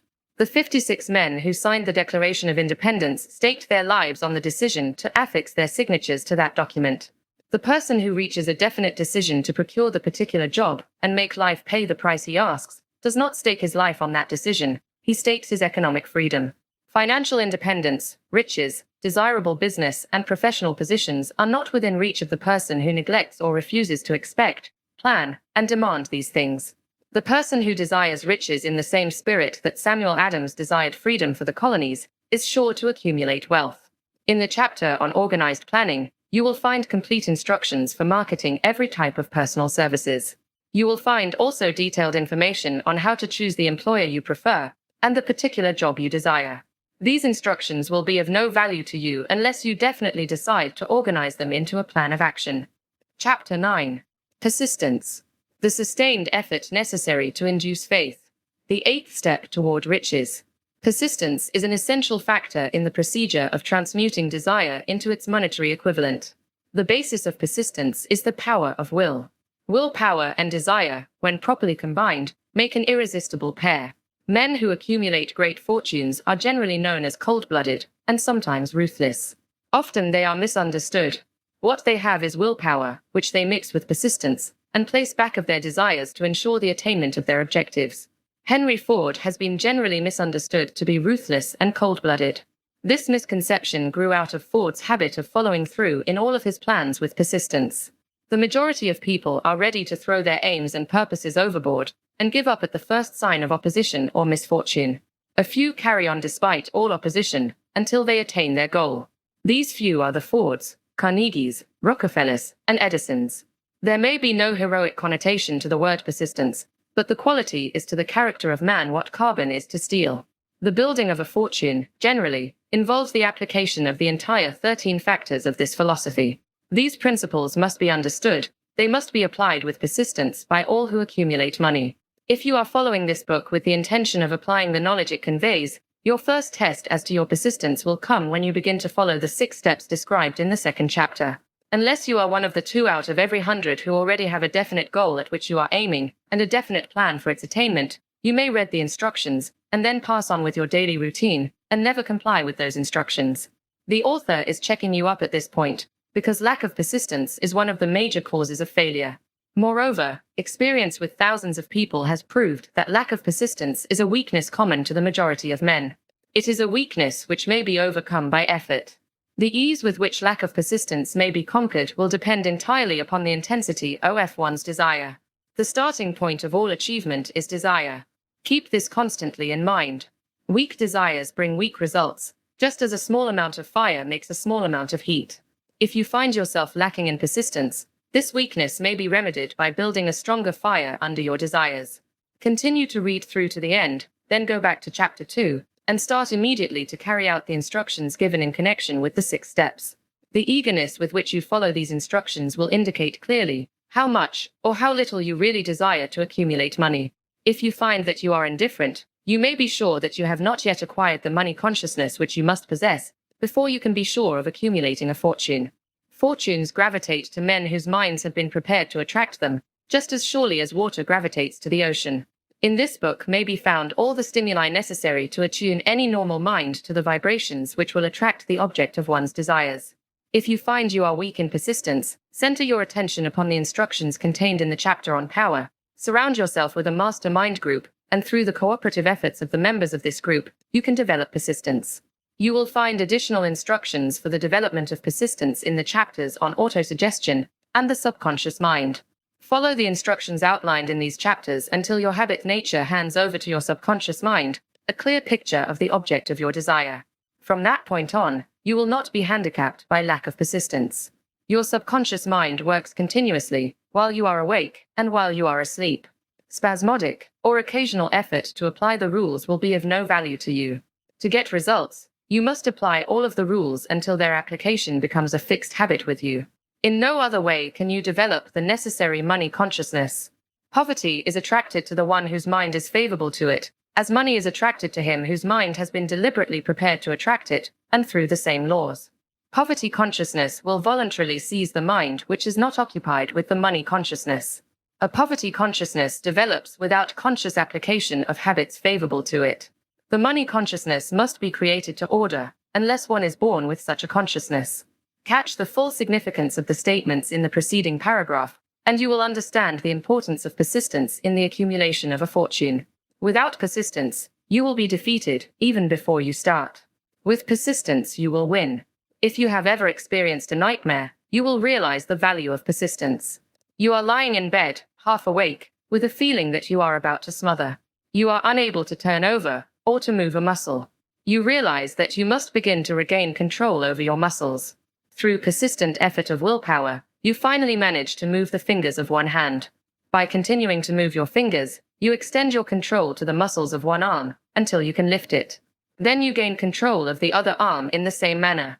You finally gain control over the muscles of one leg, and then extend it to the other leg. Then with one supreme effort will you regain complete control over your muscular system, and snap out of your nightmare. The trick has been turned step by step. You may find it necessary to snap out of your mental inertia through a similar procedure, moving slowly at first, then increasing your speed, until you gain complete control over your will. Be persistent no matter how slowly you may, at first, have to move. With persistence will come success. If you select your mastermind group with care, you will have in it at least one person who will aid you in the development of persistence. Some men who have accumulated great fortunes did so because of necessity. They developed the habit of persistence because they were so closely driven by circumstances that they had to become persistent. There is no substitute for persistence. It cannot be supplanted by any other quality. Remember this, and it will hearten you in the beginning, when the going may seem difficult and slow. Those who have cultivated the habit of persistence seem to enjoy insurance against failure. No matter how many times they are defeated, they finally arrive up toward the top of the ladder. Sometimes it appears that there is a hidden guide whose duty is to test men through all sorts of discouraging experiences. Those who pick themselves up after defeat and keep on trying arrive, and the world cries, "Bravo! I knew you could do it." The hidden guide lets no one enjoy great achievement without passing the persistence test. Those who can't take it simply do not make the grade. Those who can take it are bountifully rewarded for their persistence. They receive, as their compensation, whatever goal they are pursuing. That is not all. They receive something infinitely more important than material compensation: the knowledge that every failure brings with it the seed of an equivalent advantage. There are exceptions to this rule. A few people know from experience the soundness of persistence. They are the ones who have not accepted defeat as being anything more than temporary. They are the ones whose desires are so persistently applied that defeat is finally changed into victory. We who stand on the sidelines of life see the overwhelmingly large number who go down in defeat, never to rise again. We see the few who take the punishment of defeat as an urge to greater effort. These, fortunately, never learn to accept life's reverse gear. But what we do not see, what most of us never suspect of existing, is the silent but irresistible power which comes to the rescue of those who fight on in the face of discouragement. If we speak of this power at all, we call it persistence, and let it go at that. One thing we all know, if one does not possess persistence, one does not achieve noteworthy success in any calling. As these lines are being written, I look up from my work and see before me, less than a block away, the great mysterious Broadway, the graveyard of dead hopes, and the front porch of opportunity. From all over the world, people have come to Broadway, seeking fame, fortune, power, love, or whatever it is that human beings call success. Once in a great while someone steps out from the long procession of seekers, and the world hears that another person has mastered Broadway. But Broadway is not easily nor quickly conquered. She acknowledges talent, recognizes genius, pays off in money, only after one has refused to quit.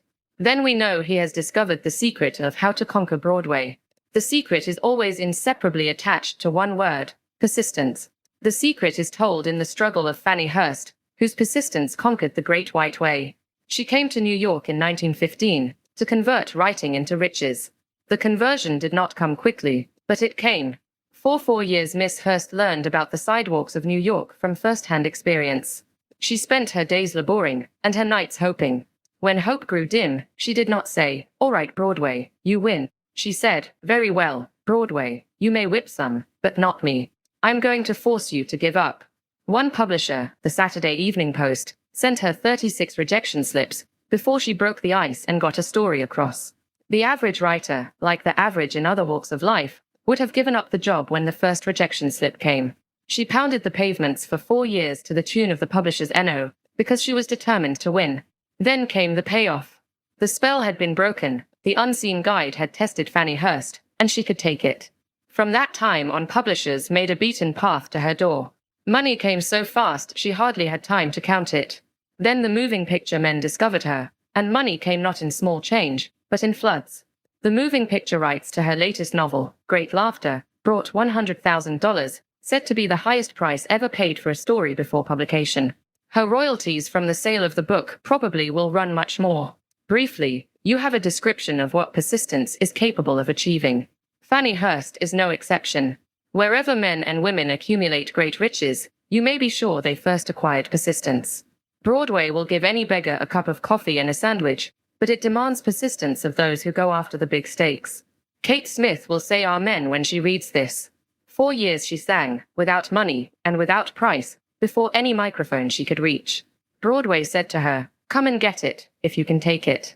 She did take it until one happy day Broadway got tired and said, "Oh, what's the use? You don't know when you're whipped, so name your price, and go to work in earnest." Miss Smith named her price. It was plenty. Away up in figures so high that 1 week's salary is far more than most people make in a whole year. Verily, it pays to be persistent. And here is an encouraging statement which carries with it a suggestion of great significance. Thousands of singers who excel Kate Smith are walking up and down Broadway looking for a break without success.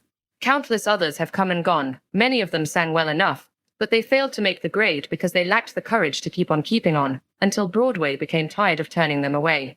Persistence is a state of mind, therefore it can be cultivated. Like all states of mind, persistence is based upon definite causes, among them these. A. Definiteness of purpose. Knowing what one wants is the first and, perhaps, the most important step toward the development of persistence. A strong motive forces one to surmount many difficulties. B. Desire. It is comparatively easy to acquire and to maintain persistence in pursuing the object of intense desire. C. Self-reliance. Belief in one's ability to carry out a plan encourages one to follow the plan through with persistence. Self-reliance can be developed through the principle described in the chapter on autosuggestion. D. Definiteness of plans. Organized plans, even though they may be weak and entirely impractical, encourage persistence. E. Accurate knowledge. Knowing that one's plans are sound, based upon experience or observation, encourages persistence. Guessing instead of knowing destroys persistence. F. Cooperation. Sympathy, understanding, and harmonious cooperation with others tend to develop persistence. G. Willpower. The habit of concentrating one's thoughts upon the building of plans for the attainment of a definite purpose leads to persistence. H. Habit. Persistence is the direct result of habit. The mind absorbs and becomes a part of the daily experiences upon which it feeds.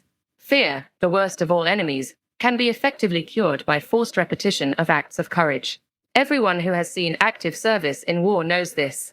Before leaving the subject of persistence, take inventory of yourself and determine in what particular, if any, you are lacking in this essential quality. Measure yourself courageously, point by point, and see how many of the 8 factors of persistence you lack. The analysis may lead to discoveries that will give you a new grip on yourself. Symptoms of lack of persistence. Here you will find the real enemies which stand between you and noteworthy achievement. Here you will find not only the symptoms indicating weakness of persistence, but also the deeply seated subconscious causes of this weakness. Study the list carefully, and face yourself squarely if you really wish to know who you are, and what you are capable of doing. These are the weaknesses which must be mastered by all who accumulate riches. 1. Failure to recognize and to clearly define exactly what one wants. 2. Procrastination, with or without cause, usually backed up with a formidable array of alibis and excuses. 3. Lack of interest in acquiring specialized knowledge. 4. Indecision, the habit of passing the buck on all occasions, instead of facing issues squarely, also backed by alibis. 5. The habit of relying upon alibis instead of creating definite plans for the solution of problems. 6. Self-satisfaction. There is but little remedy for this affliction, and no hope for those who suffer from it. 7. Indifference, usually reflected in one's readiness to compromise on all occasions, rather than meet opposition and fight it. 8. The habit of blaming others for one's mistakes, and accepting unfavorable circumstances as being unavoidable. 9. Weakness of desire, due to neglect in the choice of motives that impel action. 10. Willingness, even eagerness, to quit at the first sign of defeat, based upon one or more of the 6 basic fears. 11. Lack of organized plans, placed in writing where they may be analyzed. 12. The habit of neglecting to move on ideas, or to grasp opportunity when it presents itself. 13. Wishing instead of willing. 14. The habit of compromising with poverty instead of aiming at riches. General absence of ambition to be, to do, and to own. 15. Searching for all the shortcuts to riches, trying to get without giving a fair equivalent, usually reflected in the habit of gambling, endeavoring to drive sharp bargains. 16. Fear of criticism, failure to create plans and to put them into action, because of what other people will think, do, or say. This enemy belongs at the head of the list, because it generally exists in one's subconscious mind, where its presence is not recognized. See the 6 basic fears in a later chapter. Let us examine some of the symptoms of the fear of criticism. The majority of people permit relatives, friends, and the public at large to so influence them that they cannot live their own lives, because they fear criticism. Huge numbers of people make mistakes in marriage, stand by the bargain, and go through life miserable and unhappy, because they fear criticism which may follow if they correct the mistake. Anyone who has submitted to this form of fear knows the irreparable damage it does, by destroying ambition, self-reliance, and the desire to achieve. Millions of people neglect to acquire belated educations, after having left school, because they fear criticism. Countless numbers of men and women, both young and old, permit relatives to wreck their lives in the name of duty, because they fear criticism. Duty does not require any person to submit to the destruction of his personal ambitions and the right to live his own life in his own way. People refuse to take chances in business, because they fear the criticism which may follow if they fail. The fear of criticism, in such cases, is stronger than the desire for success. Too many people refuse to set high goals for themselves, or even neglect selecting a career, because they fear the criticism of relatives and friends who may say, "Don't aim so high, people will think you are crazy." When Andrew Carnegie suggested that I devote 20 years to the organization of a philosophy of individual achievement, my first impulse of thought was fear of what people might say. The suggestion set up a goal for me, far out of proportion to any I had ever conceived. As quick as a flash, my mind began to create alibis and excuses, all of them traceable to the inherent fear of criticism. Something inside of me said, "You can't do it, the job is too big, and requires too much time. What will your relatives think of you? How will you earn a living? No one has ever organized a philosophy of success. What right have you to believe you can do it? Who are you, anyway, to aim so high? Remember your humble birth. What do you know about philosophy? People will think you are crazy." And they did. Why hasn't some other person done this before now? These, and many other questions flashed into my mind, and demanded attention. It seemed as if the whole world had suddenly turned its attention to me with the purpose of ridiculing me into giving up all desire to carry out Mr. Carnegie's suggestion. I had a fine opportunity, then and there, to kill off ambition before it gained control of me. Later in life, after having analyzed thousands of people, I discovered that most ideas are stillborn, and need the breath of life injected into them through definite plans of immediate action. The time to nurse an idea is at the time of its birth. Every minute it lives gives it a better chance of surviving. The fear of criticism is at the bottom of the destruction of most ideas which never reach the planning and action stage. Many people believe that material success is the result of favorable breaks. There is an element of ground for the belief, but those depending entirely upon luck are nearly always disappointed, because they overlook another important factor which must be present before one can be sure of success. It is the knowledge with which favorable breaks can be made to order. During the Depression, W.C. Fields, the comedian, lost all his money and found himself without income, without a job, and his means of earning a living, vaudeville, no longer existed. Moreover, he was past 60, when many men consider themselves old. He was so eager to stage a comeback that he offered to work without pay, in a new field, movies. In addition to his other troubles, he fell and injured his neck. To many that would have been the place to give up and quit. But Fields was persistent. He knew that if he carried on he would get the breaks sooner or later, and he did get them, but not by chance. Marie Dressler found herself down and out, with her money gone, with no job, when she was about 60. She, too, went after the breaks, and got them. Her persistence brought an astounding triumph late in life, long beyond the age when most men and women are done with ambition to achieve. Eddie Cantor lost his money in the 1929 stock crash, but he still had his persistence and his courage. With these, plus 2 prominent eyes, he exploited himself back into an income of $10,000 a week. Verily, if one has persistence, one can get along very well without many other qualities. The only break anyone can afford to rely upon is a self-made break. These come through the application of persistence.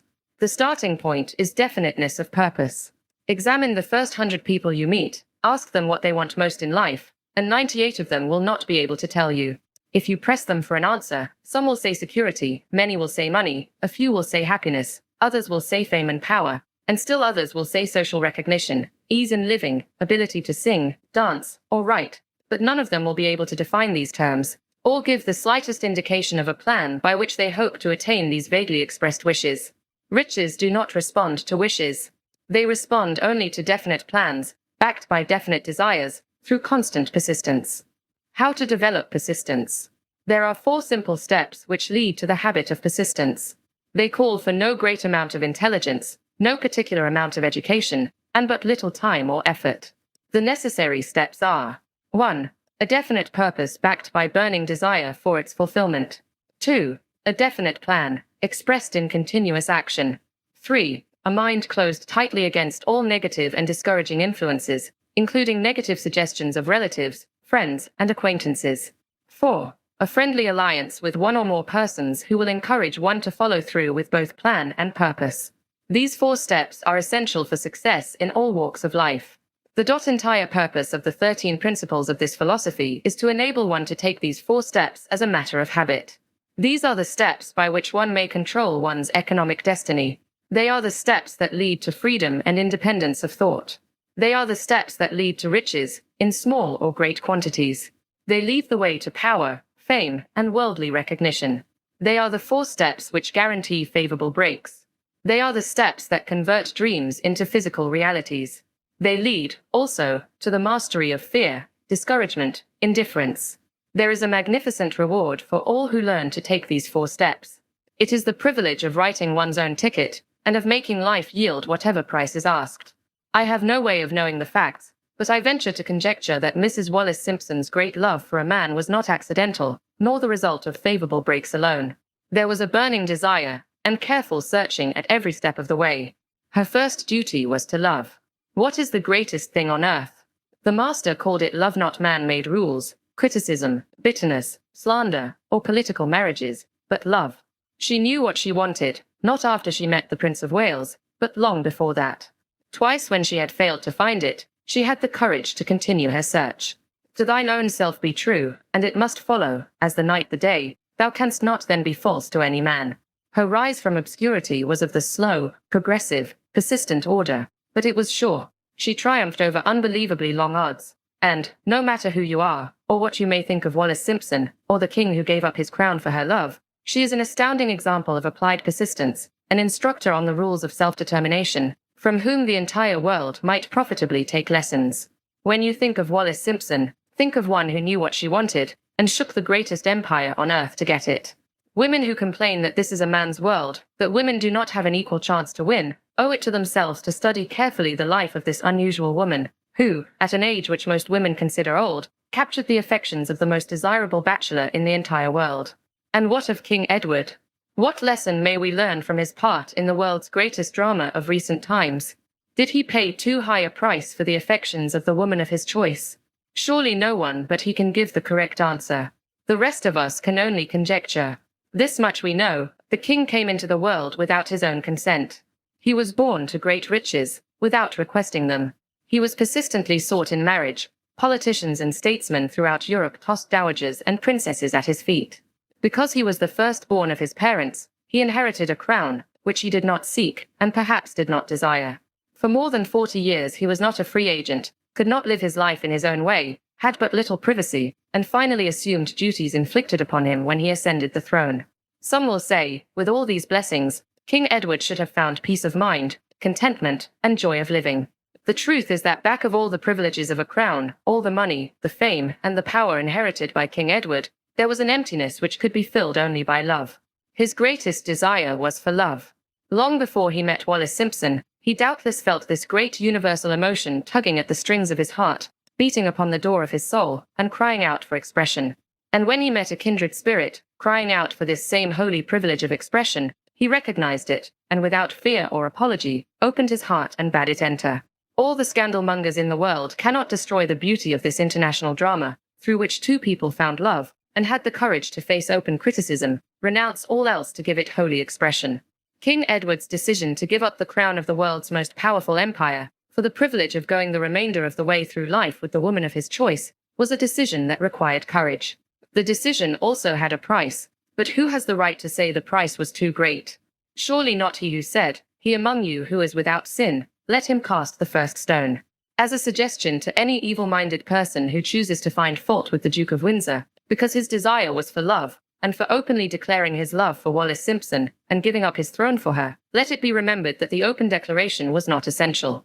He could have followed the custom of clandestine liaison which has prevailed in Europe for centuries, without giving up either his throne or the woman of his choice, and there would have been no complaint from either church or laity. But this unusual man was built of sterner stuff. His love was clean. It was deep and sincere.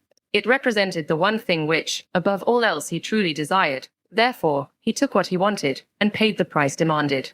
If Europe had been blessed with more rulers with the human heart and the traits of honesty of ex-King Edward, for the past century, that unfortunate hemisphere now seething with greed, hate, lust, political connivance, and threats of war, would have a different and a better story to tell. A story in which love and not hate would rule. In the words of Stuart Austin, we raise our cup and drink this toast to ex-King Edward and Wallis Simpson. Blessed is the man who has come to know that our muted thoughts are our sweetest thoughts. Blessed is the man who, from the blackest depths, can see the luminous figure of love, and seeing, sing, and singing, say, "Sweeter far than uttered lays are the thoughts I have of you." In these words would we pay tribute to the two people who, more than all others of modern times, have been the victims of criticism and the recipients of abuse, because they found life's greatest treasure, and claimed it. Most of the world will applaud the Duke of Windsor and Wallis Simpson, because of their persistence in searching until they found life's greatest reward. All of us can profit by following their example in our own search for that which we demand of life. What mystical power gives to men of persistence the capacity to master difficulties? Does the quality of persistence set up in one's mind some form of spiritual, mental, or chemical activity which gives one access to supernatural forces? Does infinite intelligence throw itself on the side of the person who still fights on, after the battle has been lost, with the whole world on the opposing side? These and many other similar questions have arisen in my mind as I have observed men like Henry Ford, who started at scratch and built an industrial empire of huge proportions, with little else in the way of a beginning but persistence. Or Thomas A. Edison, who, with less than 3 months of schooling, became the world's leading inventor and converted persistence into the talking machine, the moving picture machine, and the incandescent light, to say nothing of 100 other useful inventions. I had the happy privilege of analyzing both Mr. Edison and Mr. Ford, year by year, over a long period of years, and therefore, the opportunity to study them at close range. So I speak from actual knowledge when I say that I found no quality save persistence, in either of them, that even remotely suggested the major source of their stupendous achievements. As one makes an impartial study of the prophets, philosophers, miracle men, and religious leaders of the past, one is drawn to the inevitable conclusion that persistence, concentration of effort, and definiteness of purpose were the major sources of their achievements. Consider, for example, the strange and fascinating story of Mohammed. Analyze his life, compare him with men of achievement in this modern age of industry and finance, and observe how they have one outstanding trait in common: persistence. If you are keenly interested in studying the strange power which gives potency to persistence, read a biography of Mohammed, especially the one by Asad Bey. This brief review of that book, by Thomas Segru, in the Herald Tribune, will provide a preview of the rare treat in store for those who take the time to read the entire story of one of the most astounding examples of the power of persistence known to civilization. The Last Great Prophet. Reviewed by Thomas Segru. Mohammed was a prophet, but he never performed a miracle. He was not a mystic. He had no formal schooling. He did not begin his mission until he was 40. When he announced that he was the messenger of God, bringing word of the true religion, he was ridiculed and labeled a lunatic. Children tripped him and women threw filth upon him. He was banished from his native city, Mecca, and his followers were stripped of their worldly goods and sent into the desert after him. When he had been preaching 10 years, he had nothing to show for it but banishment, poverty, and ridicule. Yet before another 10 years had passed, he was dictator of all Arabia, ruler of Mecca, and the head of a new world religion which was to sweep to the Danube and the Pyrenees before exhausting the impetus he gave it. That impetus was threefold: the power of words, the efficacy of prayer, and man's kinship with God. His career never made sense. Mohammed was born to impoverished members of a leading family of Mecca. Because Mecca, the crossroads of the world, home of the magic stone called the Kaaba, great city of trade and the center of trade routes, was unsanitary, its children were sent to be raised in the desert by Bedouins. Mohammed was thus nurtured, drawing strength and health from the milk of nomad, vicarious mothers. He tended sheep and soon hired out to a rich widow as leader of her caravans. He traveled to all parts of the Eastern world, talked with many men of diverse beliefs, and observed the decline of Christianity into warring sects. When he was 28, Khadijah, the widow, looked upon him with favor and married him. Her father would have objected to such a marriage, so she got him drunk and held him up while he gave the paternal blessing. For the next 12 years, Mohammed lived as a rich and respected and very shrewd trader. Then he took to wandering in the desert, and one day he returned with the first verse of the Quran and told Khadijah that the archangel Gabriel had appeared to him and said that he was to be the messenger of God. The Quran, the revealed word of God, was the closest thing to a miracle in Mohammed's life. He had not been a poet. He had no gift of words. Yet the verses of the Quran, as he received them and recited them to the faithful, were better than any verses which the professional poets of the tribes could produce. This, to the Arabs, was a miracle. To them the gift of words was the greatest gift. The poet was all-powerful. In addition, the Quran said that all men were equal before God, that the world should be a democratic state Islam. It was this political heresy, plus Mohammed's desire to destroy all the 360 idols in the courtyard of the Kaaba, which brought about his banishment. The idols brought the desert tribes to Mecca, and that meant trade. So the businessmen of Mecca, the capitalists, of which he had been one, set upon Mohammed. Then he retreated to the desert and demanded sovereignty over the world. The rise of Islam began. Out of the desert came a flame which would not be extinguished, a democratic army fighting as a unit and prepared to die without wincing. Mohammed had invited the Jews and Christians to join him, for he was not building a new religion. He was calling all who believed in one God to join in a single faith. If the Jews and Christians had accepted his invitation, Islam would have conquered the world. They didn't. They would not even accept Mohammed's innovation of humane warfare. When the armies of the Prophet entered Jerusalem, not a single person was killed because of his faith. When the Crusaders entered the city, centuries later, not a Muslim man, woman, or child was spared. But the Christians did accept one Muslim idea, the place of learning, the university. Chapter 10. Power of the Mastermind. The driving force. The ninth step toward riches. Power is essential for success in the accumulation of money. Plans are inert and useless, without sufficient power to translate them into action. This chapter will describe the method by which an individual may attain and apply power. Power may be defined as organized and intelligently directed knowledge. Power, as the term is here used, refers to organized effort, sufficient to enable an individual to transmute desire into its monetary equivalent. Organized effort is produced through the coordination of effort of two or more people who work toward a definite end in a spirit of harmony. Power is required for the accumulation of money. Power is necessary for the retention of money after it has been accumulated. Let us ascertain how power may be acquired. If power is organized knowledge, let us examine the sources of knowledge.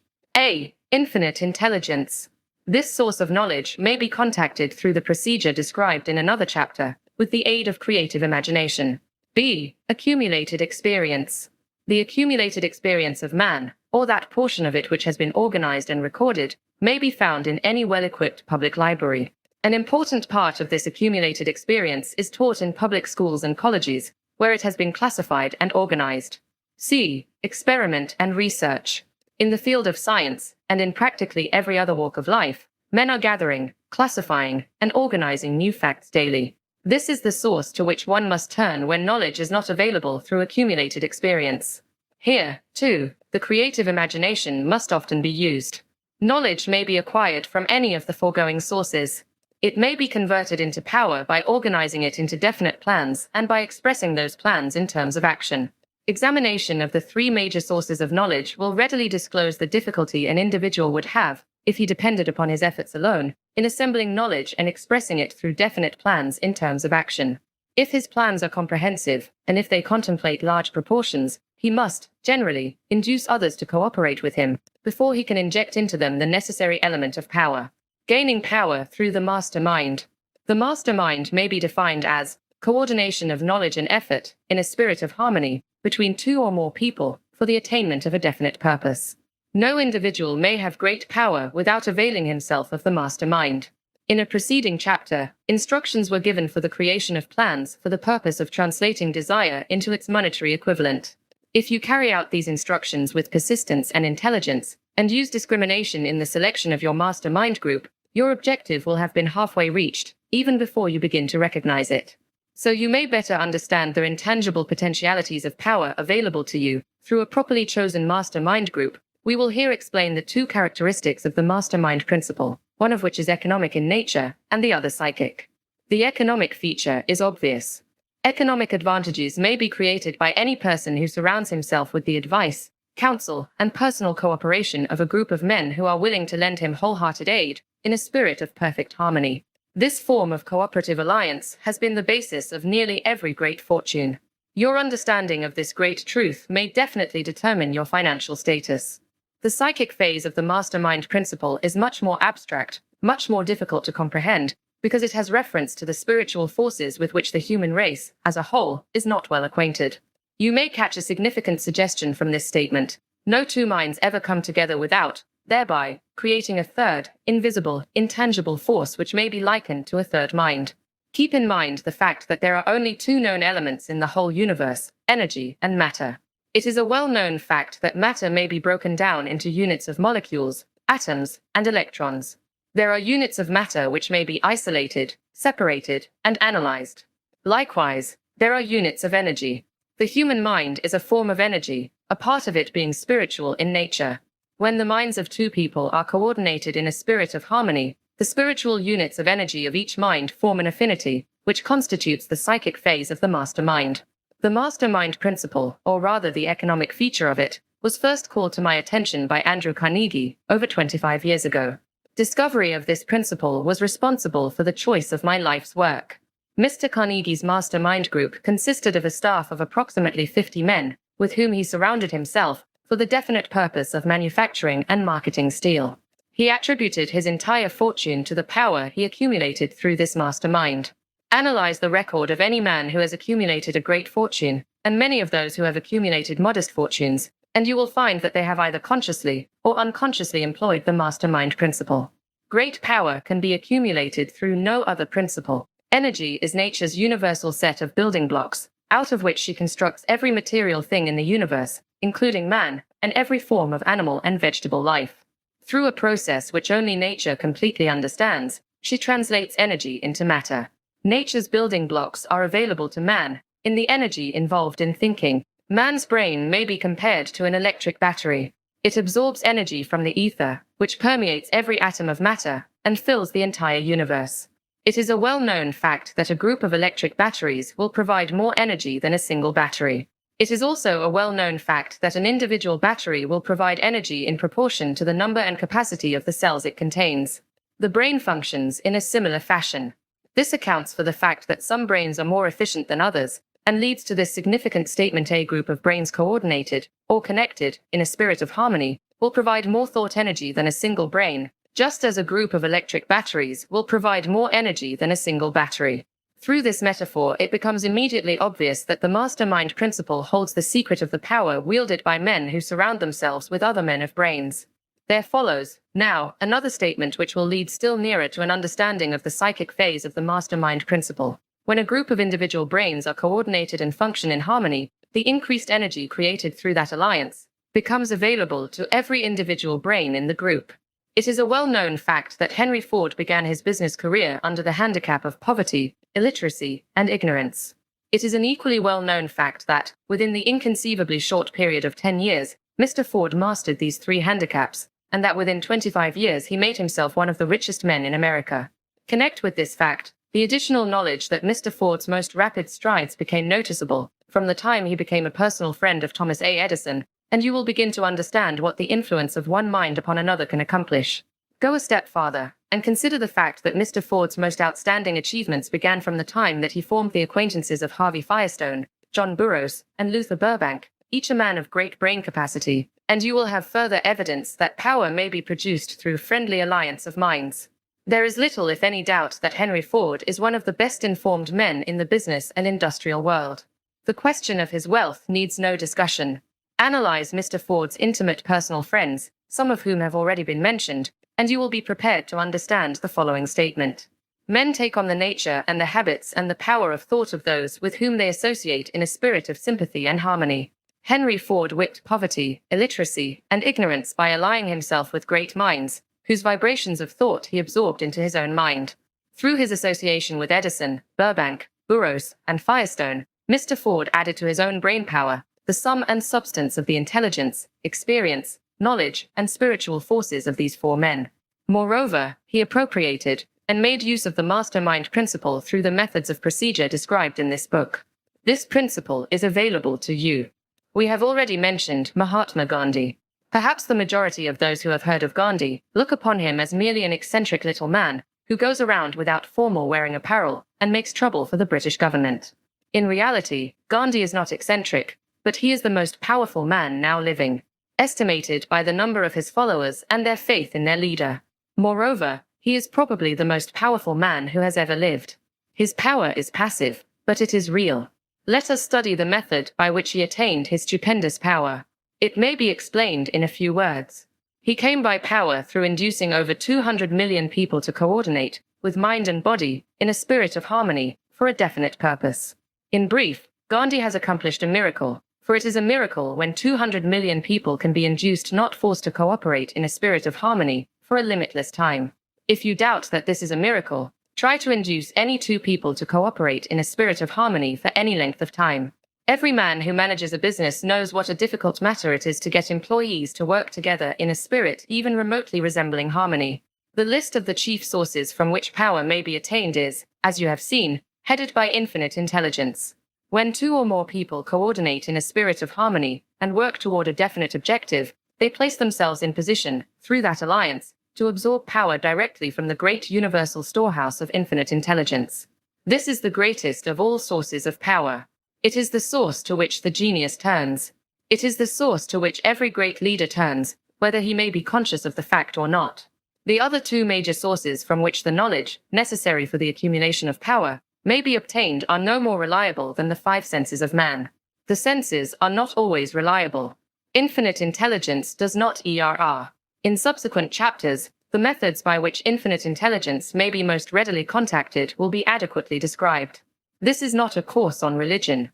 No fundamental principle described in this book should be interpreted as being intended to interfere either directly or indirectly with any man's religious habits.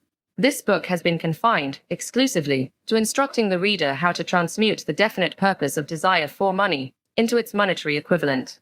Read, think, and meditate as you read. Soon, the entire subject will unfold, and you will see it in perspective. You are now seeing the detail of the individual chapters. Money is as shy and elusive as the old-time maiden. It must be wooed and won by methods not unlike those used by a determined lover in pursuit of the girl of his choice. And, coincidental as it is, the power used in the wooing of money is not greatly different from that used in wooing a maiden. That power, when successfully used in the pursuit of money, must be mixed with faith. It must be mixed with desire. It must be mixed with persistence. It must be applied through a plan, and that plan must be set into action. When money comes in quantities known as the big money, it flows to the one who accumulates it, as easily as water flows downhill. There exists a great unseen stream of power, which may be compared to a river, except that one side flows in one direction, carrying all who get into that side of the stream, onward and upward to wealth, and the other side flows in the opposite direction, carrying all who are unfortunate enough to get into it, and not able to extricate themselves from it, downward to misery and poverty. Every man who has accumulated a great fortune has recognized the existence of this stream of life. It consists of one's thinking process. The positive emotions of thought form the side of the stream which carries one to fortune.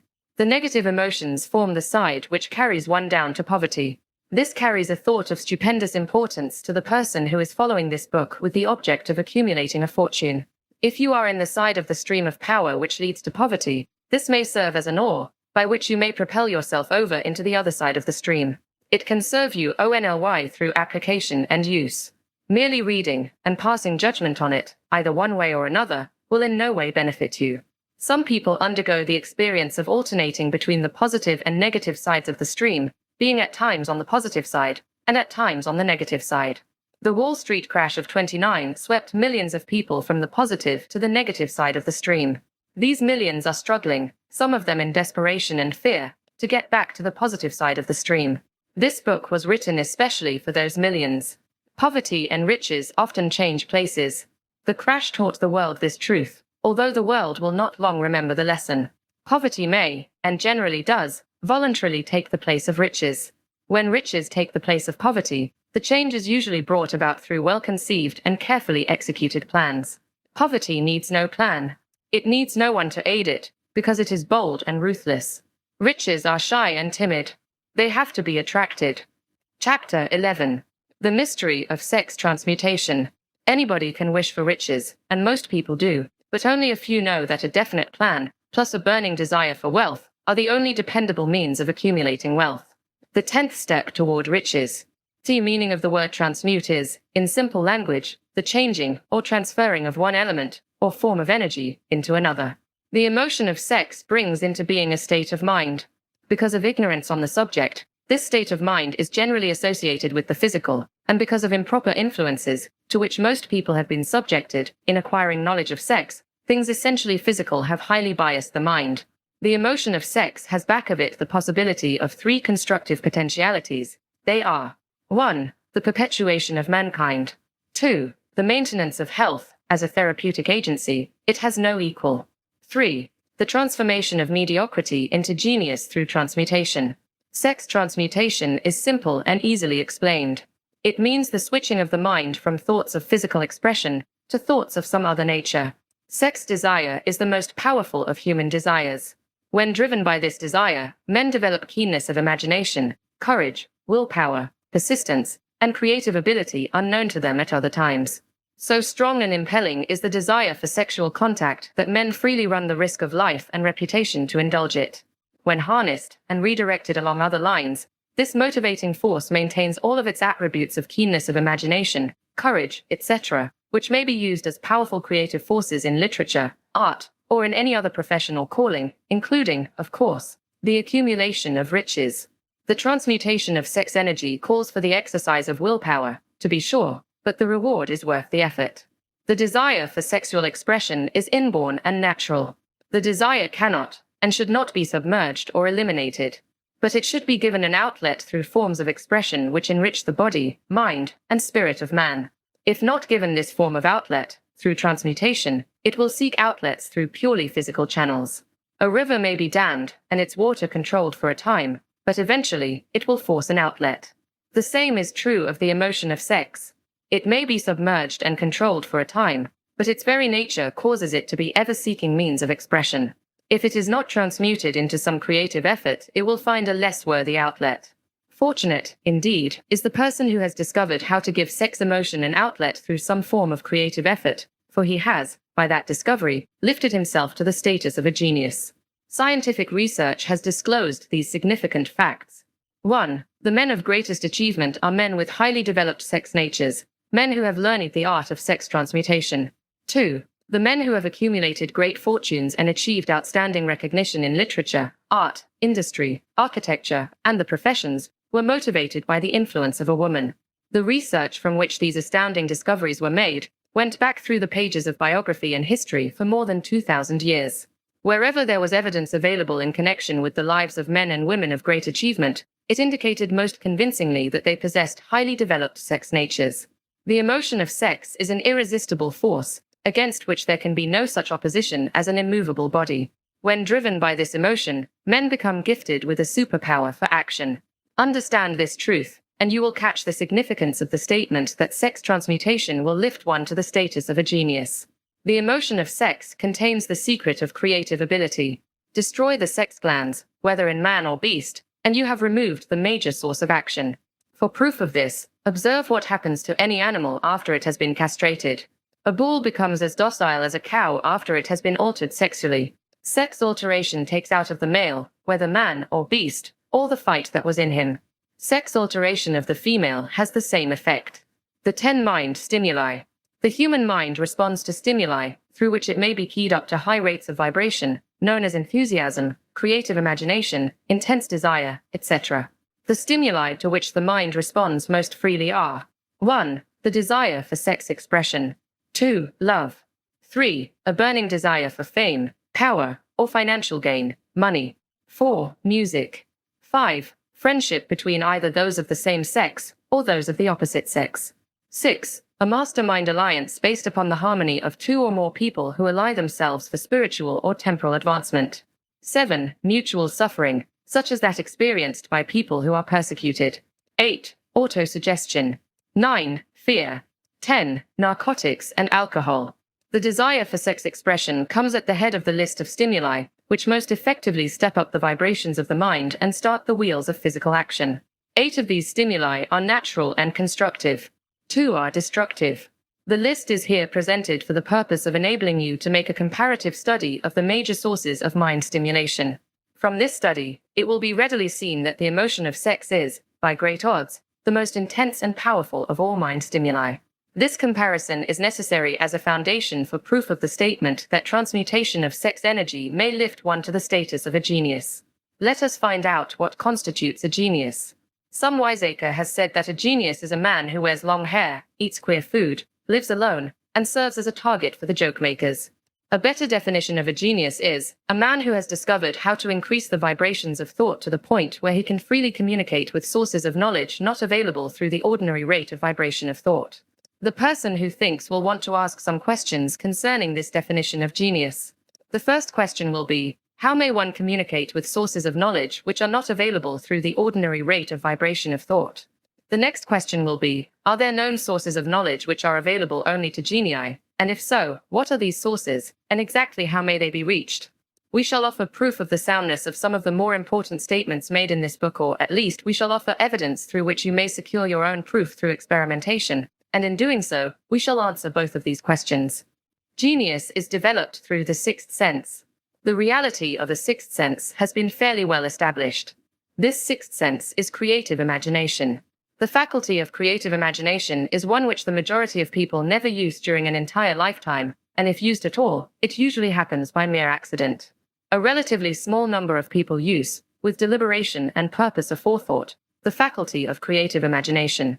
Those who use this faculty voluntarily, and with understanding of its functions, are genii. The faculty of creative imagination is the direct link between the finite mind of man and infinite intelligence. All so-called revelations, referred to in the realm of religion, and all discoveries of basic or new principles in the field of invention, take place through the faculty of creative imagination. When ideas or concepts flash into one's mind, through what is popularly called a hunch, They come from one or more of the following sources. 1. Infinite intelligence. 2. One's subconscious mind, wherein is stored every sense impression and thought impulse which ever reached the brain through any of the 5 senses. 3. From the mind of some other person who has just released the thought, or picture of the idea or concept, through conscious thought, or 4. From the other person's subconscious storehouse. There are no other known sources from which inspired ideas or hunches may be received. The creative imagination functions best when the mind is vibrating, due to some form of mind stimulation, at an exceedingly high rate. That is, when the mind is functioning at a rate of vibration higher than that of ordinary, normal thought. When brain action has been stimulated, through one or more of the 10 mind stimulants, it has the effect of lifting the individual far above the horizon of ordinary thought, and permits him to envision distance, scope, and quality of thoughts not available on the lower plane, such as that occupied while one is engaged in the solution of the problems of business and professional routine. When lifted to this higher level of thought, through any form of mind stimulation, an individual occupies, relatively, the same position as one who has ascended in an airplane to a height from which he may see over and beyond the horizon line which limits his vision, while on the ground. Moreover, while on this higher level of thought, the individual is not hampered or bound by any of the stimuli which circumscribe and limit his vision while wrestling with the problems of gaining the 3 basic necessities of food, clothing, and shelter. He is in a world of thought in which the ordinary, workaday thoughts have been as effectively removed as are the hills and valleys and other limitations of physical vision when he rises in an airplane. While on this exalted plane of thought, the creative faculty of the mind is given freedom for action. The way has been cleared for the 6th sense to function. It becomes receptive to ideas which could not reach the individual under any other circumstances. The 6th sense is the faculty which marks the difference between a genius and an ordinary individual. The creative faculty becomes more alert and receptive to vibrations originating outside the individual's subconscious mind, the more this faculty is used, and the more the individual relies upon it, and makes demands upon it for thought impulses. This faculty can be cultivated and developed only through use. That which is known as one's conscience operates entirely through the faculty of the 6th sense. The great artists, writers, musicians, and poets become great, because they acquire the habit of relying upon the still small voice which speaks from within, through the faculty of creative imagination. It is a fact well known to people who have keen imaginations that their best ideas come through so-called hunches. There is a great orator who does not attain to greatness until he closes his eyes and begins to rely entirely upon the faculty of creative imagination. When asked why he closed his eyes just before the climaxes of his oratory, he replied, "I do it, because then I speak through ideas which come to me from within." One of America's most successful and best-known financiers followed the habit of closing his eyes for 2 or 3 minutes before making a decision. When asked why he did this, he replied, "With my eyes closed, I am able to draw upon a source of superior intelligence." The late Dr. Elmer R. Gates, of Chevy Chase, Maryland, created more than 200 useful patents, many of them basic, through the process of cultivating and using the creative faculty. His method is both significant and interesting to one interested in attaining to the status of genius, in which category Dr. Gates unquestionably belonged. Dr. Gates was one of the really great, though less publicized scientists of the world. In his laboratory, he had what he called his personal communication room. It was practically soundproof, and so arranged that all light could be shut out. It was equipped with a small table, on which he kept a pad of writing paper. In front of the table, on the wall, was an electric push-button, which controlled the lights. When Dr. Gates desired to draw upon the forces available to him through his creative imagination, he would go into this room, seat himself at the table, shut off the lights, and concentrate upon the known factors of the invention on which he was working, remaining in that position until ideas began to flash into his mind in connection with the unknown factors of the invention. On one occasion, ideas came through so fast that he was forced to write for almost 3 hours. When the thoughts stopped flowing, and he examined his notes, he found they contained a minute description of principles which had not a parallel among the known data of the scientific world. Moreover, the answer to his problem was intelligently presented in those notes. In this manner Dr. Gates completed over 200 patents, which had been begun, but not completed, by half-baked brains. Evidence of the truth of this statement is in the United States Patent Office. Dr. Gates earned his living by sitting for ideas for individuals and corporations. Some of the largest corporations in America paid him substantial fees, by the hour, for sitting for ideas. The reasoning faculty is often faulty, because it is largely guided by one's accumulated experience. Not all knowledge, which one accumulates through experience, is accurate. ideas received through the creative faculty are much more reliable, for the reason that they come from sources more reliable than any which are available to the reasoning faculty of the mind. The major difference between the genius and the ordinary crank inventor may be found in the fact that the genius works through his faculty of creative imagination, while the crank knows nothing of this faculty. The scientific inventor, such as Mr. Edison and Dr. Gates, makes use of both the synthetic and the creative faculties of imagination. For example, the scientific inventor, or genius, begins an invention by organizing and combining the known ideas, or principles accumulated through experience, through the synthetic faculty, the reasoning faculty. If he finds this accumulated knowledge to be insufficient for the completion of his invention, he then draws upon the sources of knowledge available to him through his creative faculty. The method by which he does this varies with the individual, but this is the sum and substance of his procedure. 1. He stimulates his mind so that it vibrates on a higher-than-average plane, using one or more of the 10 mind stimulants or some other stimulant of his choice. 2. He concentrates upon the known factors, the finished part, of his invention, and creates in his mind a perfect picture of unknown factors, the unfinished part, of his invention. He holds this picture in mind until it has been taken over by the subconscious mind, then relaxes by clearing his mind of all thought, and waits for his answer to flash into his mind. Sometimes the results are both definite and immediate. At other times, the results are negative, depending upon the state of development of the sixth sense, or creative faculty. Mr. Edison tried out more than 10,000 different combinations of ideas through the synthetic faculty of his imagination before he tuned in through the creative faculty, and got the answer which perfected the incandescent light. His experience was similar when he produced the talking machine. There is plenty of reliable evidence that the faculty of creative imagination exists. This evidence is available through accurate analysis of men who have become leaders in their respective callings, without having had extensive educations. Lincoln was a notable example of a great leader who achieved greatness through the discovery and use of his faculty of creative imagination. He discovered and began to use this faculty as the result of the stimulation of love which he experienced after he met in Rutledge, a statement of the highest significance in connection with the study of the source of genius.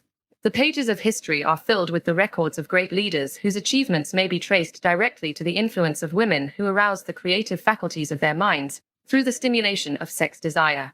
Napoleon Bonaparte was one of these. When inspired by his first wife, Josephine, he was irresistible and invincible. When his better judgment or reasoning faculty prompted him to put Josephine aside, he began to decline. His defeat and St. Helena were not far distant. If good taste would permit, we might easily mention scores of men, well known to the American people, who climbed to great heights of achievement under the stimulating influence of their wives, only to drop back to destruction after money and power went to their heads, and they put aside the old wife for a new one. Napoleon was not the only man to discover that sex influence, from the right source, is more powerful than any substitute of expediency, which may be created by mere reason. The human mind responds to stimulation. Among the greatest and most powerful of these stimuli is the urge of sex.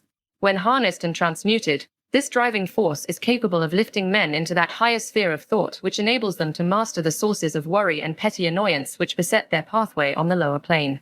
Unfortunately, only the genii have made the discovery. Others have accepted the experience of sex urge, without discovering one of its major potentialities, a fact which accounts for the great number of others as compared to the limited number of genii. For the purpose of refreshing the memory, in connection with the facts available from the biographies of certain men, we here present the names of a few men of outstanding achievement, each of whom was known to have been of a highly sexed nature. The genius which was theirs undoubtedly found its source of power in transmuted sex energy. George Washington, Napoleon Bonaparte, William Shakespeare, Abraham Lincoln, Ralph Waldo Emerson, Robert Burns, Thomas Jefferson, Elbert Hubbard, Elbert H. Gary, Oscar Wilde, Woodrow Wilson, John H. Patterson, Andrew Jackson, Enrico Caruso. Your own knowledge of biography will enable you to add to this list. Find, if you can, a single man, in all history of civilization, who achieved outstanding success in any calling, who was not driven by a well-developed sex nature.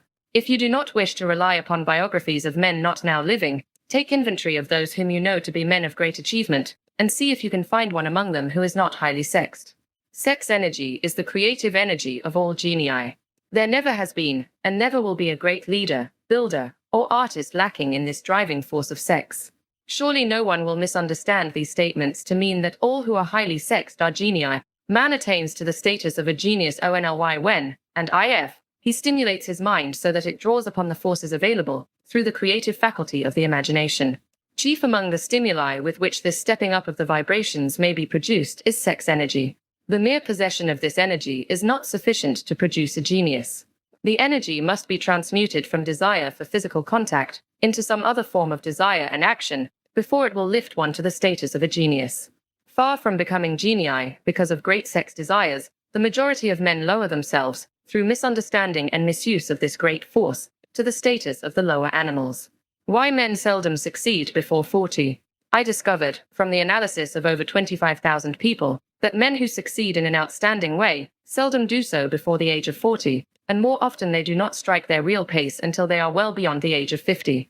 This fact was so astounding that it prompted me to go into the study of its cause most carefully, carrying the investigation over a period of more than 12 years.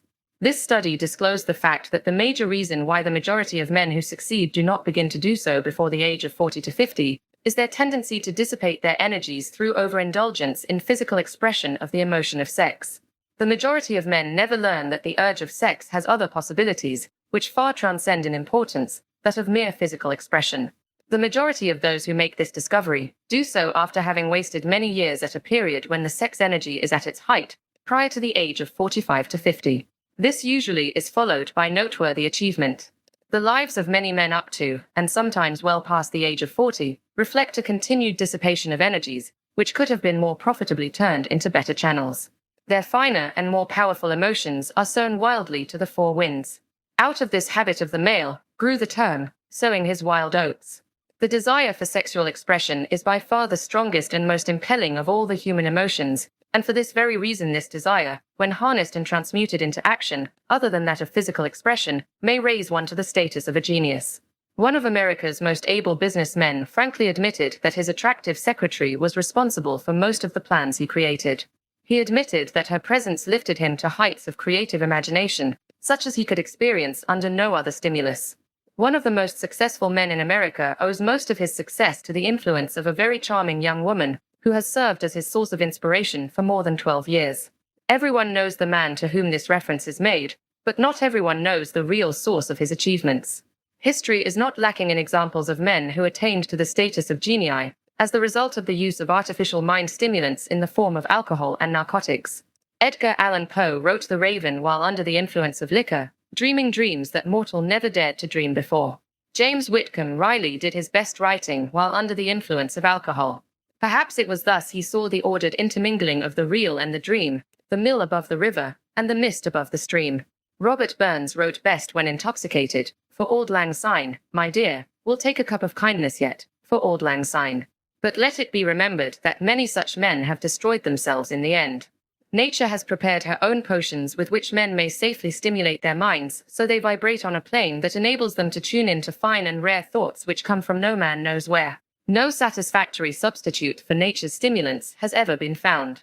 It is a fact well known to psychologists that there is a very close relationship between sex desires and spiritual urges, a fact which accounts for the peculiar behavior of people who participate in the orgies known as religious revivals, common among the primitive types. The world is ruled, and the destiny of civilization is established, by the human emotions.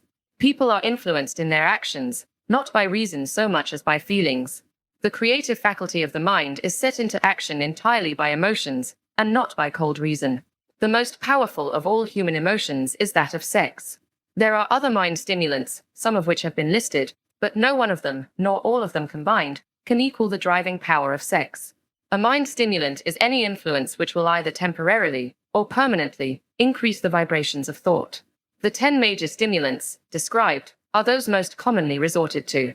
Through these sources one may commune with infinite intelligence, or enter, at will, the storehouse of the subconscious mind, either one's own, or that of another person, a procedure which is all there is of genius. A teacher, who has trained and directed the efforts of more than 30,000 salespeople, made the astounding discovery that highly sexed men are the most efficient salesmen. The explanation is that the factor of personality known as personal magnetism is nothing more nor less than sex energy. Highly sexed people always have a plentiful supply of magnetism. Through cultivation and understanding, this vital force may be drawn upon and used to great advantage in the relationships between people. This energy may be communicated to others through the following media. 1. The handshake. The touch of the hand indicates, instantly, the presence of magnetism, or the lack of it. 2. The tone of voice. Magnetism, or sex energy, is the factor with which the voice may be colored, or made musical and charming. 3. Posture and carriage of the body. Highly sexed people move briskly, and with grace and ease. 4. The vibrations of thought. Highly sexed people mix the emotion of sex with their thoughts, or may do so at will, and in that way, may influence those around them. 5. Body adornment. People who are highly sexed are usually very careful about their personal appearance. They usually select clothing of a style becoming to their personality, physique, complexion, etc. When employing salesmen, the more capable sales manager looks for the quality of personal magnetism as the first requirement of a salesman. People who lack sex energy will never become enthusiastic nor inspire others with enthusiasm, and enthusiasm is one of the most important requisites in salesmanship, no matter what one is selling. The public speaker, orator, preacher, lawyer, or salesman who is lacking in sex energy is a flop, as far as being able to influence others is concerned. Couple with this the fact that most people can be influenced only through an appeal to their emotions, and you will understand the importance of sex energy as a part of the salesman's native ability. Master salesmen attain the status of mastery in selling because they, either consciously or unconsciously, transmute the energy of sex into sales enthusiasm. In this statement may be found a very practical suggestion as to the actual meaning of sex transmutation. The salesman who knows how to take his mind off the subject of sex and direct it in sales effort with as much enthusiasm and determination as he would apply to its original purpose, has acquired the art of sex transmutation, whether he knows it or not. The majority of salesmen who transmute their sex energy do so without being in the least aware of what they are doing, or how they are doing it. Transmutation of sex energy calls for more willpower than the average person cares to use for this purpose. Those who find it difficult to summon willpower sufficient for transmutation may gradually acquire this ability. Though this requires willpower, the reward for the practice is more than worth the effort. The entire subject of sex is one with which the majority of people appear to be unpardonably ignorant. The urge of sex has been grossly misunderstood, slandered, and burlesqued by the ignorant and the evil-minded for so long that the very word sex is seldom used in polite society. Men and women who are known to be blessed with highly sexed natures, are usually looked upon as being people who will bear watching. Instead of being called blessed, they are usually called cursed. Millions of people, even in this age of enlightenment, have inferiority complexes which they developed because of this false belief that a highly sexed nature is a curse. These statements of the virtue of sex energy should not be construed as justification for the libertine. The emotion of sex is a virtue only when used intelligently and with discrimination. It may be misused, and often is, to such an extent that it debases, instead of enriches, both body and mind. The better use of this power is the burden of this chapter. It seemed quite significant to the author when he made the discovery that practically every great leader, whom he had the privilege of analyzing, was a man whose achievements were largely inspired by a woman. In many instances, the woman in the case was a modest, self-denying wife, of whom the public had heard but little or nothing. In a few instances, the source of inspiration has been traced to the other woman. Perhaps such cases may not be entirely unknown to you. Intemperance in sex habits is just as detrimental as intemperance in habits of drinking and eating. In this age in which we live, an age which began with the World War, intemperance in habits of sex is common. This orgy of indulgence may account for the shortage of great leaders. No man can avail himself of the forces of his creative imagination while dissipating them. Man is the only creature on earth which violates nature's purpose in this connection. Every other animal indulges its sex nature in moderation, and with purpose which harmonizes with the laws of nature. Every other animal responds to the call of sex only in season. Man's inclination is to declare open season. Every intelligent person knows that stimulation in excess, through alcoholic drink and narcotics, is a form of intemperance which destroys the vital organs of the body, including the brain. Not every person knows, however, that overindulgence in sex expression may become a habit as destructive and as detrimental to creative effort as narcotics or liquor. A sex-mad man is not essentially different than a dope-mad man. Both have lost control over their faculties of reason and willpower. Sexual overindulgence may not only destroy reason and willpower, but it may also lead to either temporary or permanent insanity. Many cases of hypochondria, imaginary illness, grow out of habits developed in ignorance of the true function of sex. From these brief references to the subject, it may be readily seen that ignorance on the subject of sex transmutation forces stupendous penalties upon the ignorant on the one hand, and withholds from them equally stupendous benefits on the other. Widespread ignorance on the subject of sex is due to the fact that the subject has been surrounded with mystery and beclouded by dark silence. The conspiracy of mystery and silence has had the same effect upon the minds of young people that the psychology of prohibition had. The result has been increased curiosity and desire to acquire more knowledge on this forgotten subject, and to the shame of all lawmakers, and most physicians by training best qualified to educate youth on that subject, information has not been easily available. Seldom does an individual enter upon highly creative effort in any field of endeavor before the age of 40. The average man reaches the period of his greatest capacity to create between 40 and 60. These statements are based upon analysis of thousands of men and women who have been carefully observed. They should be encouraging to those who fail to arrive before the age of 40, and to those who become frightened at the approach of old age around the 40-year mark. The years between 40 and 50 are, as a rule, the most fruitful. Man should approach this age, not with fear and trembling, but with hope and eager anticipation. If you want evidence that most men do not begin to do their best work before the age of 40, study the records of the most successful men known to the American people, and you will find it. Henry Ford had not hit his pace of achievement until he had passed the age of 40. Andrew Carnegie was well past 40 before he began to reap the reward of his efforts. James J. Hill was still running a telegraph key at the age of 40. His stupendous achievements took place after that age.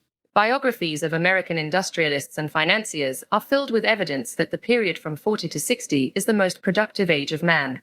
Between the ages of 30 and 40, man begins to learn, if he ever learns, the art of sex transmutation. This discovery is generally accidental, and more often than otherwise, the man who makes it is totally unconscious of his discovery. He may observe that his powers of achievement have increased around the age of 35 to 40, but in most cases, he is not familiar with the cause of this change. That nature begins to harmonize the emotions of love and sex in the individual between the ages of 30 and 40, so that he may draw upon these great forces and apply them jointly as stimuli to action. Sex, alone, is a mighty urge to action, but its forces are like a cyclone. They are often uncontrollable. When the emotion of love begins to mix itself with the emotion of sex, the result is calmness of purpose, poise, accuracy of judgment, and balance. What person, who has attained to the age of 40, is so unfortunate as to be unable to analyze these statements and to corroborate them by his own experience? When driven by his desire to please a woman, based solely upon the emotion of sex, a man may be, and usually is, capable of great achievement, but his actions may be disorganized, distorted, and totally destructive. When driven by his desire to please a woman, based upon the motive of sex alone, a man may steal, cheat, and even commit murder. But when the emotion of love is mixed with the emotion of sex, that same man will guide his actions with more sanity, balance, and reason. Criminologists have discovered that the most hardened criminals can be reformed through the influence of a woman's love. There is no record of a criminal having been reformed solely through the sex influence. These facts are well known, but their cause is not. Reformation comes, if at all, through the heart, or the emotional side of man, not through his head, or reasoning side. Reformation means a change of heart. It does not mean a change of head. A man may, because of reason, make certain changes in his personal conduct to avoid the consequences of undesirable effects, but genuine reformation comes only through a change of heart, through a desire to change. Love, romance, and sex are all emotions capable of driving men to heights of superachievement. Love is the emotion which serves as a safety valve and ensures balance, poise, and constructive effort. When combined, these three emotions may lift one to an altitude of a genius. There are genii, however, who know but little of the emotion of love. Most of them may be found engaged in some form of action which is destructive, or at least, not based upon justice and fairness toward others. If good taste would permit, a dozen genii could be named in the field of industry and finance, who ride ruthlessly over the rights of their fellow men. They seem totally lacking in conscience. The reader can easily supply his own list of such men. The emotions are states of mind. Nature has provided man with a chemistry of the mind which operates in a manner similar to the principles of chemistry of matter. It is a well-known fact that, through the aid of chemistry of matter, a chemist may create a deadly poison by mixing certain elements, none of which are in themselves harmful in the right proportions. The emotions may, likewise, be combined so as to create a deadly poison.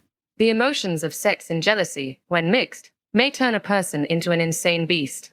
The presence of any one or more of the destructive emotions in the human mind, through the chemistry of the mind, sets up a poison which may destroy one's sense of justice and fairness. In extreme cases, the presence of any combination of these emotions in the mind may destroy one's reason. The road to genius consists of the development, control, and use of sex, love, and romance. Briefly, the process may be stated as follows. Encourage the presence of these emotions as the dominating thoughts in one's mind, and discourage the presence of all the destructive emotions. The mind is a creature of habit. It thrives upon the dominating thoughts fed it. Through the faculty of willpower, one may discourage the presence of any emotion, and encourage the presence of any other. Control of the mind, through the power of will, is not difficult. Control comes from persistence and habit. The secret of control lies in understanding the process of transmutation. When any negative emotion presents itself in one's mind, it can be transmuted into a positive or constructive emotion by the simple procedure of changing one's thoughts. There is no other road to genius than through voluntary self-effort. A man may attain to great heights of financial or business achievement solely by the driving force of sex energy, but history is filled with evidence that he may, and usually does, carry with him certain traits of character which rob him of the ability to either hold or enjoy his fortune. This is worthy of analysis, thought, and meditation, for it states a truth, the knowledge of which may be helpful to women as well as men. Ignorance of this has cost thousands of people their privilege of happiness, even though they possessed riches. The emotions of love and sex leave their unmistakable marks upon the features. Moreover, these signs are so visible that all who wish may read them. The man who is driven by the storm of passion, based upon sex desires alone, plainly advertises that fact to the entire world, by the expression of his eyes and the lines of his face. The emotion of love, when mixed with the emotion of sex, softens, modifies, and beautifies the facial expression. No character analyst is needed to tell you this, you may observe it for yourself. The emotion of love brings out, and develops, the artistic and the aesthetic nature of man. It leaves its impress upon one's very soul, even after the fire has been subdued by time and circumstance. Memories of love never pass. They linger, guide, and influence long after the source of stimulation has faded. There is nothing new in this. Every person who has been moved by genuine love knows that it leaves enduring traces upon the human heart. The effect of love endures, because love is spiritual in nature. The man who cannot be stimulated to great heights of achievement by love is hopeless. He is dead, though he may seem to live.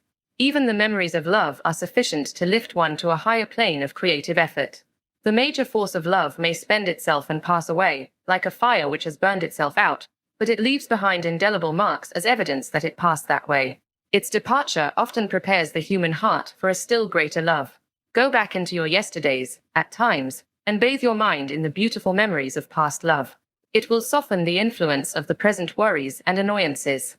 It will give you a source of escape from the unpleasant realities of life, and maybe, who knows, your mind will yield to you, during this temporary retreat into the world of fantasy, ideas, or plans which may change the entire financial or spiritual status of your life. If you believe yourself unfortunate, because you have loved and lost, perish the thought.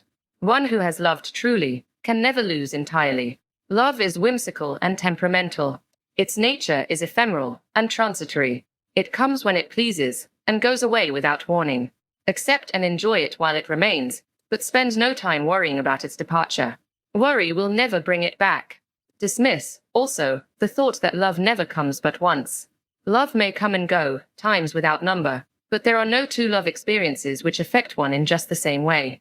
There may be, and there usually is, one love experience which leaves a deeper imprint on the heart than all the others, but all love experiences are beneficial, except to the person who becomes resentful and cynical when love makes its departure. There should be no disappointment over love, and there would be none if people understood the difference between the emotions of love and sex. The major difference is that love is spiritual, while sex is biological. No experience, which touches the human heart with a spiritual force, can possibly be harmful, except through ignorance or jealousy. Love is, without question, life's greatest experience. It brings one into communion with infinite intelligence. When mixed with the emotions of romance and sex, it may lead one far up the ladder of creative effort. The emotions of love, sex, and romance are sides of the eternal triangle of achievement-building genius. Nature creates genii through no other force. Love is an emotion with many sides, shades, and colors. The love which one feels for parents, or children is quite different from that which one feels for one's sweetheart. The one is mixed with the emotion of sex, while the other is not. The love which one feels in true friendship is not the same as that felt for one's sweetheart, parents, or children, but it, too, is a form of love. Then, there is the emotion of love for things inanimate, such as the love of nature's handiwork. But the most intense and burning of all these various kinds of love is that experienced in the blending of the emotions of love and sex. Marriages, not blessed with the eternal affinity of love, properly balanced and proportioned, with sex, cannot be happy ones and seldom endure. Love, alone, will not bring happiness in marriage, nor will sex alone. When these two beautiful emotions are blended, marriage may bring about a state of mind, closest to the spiritual that one may ever know on this earthly plane. When the emotion of romance is added to those of love and sex, the obstructions between the finite mind of man and infinite intelligence are removed. Then a genius has been born. What a different story is this than those usually associated with the emotion of sex. Here is an interpretation of the emotion which lifts it out of the commonplace and makes of it potter's clay in the hands of God, from which he fashions all that is beautiful and inspiring. It is an interpretation which would, when properly understood, bring harmony out of the chaos which exists in too many marriages. The disharmonies, often expressed in the form of nagging, may usually be traced to lack of knowledge on the subject of sex. Where love, romance, and the proper understanding of the emotion and function of sex abide, there is no disharmony between married people. Fortunate is the husband whose wife understands the true relationship between the emotions of love, sex, and romance. When motivated by this holy triumvirate, no form of labor is burdensome, because even the most lowly form of effort takes on the nature of a labor of love. It is a very old saying that a man's wife may either make him or break him, but the reason is not always understood. The making and breaking is the result of the wife's understanding, or lack of understanding of the emotions of love, sex, and romance. Despite the fact that men are polygamous, by the very nature of their biological inheritance, it is true that no woman has as great an influence on a man as his wife, unless he is married to a woman totally unsuited to his nature. If a woman permits her husband to lose interest in her, and become more interested in other women, it is usually because of her ignorance, or indifference toward the subjects of sex, love, and romance. This statement presupposes, of course, that genuine love once existed between a man and his wife. The facts are equally applicable to a man who permits his wife's interest in him to die. Married people often bicker over a multitude of trivialities. If these are analyzed accurately, the real cause of the trouble will often be found to be indifference or ignorance on these subjects. Man's greatest motivating force is his desire to please woman. The hunter who excelled during prehistoric days, before the dawn of civilization, did so because of his desire to appear great in the eyes of woman. Man's nature has not changed in this respect. The hunter of today brings home no skins of wild animals, but he indicates his desire for her favor by supplying fine clothes, motor cars, and wealth.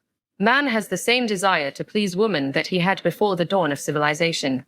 The only thing that has changed is his method of pleasing. Men who accumulate large fortunes and attain to great heights of power and fame do so, mainly, to satisfy their desire to please women. Take women out of their lives, and great wealth would be useless to most men. It is this inherent desire of man to please woman, which gives woman the power to make or break a man. The woman who understands man's nature and tactfully caters to it, need have no fear of competition from other women. Men may be giants with indomitable willpower when dealing with other men, but they are easily managed by the women of their choice. Most men will not admit that they are easily influenced by the women they prefer, because it is in the nature of the male to want to be recognized as the stronger of the species. Moreover, the intelligent woman recognizes this manly trait and very wisely makes no issue of it. Some men know that they are being influenced by the women of their choice, their wives, sweethearts, mothers, or sisters, but they tactfully refrain from rebelling against the influence because they are intelligent enough to know that no man is happy or complete without the modifying influence of the right woman. The man who does not recognize this important truth deprives himself of the power which has done more to help men achieve success than all other forces combined. Chapter 12. The subconscious mind. The connecting link. The 11th step toward riches. The subconscious mind consists of a field of consciousness, in which every impulse of thought that reaches the objective mind through any of the 5 senses is classified and recorded, and from which thoughts may be recalled or withdrawn as letters may be taken from a filing cabinet. It receives, and files, sense impressions or thoughts, regardless of their nature. You may voluntarily plant in your subconscious mind any plan, thought, or purpose which you desire to translate into its physical or monetary equivalent. The subconscious acts first on the dominating desires which have been mixed with emotional feeling, such as faith. Consider this in connection with the instructions given in the chapter on desire, for taking the 6 steps there outlined, and the instructions given in the chapter on the building and execution of plans, and you will understand the importance of the thought conveyed. The subconscious mind works day and night. Through a method of procedure, unknown to man, the subconscious mind draws upon the forces of infinite intelligence for the power with which it voluntarily transmutes one's desires into their physical equivalent, making use, always, of the most practical media by which this end may be accomplished. You cannot entirely control your subconscious mind, but you can voluntarily hand over to it any plan, desire, or purpose which you wish transformed into concrete form. Read, again, instructions for using the subconscious mind in the chapter on autosuggestion. There is plenty of evidence to support the belief that the subconscious mind is the connecting link between the finite mind of man and infinite intelligence. It is the intermediary through which one may draw upon the forces of infinite intelligence at will. It, alone, contains the secret process by which mental impulses are modified and changed into their spiritual equivalent. It, alone, is the medium through which prayer may be transmitted to the source capable of answering prayer. The possibilities of creative effort connected with the subconscious mind are stupendous and imponderable. They inspire one with awe. I never approach the discussion of the subconscious mind without a feeling of littleness and inferiority due, perhaps, to the fact that man's entire stock of knowledge on this subject is so pitifully limited. The very fact that the subconscious mind is the medium of communication between the thinking mind of man and infinite intelligence is, of itself, a thought which almost paralyzes one's reason.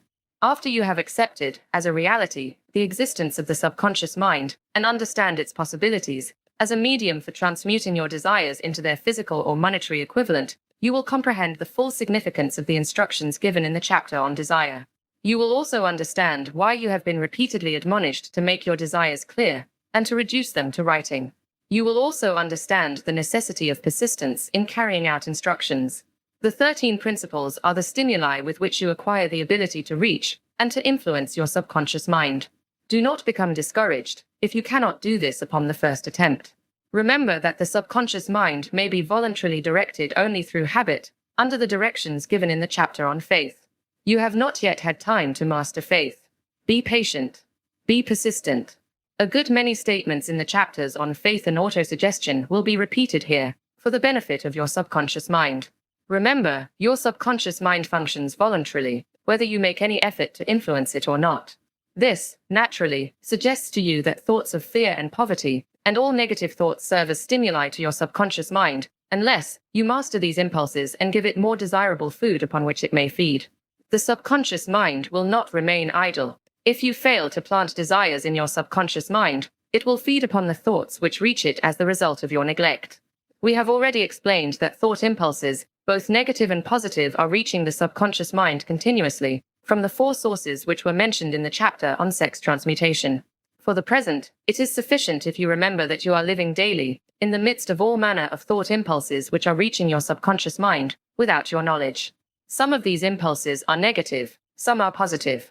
You are now engaged in trying to help shut off the flow of negative impulses, and to aid in voluntarily influencing your subconscious mind through positive impulses of desire. When you achieve this, you will possess the key which unlocks the door to your subconscious mind. Moreover, you will control that door so completely that no undesirable thought may influence your subconscious mind. Everything which man creates begins in the form of a thought impulse. Man can create nothing which he does not first conceive in thought. Through the aid of the imagination, thought impulses may be assembled into plans. The imagination, when under control, may be used for the creation of plans or purposes that lead to success in one's chosen occupation. All thought impulses, intended for transmutation into their physical equivalent, voluntarily planted in the subconscious mind, must pass through the imagination and be mixed with faith. The mixing of faith with a plan or purpose, intended for submission to the subconscious mind, may be done only through the imagination. From these statements, you will readily observe that voluntary use of the subconscious mind calls for coordination and application of all the principles. Ella Wheeler Wilcox gave evidence of her understanding of the power of the subconscious mind when she wrote, "You never can tell what a thought will do, in bringing you hate or love. For thoughts are things, and their airy wings are swifter than carrier doves. They follow the law of the universe. Each thing creates its kind, and they speed o'er the track to bring you back. Whatever went out from your mind. Mrs. Wilcox understood the truth that thoughts which go out from one's mind also embed themselves deeply in one's subconscious mind, where they serve as a magnet, pattern, or blueprint by which the subconscious mind is influenced while translating them into their physical equivalent. Thoughts are truly things, for the reason that every material thing begins in the form of thought energy. The subconscious mind is more susceptible to influence by impulses of thought mixed with feeling or emotion than by those originating solely in the reasoning portion of the mind. In fact, there is much evidence to support the theory that only emotionalized thoughts have any action influence upon the subconscious mind. It is a well-known fact that emotion or feeling rules the majority of people. If it is true that the subconscious mind responds more quickly to and is influenced more readily by thought impulses which are well mixed with emotion, it is essential to become familiar with the more important of the emotions. There are 7 major positive emotions and 7 major negative emotions. The negatives voluntarily inject themselves into the thought impulses, which ensure passage into the subconscious mind. The positives must be injected, through the principle of autosuggestion, into the thought impulses which an individual wishes to pass on to his subconscious mind. Instructions have been given in the chapter on autosuggestion. These emotions, or feeling impulses, may be likened to yeast in a loaf of bread, because they constitute the action element, which transforms thought impulses from the passive to the active state. Thus may one understand why thought impulses, which have been well mixed with emotion, are acted upon more readily than thought impulses originating in cold reason. You are preparing yourself to influence and control the inner audience of your subconscious mind, in order to hand over to it the desire for money, which you wish transmuted into its monetary equivalent. It is essential, therefore, that you understand the method of approach to this inner audience. You must speak its language, or it will not heed your call. It understands best the language of emotion or feeling. Let us, therefore, describe here the 7 major positive emotions and the 7 major negative emotions, so that you may draw upon the positives and avoid the negatives when giving instructions to your subconscious mind. The 7 major positive emotions. The emotion of desire, the emotion of faith, the emotion of love, the emotion of sex, the emotion of enthusiasm, the emotion of romance, the emotion of hope. There are other positive emotions, but these are the 7 most powerful and the ones most commonly used in creative effort. Master these 7 emotions. They can be mastered only by use, and the other positive emotions will be at your command when you need them. Remember, in this connection, that you are studying a book which is intended to help you develop a money consciousness by filling your mind with positive emotions. One does not become money conscious by filling one's mind with negative emotions. The 7 major negative emotions. To be avoided. The emotion of fear, the emotion of jealousy, the emotion of hatred, the emotion of revenge, the emotion of greed, the emotion of superstition, the emotion of anger. Positive and negative emotions cannot occupy the mind at the same time. One or the other must dominate. It is your responsibility to make sure that positive emotions constitute the dominating influence of your mind. Here the law of habit will come to your aid. Form the habit of applying and using the positive emotions. Eventually, they will dominate your mind so completely that the negatives cannot enter it. Only by following these instructions literally and continuously can you gain control over your subconscious mind.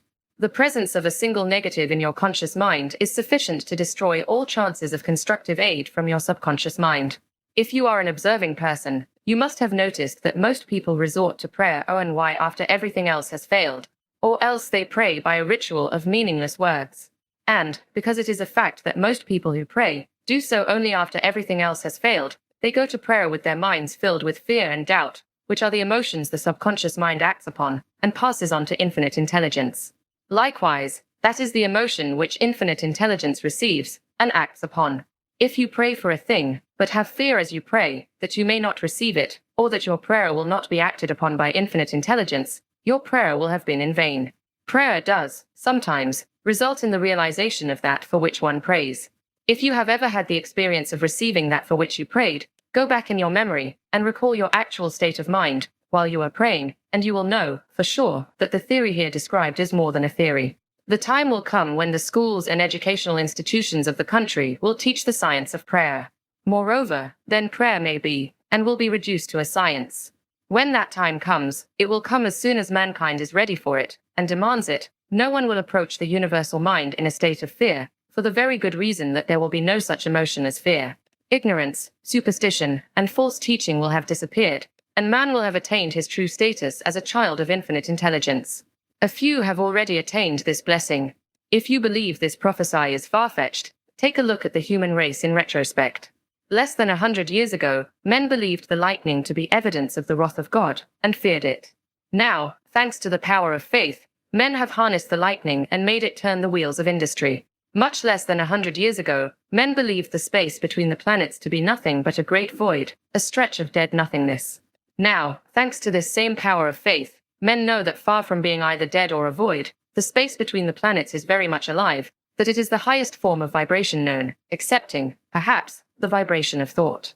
Moreover, men know that this living, pulsating, vibratory energy which permeates every atom of matter and fills every niche of space, connects every human brain with every other human brain. What reason have men to believe that this same energy does not connect every human brain with infinite intelligence? There are no toll gates between the finite mind of man and infinite intelligence. The communication costs nothing except patience, faith, persistence, understanding, and a sincere desire to communicate. Moreover, the approach can be made only by the individual himself. Paid prayers are worthless. Infinite intelligence does no business by proxy. You either go direct, or you do not communicate. You may buy prayer books and repeat them until the day of your doom, without avail. Thoughts which you wish to communicate to infinite intelligence must undergo transformation, such as can be given only through your own subconscious mind. The method by which you may communicate with infinite intelligence is very similar to that through which the vibration of sound is communicated by radio. If you understand the working principle of radio, you, of course, know that sound cannot be communicated through the ether until it has been stepped up, or changed into a rate of vibration which the human ear cannot detect. The radio sending station picks up the sound of the human voice, and scrambles, or modifies it by stepping up the vibration millions of times. Only in this way can the vibration of sound be communicated through the ether. After this transformation has taken place, the ether picks up the energy, which originally was in the form of vibrations of sound, carries that energy to radio receiving stations, and these receiving sets step that energy back down to its original rate of vibration so it is recognized as sound. The subconscious mind is the intermediary, which translates one's prayers into terms which infinite intelligence can recognize, presents the message, and brings back the answer in the form of a definite plan or idea for procuring the object of the prayer. Understand this principle, and you will know why mere words read from a prayer book cannot, and will never serve as an agency of communication between the mind of man and infinite intelligence. Before your prayer will reach infinite intelligence, a statement of the author's theory only, it probably is transformed from its original thought vibration into terms of spiritual vibration. Faith is the only known agency which will give your thoughts a spiritual nature. Faith and fear make poor bedfellows. Where one is found, the other cannot exist. Chapter 13. The Brain. A broadcasting and receiving station for thought. The 12th step toward riches. More than 20 years ago, the author, working in conjunction with the late Dr. Alexander Graham Bell and Dr. Elmer R. Gates, observed that every human brain is both a broadcasting and receiving station for the vibration of thought. Through the medium of the ether, in a fashion similar to that employed by the radio broadcasting principle, every human brain is capable of picking up vibrations of thought which are being released by other brains. In connection with the statement in the preceding paragraph, compare and consider the description of the creative imagination, as outlined in the chapter on imagination. The creative imagination is the receiving set of the brain, which receives thoughts, released by the brains of others. It is the agency of communication between one's conscious, or reasoning mind, and the four sources from which one may receive thought stimuli. When stimulated, or stepped up to a high rate of vibration, the mind becomes more receptive to the vibration of thought which reaches it through the ether from outside sources. This stepping up process takes place through the positive emotions, or the negative emotions. Through the emotions, the vibrations of thought may be increased. Vibrations of an exceedingly high rate are the only vibrations picked up and carried by the ether from one brain to another. Thought is energy traveling at an exceedingly high rate of vibration. Thought, which has been modified or stepped up by any of the major emotions, vibrates at a much higher rate than ordinary thought, and it is this type of thought which passes from one brain to another through the broadcasting machinery of the human brain. The emotion of sex stands at the head of the list of human emotions, as far as intensity and driving force are concerned. The brain which has been stimulated by the emotion of sex vibrates at a much more rapid rate than it does when that emotion is quiescent or absent. The result of sex transmutation is the increase of the rate of vibration of thoughts to such a pitch that the creative imagination becomes highly receptive to ideas, which it picks up from the ether. On the other hand, when the brain is vibrating at a rapid rate, it not only attracts thoughts and ideas released by other brains through the medium of the ether, but it gives to one's own thoughts that feeling which is essential before those thoughts will be picked up and acted upon by one's subconscious mind. Thus, you will see that the broadcasting principle is the factor through which you mix feeling or emotion with your thoughts and pass them on to your subconscious mind. The subconscious mind is the sending station of the brain, through which vibrations of thought are broadcast. The creative imagination is the receiving set, through which the vibrations of thought are picked up from the ether. Along with the important factors of the subconscious mind and the faculty of the creative imagination, which constitute the sending and receiving sets of your mental broadcasting machinery, consider now the principle of autosuggestion, which is the medium by which you may put into operation your broadcasting station. Through the instructions described in the chapter on autosuggestion, you are definitely informed of the method by which desire may be transmuted into its monetary equivalent. Operation of your mental broadcasting station is a comparatively simple procedure. You have but 3 principles to bear in mind and to apply when you wish to use your broadcasting station: the subconscious mind, creative imagination, and autosuggestion. The stimuli through which you put these 3 principles into action have been described. The procedure begins with desire. The greatest forces are intangible. The Depression brought the world to the very borderline of understanding of the forces which are intangible and unseen. Through the ages which have passed, man has depended too much upon his physical senses, and has limited his knowledge to physical things, which he could see, touch, weigh, and measure. We are now entering the most marvelous of all ages, an age which will teach us something of the intangible forces of the world about us. Perhaps we shall learn, as we pass through this age, that the other self is more powerful than the physical self we see when we look into a mirror. Sometimes men speak lightly of the intangibles, the things which they cannot perceive through any of their 5 senses, and when we hear them, it should remind us that all of us are controlled by forces which are unseen and intangible. The whole of mankind has not the power to cope with, nor to control the intangible force wrapped up in the rolling waves of the oceans. Man has not the capacity to understand the intangible force of gravity, which keeps this little earth suspended in midair, and keeps man from falling from it, much less the power to control that force. Man is entirely subservient to the intangible force which comes with a thunderstorm, and he is just as helpless in the presence of the intangible force of electricity. Nay, he does not even know what electricity is, where it comes from, or what is its purpose. Nor is this by any means the end of man's ignorance in connection with things unseen and intangible. He does not understand the intangible force and intelligence wrapped up in the soil of the earth, the force which provides him with every morsel of food he eats, every article of clothing he wears, every dollar he carries in his pockets. The dramatic story of the brain. Last, but not least, man, with all of his boasted culture and education, understands little or nothing of the intangible force, the greatest of all the intangibles, of thought. He knows but little concerning the physical brain and its vast network of intricate machinery through which the power of thought is translated into its material equivalent, but he is now entering an age which shall yield enlightenment on the subject. Already men of science have begun to turn their attention to the study of this stupendous thing called a brain, and, while they are still in the kindergarten stage of their studies, they have uncovered enough knowledge to know that the central switchboard of the human brain, the number of lines which connect the brain cells one with another, equal the figure 1, followed by 15 million ciphers. The figure is so stupendous, said Dr. C. Judson Herrick of the University of Chicago, that astronomical figures dealing with hundreds of millions of light years become insignificant by comparison. It has been determined that there are from 10 billion to 14 billion nerve cells in the human cerebral cortex, and we know that these are arranged in definite patterns. These arrangements are not haphazard. They are orderly.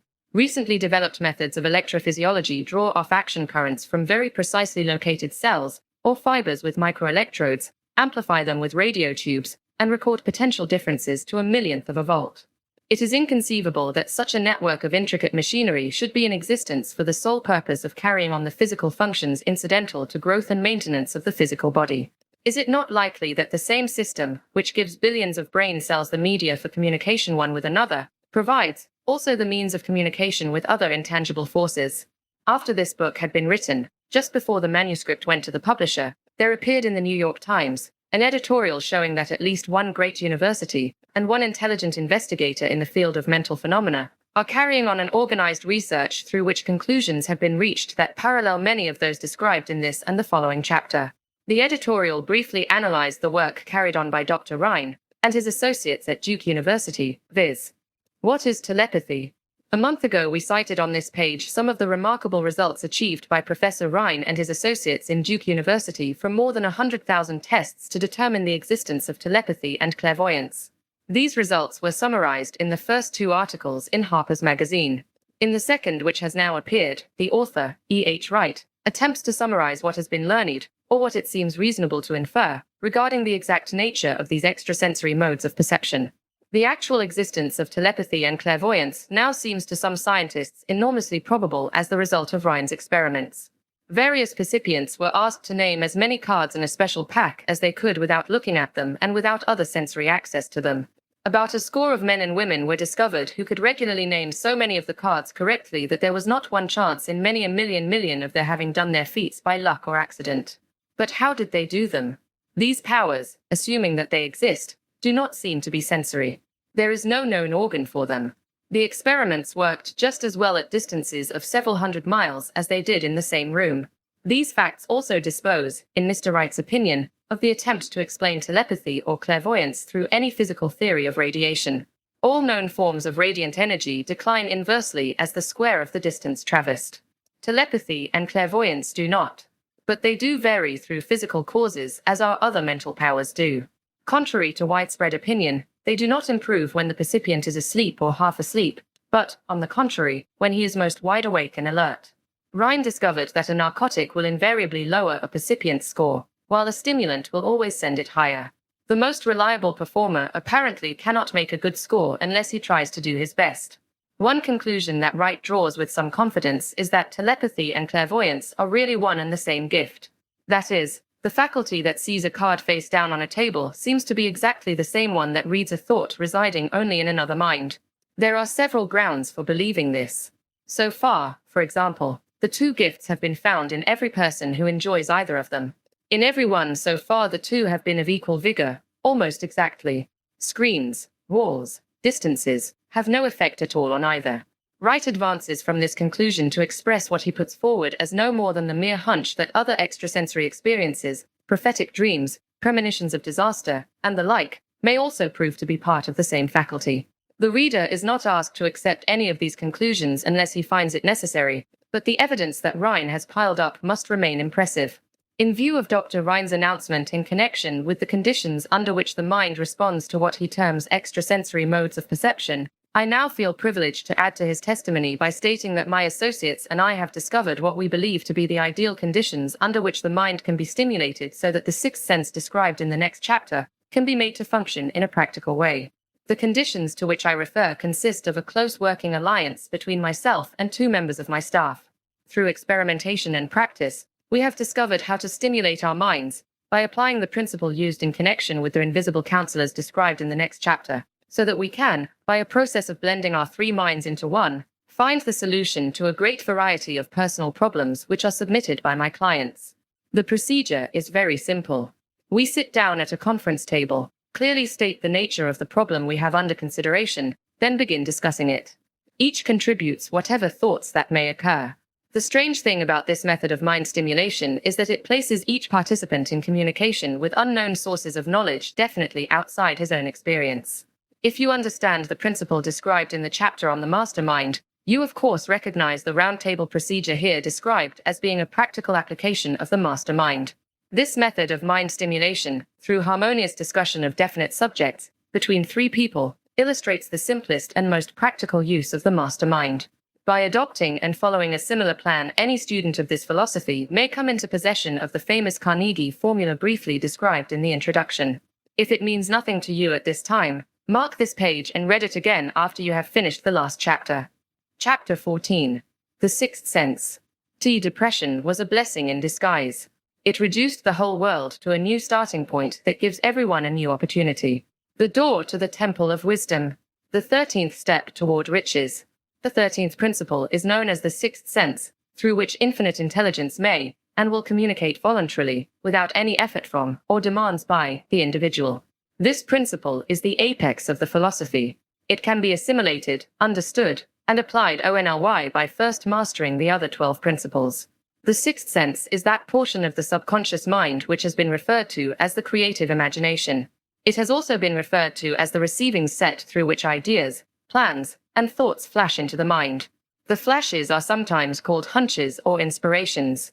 The sixth sense defies description. It cannot be described to a person who has not mastered the other principles of this philosophy, because such a person has no knowledge and no experience with which the sixth sense may be compared. Understanding of the sixth sense comes only by meditation through mind development from within. The sixth sense probably is the medium of contact between the finite mind of man and infinite intelligence, and for this reason, it is a mixture of both the mental and the spiritual.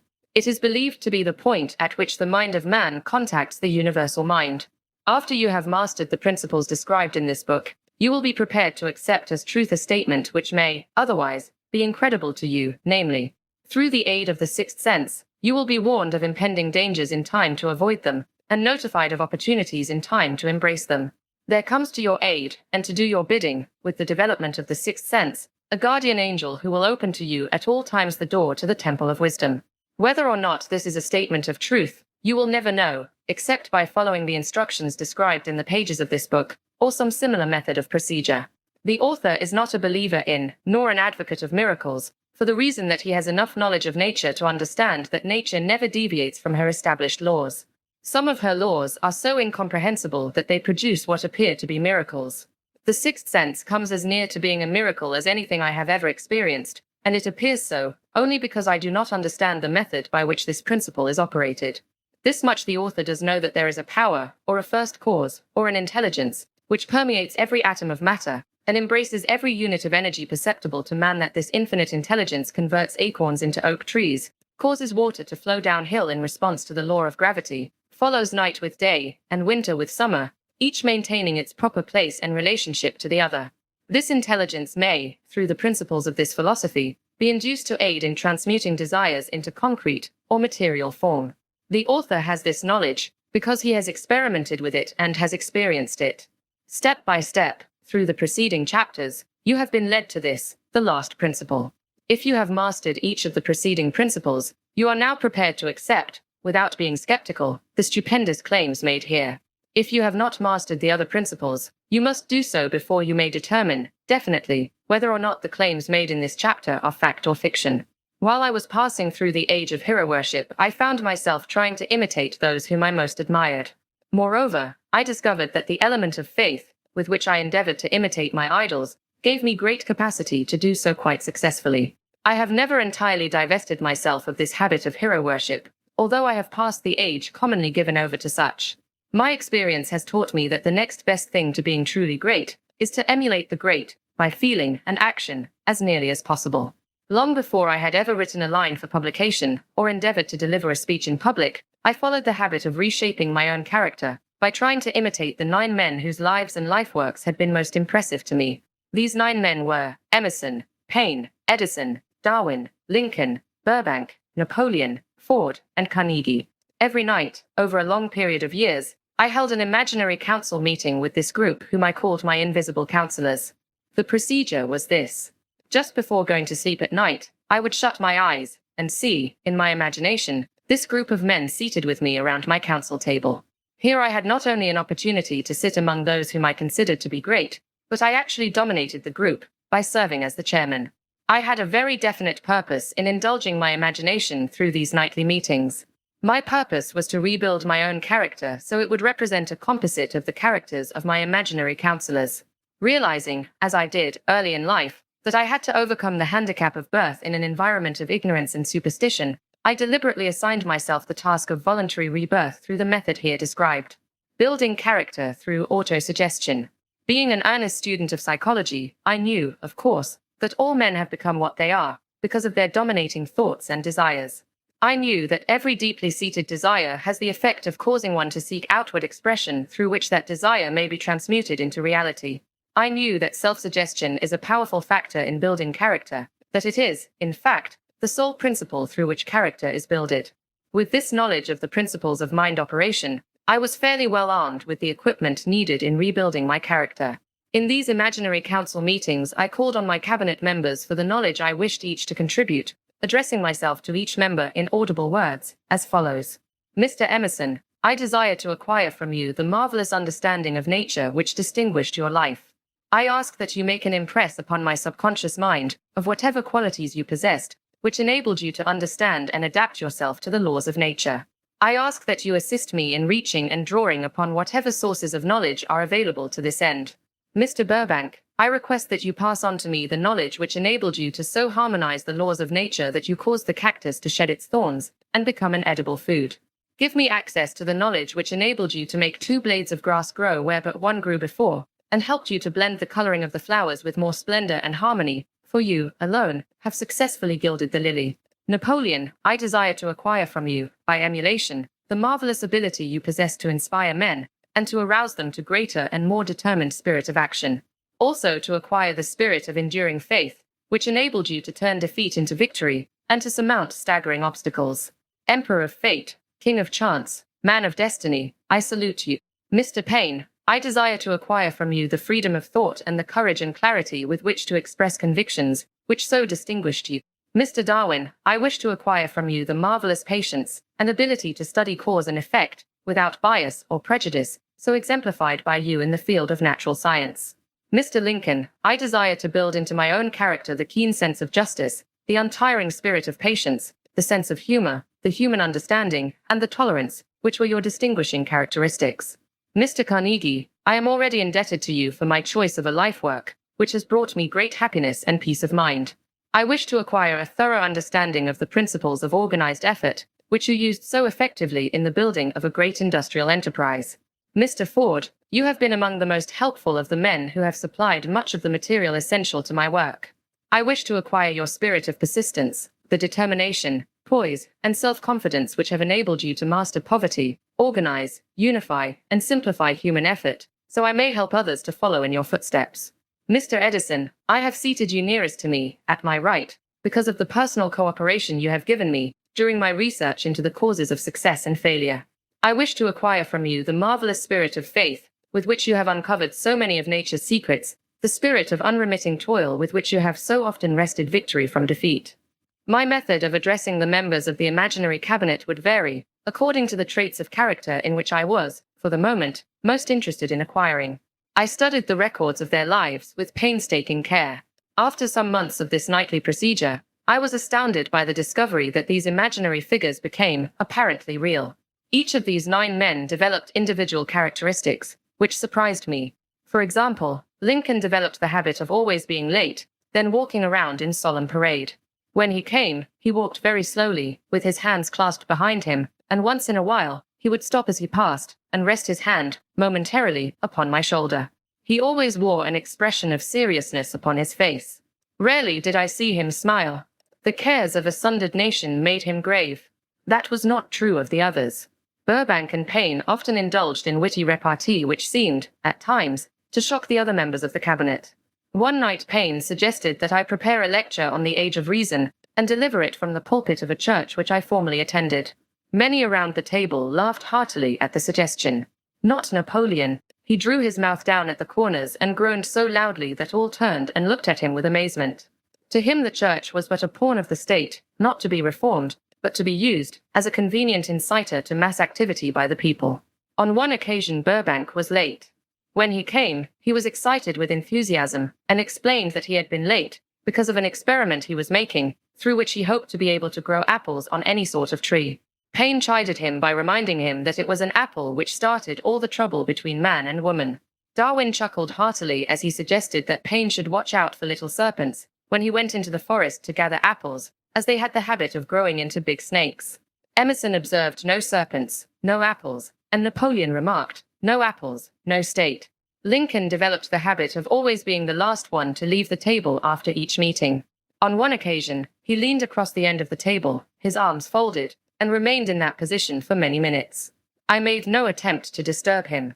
Finally, he lifted his head slowly, got up and walked to the door, then turned around, came back, and laid his hand on my shoulder and said, "My boy, you will need much courage if you remain steadfast in carrying out your purpose in life. But remember, when difficulties overtake you, the common people have common sense. Adversity will develop it." One evening Edison arrived ahead of all the others. He walked over and seated himself at my left, where Emerson was accustomed to sit, and said, You are destined to witness the discovery of the secret of life. When the time comes, you will observe that life consists of great swarms of energy, or entities, each as intelligent as human beings think themselves to be. These units of life group together like hives of bees, and remain together until they disintegrate, through lack of harmony. These units have differences of opinion, the same as human beings, and often fight among themselves. These meetings which you are conducting will be very helpful to you. They will bring to your rescue some of the same units of life which served the members of your cabinet during their lives. These units are eternal. They never die. Your own thoughts and desires serve as the magnet which attracts units of life from the great ocean of life out there. Only the friendly units are attracted, the ones which harmonize with the nature of your desires. The other members of the cabinet began to enter the room. Edison got up and slowly walked around to his own seat. Edison was still living when this happened. It impressed me so greatly that I went to see him and told him about the experience. He smiled broadly and said, "Your dream was more a reality than you may imagine it to have been." He added no further explanation to his statement. These meetings became so realistic that I became fearful of their consequences and discontinued them for several months. The experiences were so uncanny, I was afraid if I continued them I would lose sight of the fact that the meetings were purely experiences of my imagination. Some 6 months after I had discontinued the practice, I was awakened one night, or thought I was, when I saw Lincoln standing at my bedside. He said, "The world will soon need your services.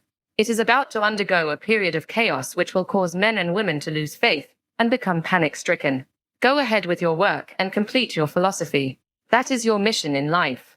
If you neglect it, for any cause whatsoever, you will be reduced to a primal state and be compelled to retrace the cycles through which you have passed during thousands of years." I was unable to tell, the following morning, whether I had dreamed this or had actually been awake, and I have never since found out which it was, but I do know that the dream, if it were a dream, was so vivid in my mind the next day that I resumed my meetings the following night. At our next meeting, the members of my cabinet all filed into the room together and stood at their accustomed places at the council table, while Lincoln raised a glass and said, "Gentlemen, let us drink a toast to a friend who has returned to the fold." After that, I began to add new members to my cabinet, until now it consists of more than 50, among them Christ, St. Paul, Galileo, Copernicus, Aristotle, Plato, Socrates, Homer, Voltaire, Bruno, Spinoza, Drummond, Kant, Schopenhauer, Newton, Confucius, Albert Hubbard, Brann, Ingersoll, Wilson, and William James. This is the first time that I have had the courage to mention this. Heretofore, I have remained quiet on the subject, because I knew, from my own attitude in connection with such matters, that I would be misunderstood if I described my unusual experience. I have been emboldened now to reduce my experience to the printed page, because I am now less concerned about what they say than I was in the years that have passed. One of the blessings of maturity is that it sometimes brings one greater courage to be truthful, regardless of what those who do not understand may think or say. Lest I be misunderstood, I wish here to state most emphatically that I still regard my cabinet meetings as being purely imaginary, but I feel entitled to suggest that, while the members of my cabinet may be purely fictional, and the meetings existent only in my own imagination, they have led me into glorious paths of adventure, rekindled an appreciation of true greatness, encouraged creative endeavor, and emboldened the expression of honest thought. Somewhere in the cell structure of the brain is located an organ which receives vibrations of thought ordinarily called hunches. So far, science has not discovered where this organ of the sixth sense is located, but this is not important. The fact remains that human beings do receive accurate knowledge through sources other than the physical senses. Such knowledge, generally, is received when the mind is under the influence of extraordinary stimulation. Any emergency which arouses the emotions and causes the heart to beat more rapidly than normal may, and generally does, bring the sixth sense into action.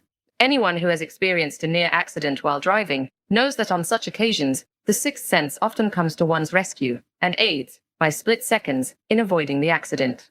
These facts are mentioned preliminary to a statement of fact which I shall now make, namely, that during my meetings with the invisible counselors I find my mind most receptive to ideas, thoughts, and knowledge which reach me through the sixth sense. I can truthfully say that I owe entirely to my invisible counselors full credit for such ideas, facts, or knowledge as I received through inspiration. On scores of occasions, when I have faced emergencies, some of them so grave that my life was in jeopardy, I have been miraculously guided past these difficulties through the influence of my invisible counselors. My original purpose in conducting council meetings with imaginary beings was solely that of impressing my own subconscious mind through the principle of autosuggestion with certain characteristics which I desired to acquire. In more recent years, my experimentation has taken on an entirely different trend. I now go to my imaginary counselors with every difficult problem which confronts me and my clients. The results are often astonishing, although I do not depend entirely on this form of counsel. You, of course, have recognized that this chapter covers a subject with which a majority of people are not familiar. The sixth sense is a subject that will be of great interest and benefit to the person whose aim is to accumulate vast wealth, but it need not claim the attention of those whose desires are more modest. Henry Ford undoubtedly understands and makes practical use of the sixth sense. His vast business and financial operations make it necessary for him to understand and use this principle. The late Thomas A. Edison understood and used the sixth sense in connection with the development of inventions, especially those involving basic patents, in connection with which he had no human experience and no accumulated knowledge to guide him, as was the case while he was working on the talking machine and the moving picture machine. Nearly all great leaders, such as Napoleon, Bismarck, Joan of Arc, Christ, Buddha, Confucius, and Mohammed, understood and probably made use of the sixth sense almost continuously. The major portion of their greatness consisted of their knowledge of this principle. The sixth sense is not something that one can take off and put on at will. Ability to use this great power comes slowly, through application of the other principles outlined in this book. Seldom does any individual come into workable knowledge of the sixth sense before the age of 40. More often the knowledge is not available until one is well past 50, and this, for the reason that the spiritual forces, with which the sixth sense is so closely related, do not mature and become usable except through years of meditation, self-examination, and serious thought. No matter who you are, or what may have been your purpose in reading this book, you can profit by it without understanding the principle described in this chapter. This is especially true if your major purpose is that of accumulation of money or other material things. The chapter on the sixth sense was included because the book is designed for the purpose of presenting a complete philosophy by which individuals may unerringly guide themselves in attaining whatever they ask of life. The starting point of all achievement is desire. The finishing point is that brand of knowledge which leads to understanding of self, understanding of others, understanding of the laws of nature, recognition, and understanding of happiness.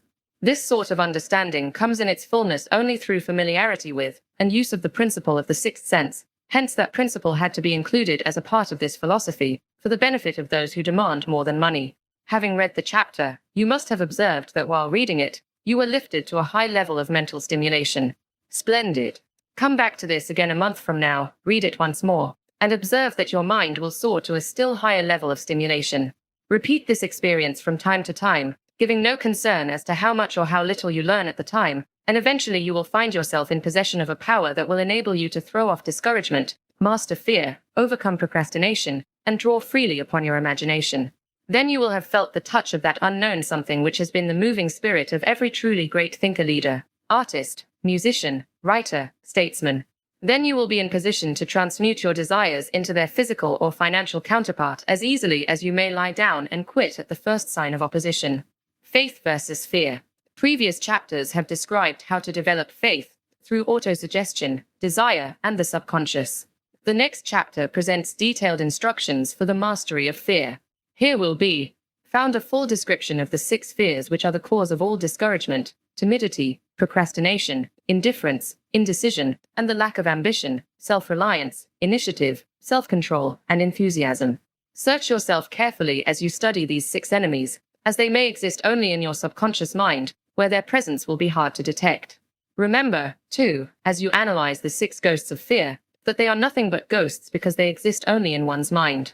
Remember, also, that ghost creations of uncontrolled imagination have caused most of the damage people have done to their own minds. Therefore, ghosts can be as dangerous as if they lived and walked on the earth in physical bodies. The ghost of the fear of poverty, which seized the minds of millions of people in 1929, was so real that it caused the worst business depression this country has ever known. Moreover, this particular ghost still frightens some of us out of our wits. Chapter 15. How to outwit the 6 ghosts of fear. Take inventory of yourself, as you read this closing chapter, and find out how many of the ghosts are standing in your way. Before you can put any portion of this philosophy into successful use, your mind must be prepared to receive it. The preparation is not difficult. It begins with study, analysis, and understanding of 3 enemies which you shall have to clear out. These are indecision, doubt, and fear. The sixth sense will never function while these three negatives, or any of them, remain in your mind. The members of this unholy trio are closely related. Where one is found, the other two are close at hand. Indecision is the seedling of fear. Remember this as you read. Indecision crystallizes into doubt. The two blend and become fear. The blending process often is slow. This is one reason why these three enemies are so dangerous. They germinate and grow without their presence being observed. The remainder of this chapter describes an end which must be attained before the philosophy, as a whole, can be put into practical use. It also analyzes a condition which has, but lately, reduced huge numbers of people to poverty, and it states a truth which must be understood by all who accumulate riches, whether measured in terms of money or a state of mind of far greater value than money. The purpose of this chapter is to turn the spotlight of attention upon the cause and the cure of the 6 basic fears. Before we can master an enemy, we must know its name, its habits, and its place of abode. As you read, analyze yourself carefully, and determine which, if any, of the 6 common fears have attached themselves to you. Do not be deceived by the habits of these subtle enemies. Sometimes they remain hidden in the subconscious mind, where they are difficult to locate, and still more difficult to eliminate. The 6 basic fears. There are 6 basic fears, with some combination of which every human suffers at one time or another. Most people are fortunate if they do not suffer from the entire 6. Named in the order of their most common appearance, they are the fear of poverty, the fear of criticism, the fear of ill health, at the bottom of most of one's worries, the fear of loss of love of someone, the fear of old age, the fear of death. All other fears are of minor importance. They can be grouped under these 6 headings. The prevalence of these fears, as a curse to the world, runs in cycles. For almost 6 years, while the Depression was on, we floundered in the cycle of fear of poverty. During the World War, we were in the cycle of fear of death. Just following the war, we were in the cycle of fear of ill health, as evidenced by the epidemic of disease which spread itself all over the world. Fears are nothing more than states of mind. One state of mind is subject to control and direction. Physicians, as everyone knows, are less subject to attack by disease than ordinary laymen, for the reason that physicians do not fear disease. Physicians, without fear or hesitation, have been known to physically contact hundreds of people, daily, who are suffering from such contagious diseases as smallpox, without becoming infected.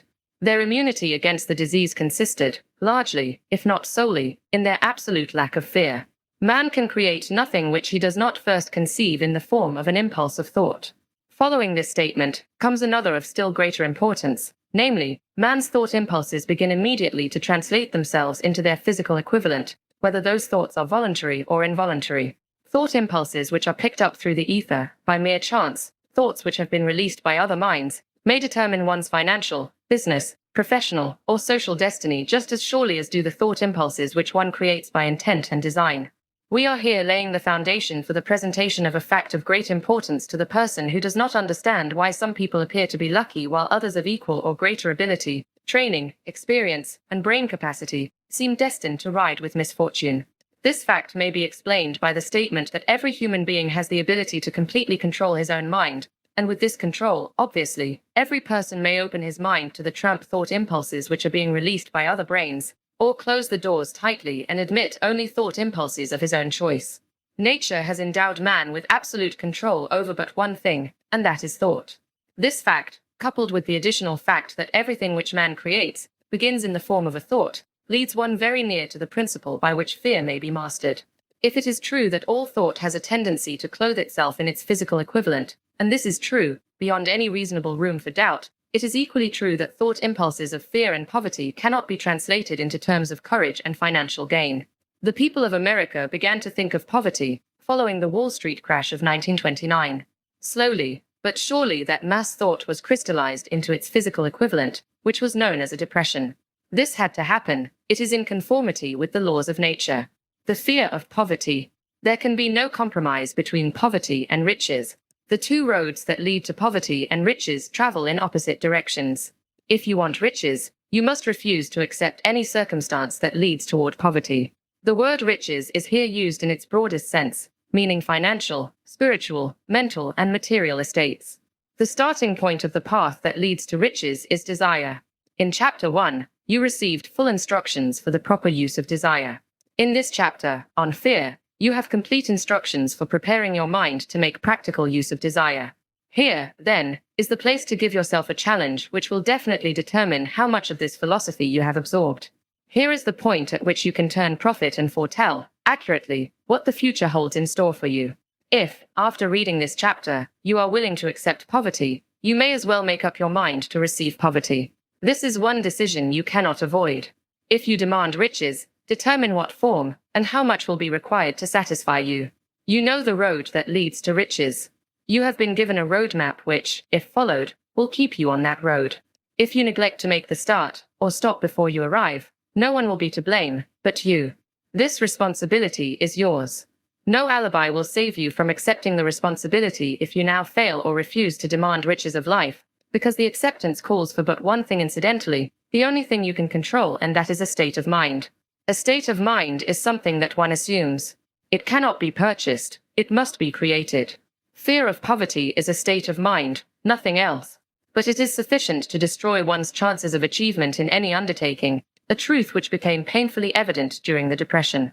This fear paralyzes the faculty of reason, destroys the faculty of imagination, kills off self-reliance, undermines enthusiasm, discourages initiative, leads to uncertainty of purpose, encourages procrastination, wipes out enthusiasm, and makes self-control an impossibility. It takes the charm from one's personality, destroys the possibility of accurate thinking, diverts concentration of effort, it masters persistence, turns the willpower into nothingness, destroys ambition, beclouds the memory, and invites failure in every conceivable form. It kills love and assassinates the finer emotions of the heart, discourages friendship and invites disaster in 100 forms, leads to sleeplessness, misery, and unhappiness, and all this despite the obvious truth that we live in a world of overabundance of everything the heart could desire, with nothing standing between us and our desires, excepting lack of a definite purpose. The fear of poverty is, without doubt, the most destructive of the 6 basic fears. It has been placed at the head of the list because it is the most difficult to master. Considerable courage is required to state the truth about the origin of this fear, and still greater courage to accept the truth after it has been stated.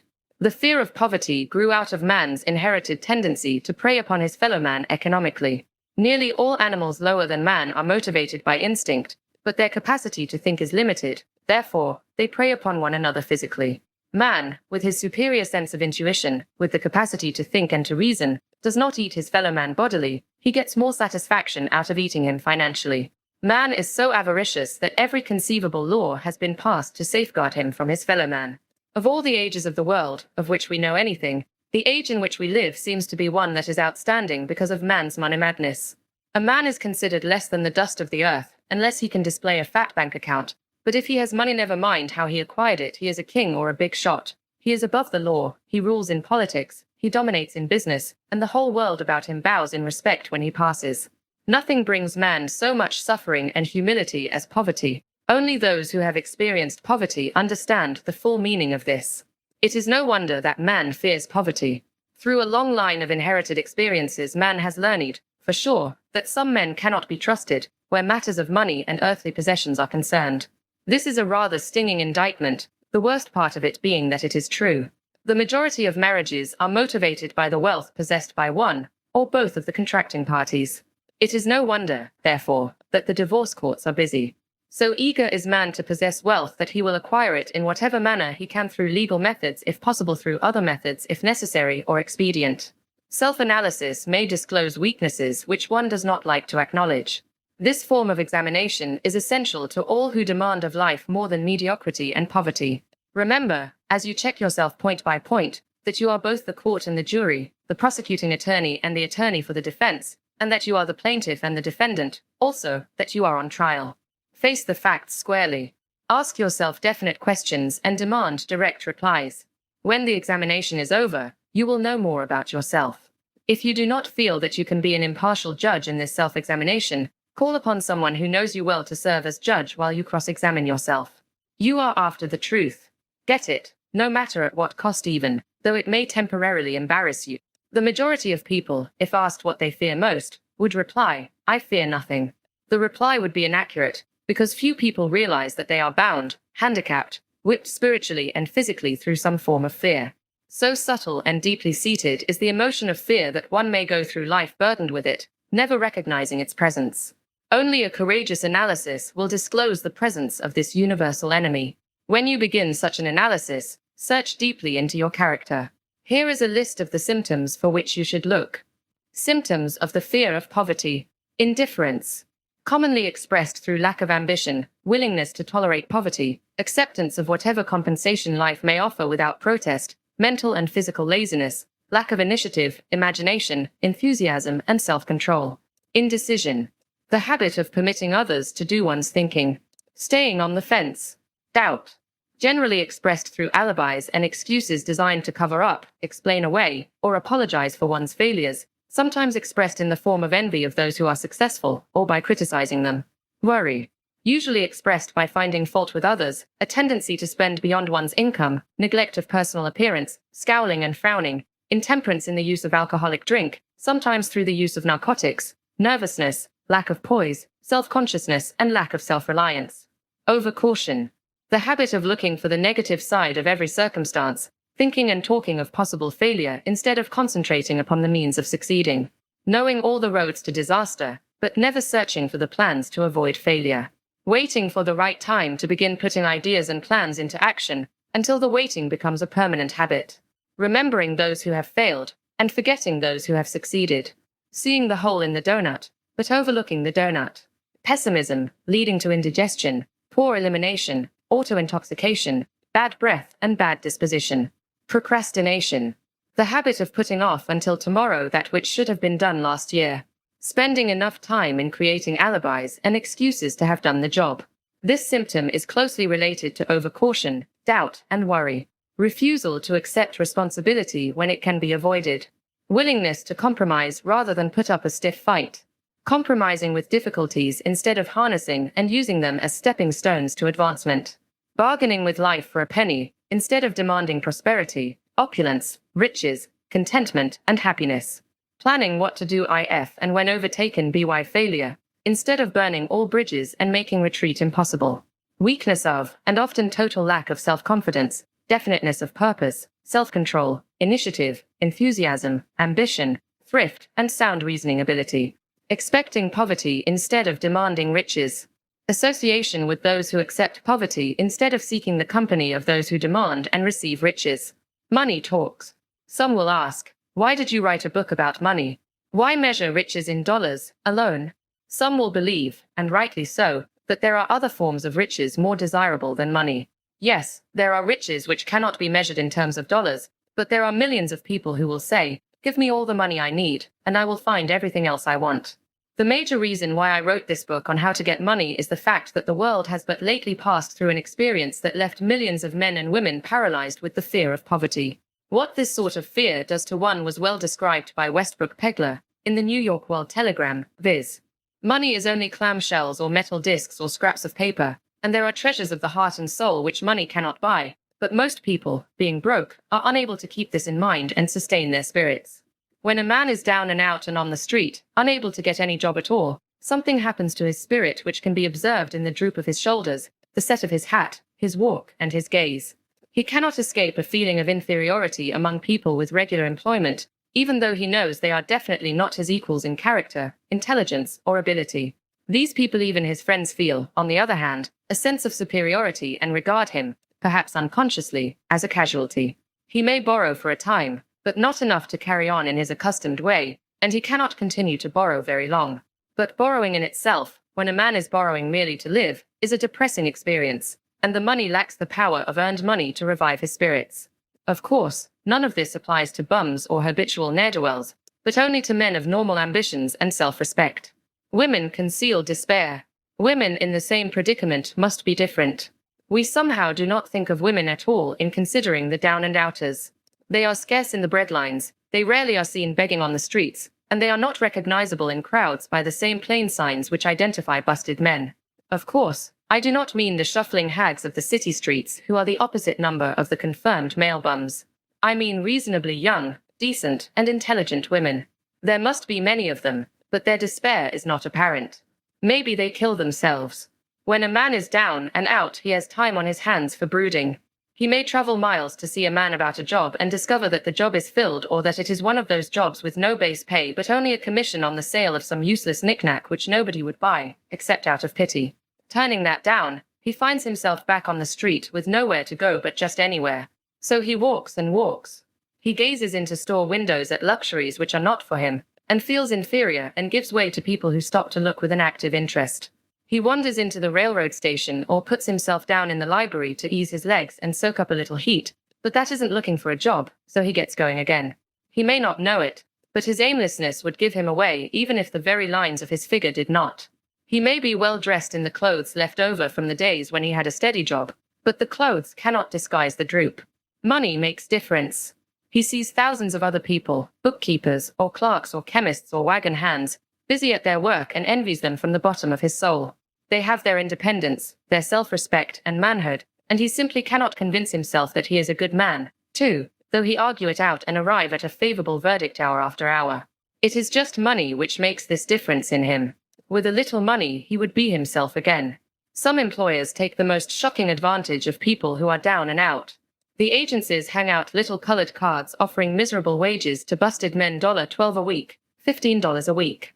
An $18 a week job is a plum, and anyone with $25 a week to offer does not hang the job in front of an agency on a colored card. I have a want ad clipped from a local paper demanding a clerk, a good, clean penman, to take telephone orders for a sandwich shop from 11 a.m. to 2 p.m. for $8 a month, not $8 a week, but $8 a month. The ad says also, state religion.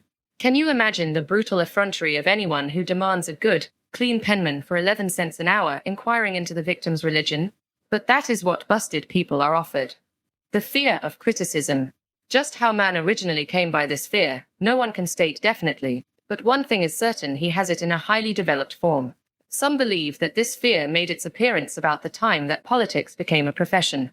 Others believe it can be traced to the age when women first began to concern themselves with styles in wearing apparel. This author, being neither a humorist nor a prophet, is inclined to attribute the basic fear of criticism to that part of man's inherited nature which prompts him not only to take away his fellow man's goods and wares, but to justify his action by criticism of his fellow man's character. It is a well-known fact that a thief will criticize the man from whom he steals, that politicians seek office, not by displaying their own virtues and qualifications, but by attempting to besmirch their opponents. The fear of criticism takes on many forms, the majority of which are petty and trivial.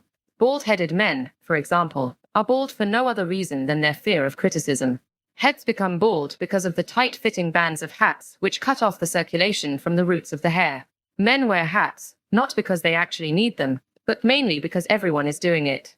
The individual falls into line and does likewise, lest some other individual criticize him. Women seldom have bald heads, or even thin hair, because they wear hats which fit their heads loosely, the only purpose of the hats being adornment. But it must not be supposed that women are free from the fear of criticism.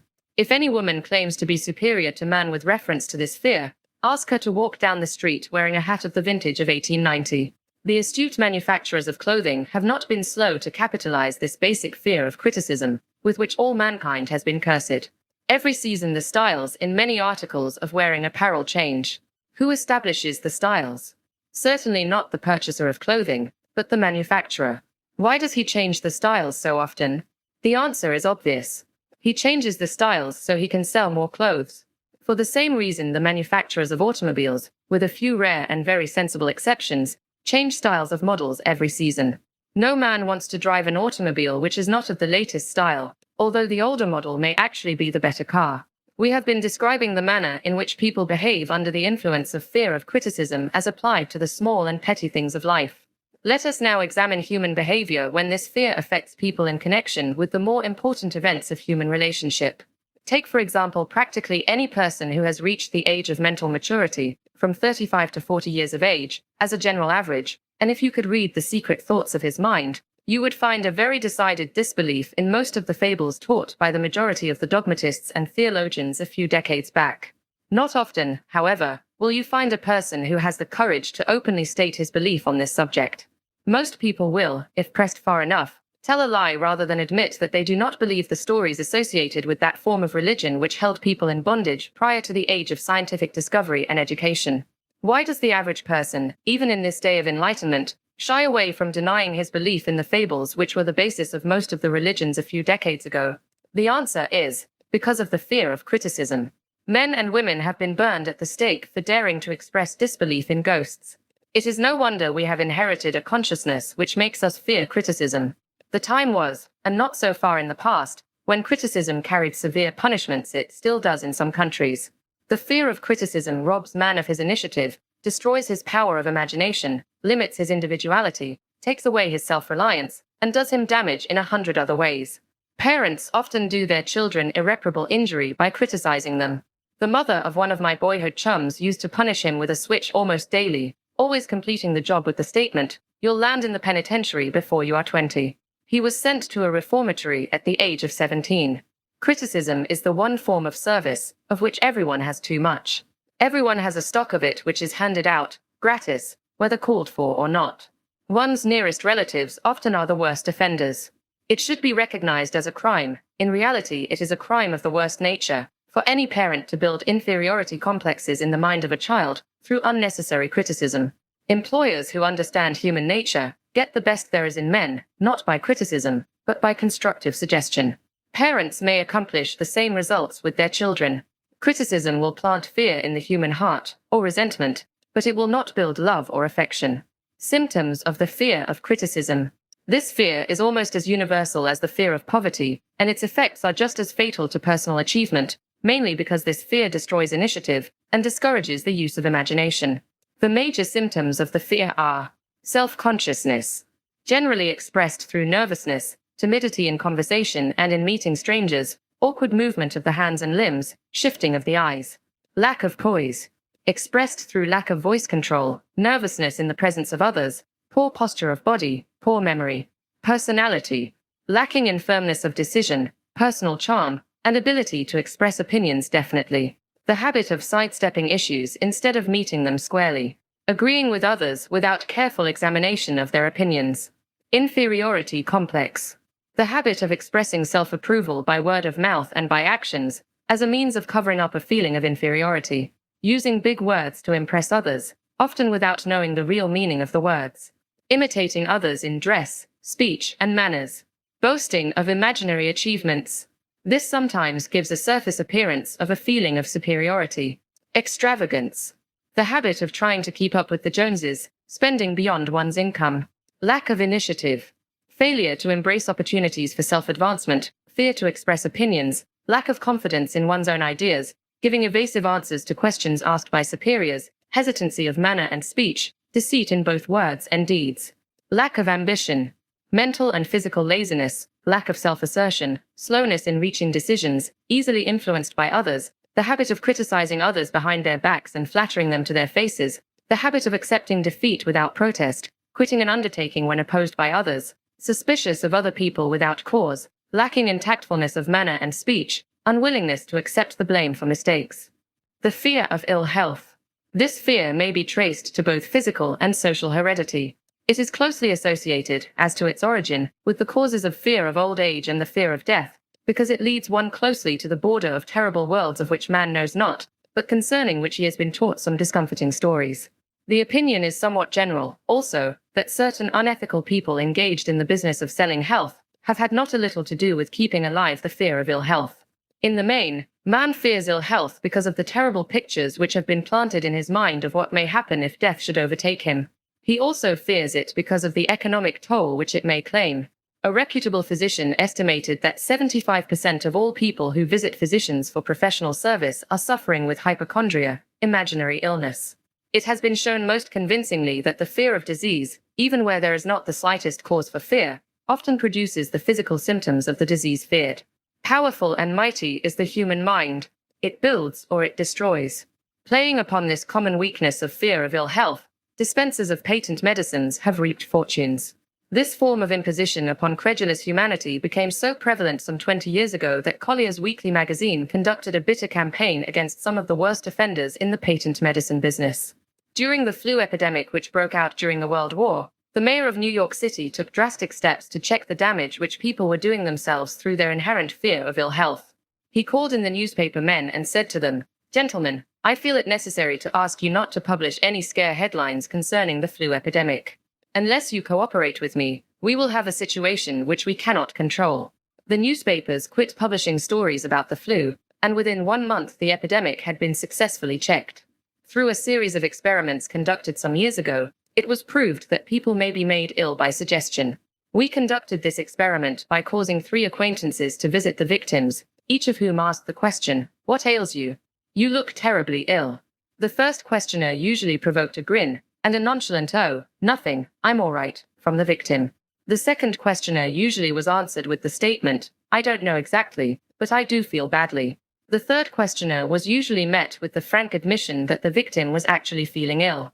Try this on an acquaintance if you doubt that it will make him uncomfortable, but do not carry the experiment too far. There is a certain religious sect whose members take vengeance upon their enemies by the hexing method. They call it placing a spell on the victim. There is overwhelming evidence that disease sometimes begins in the form of negative thought impulse. Such an impulse may be passed from one mind to another, by suggestion, or created by an individual in his own mind.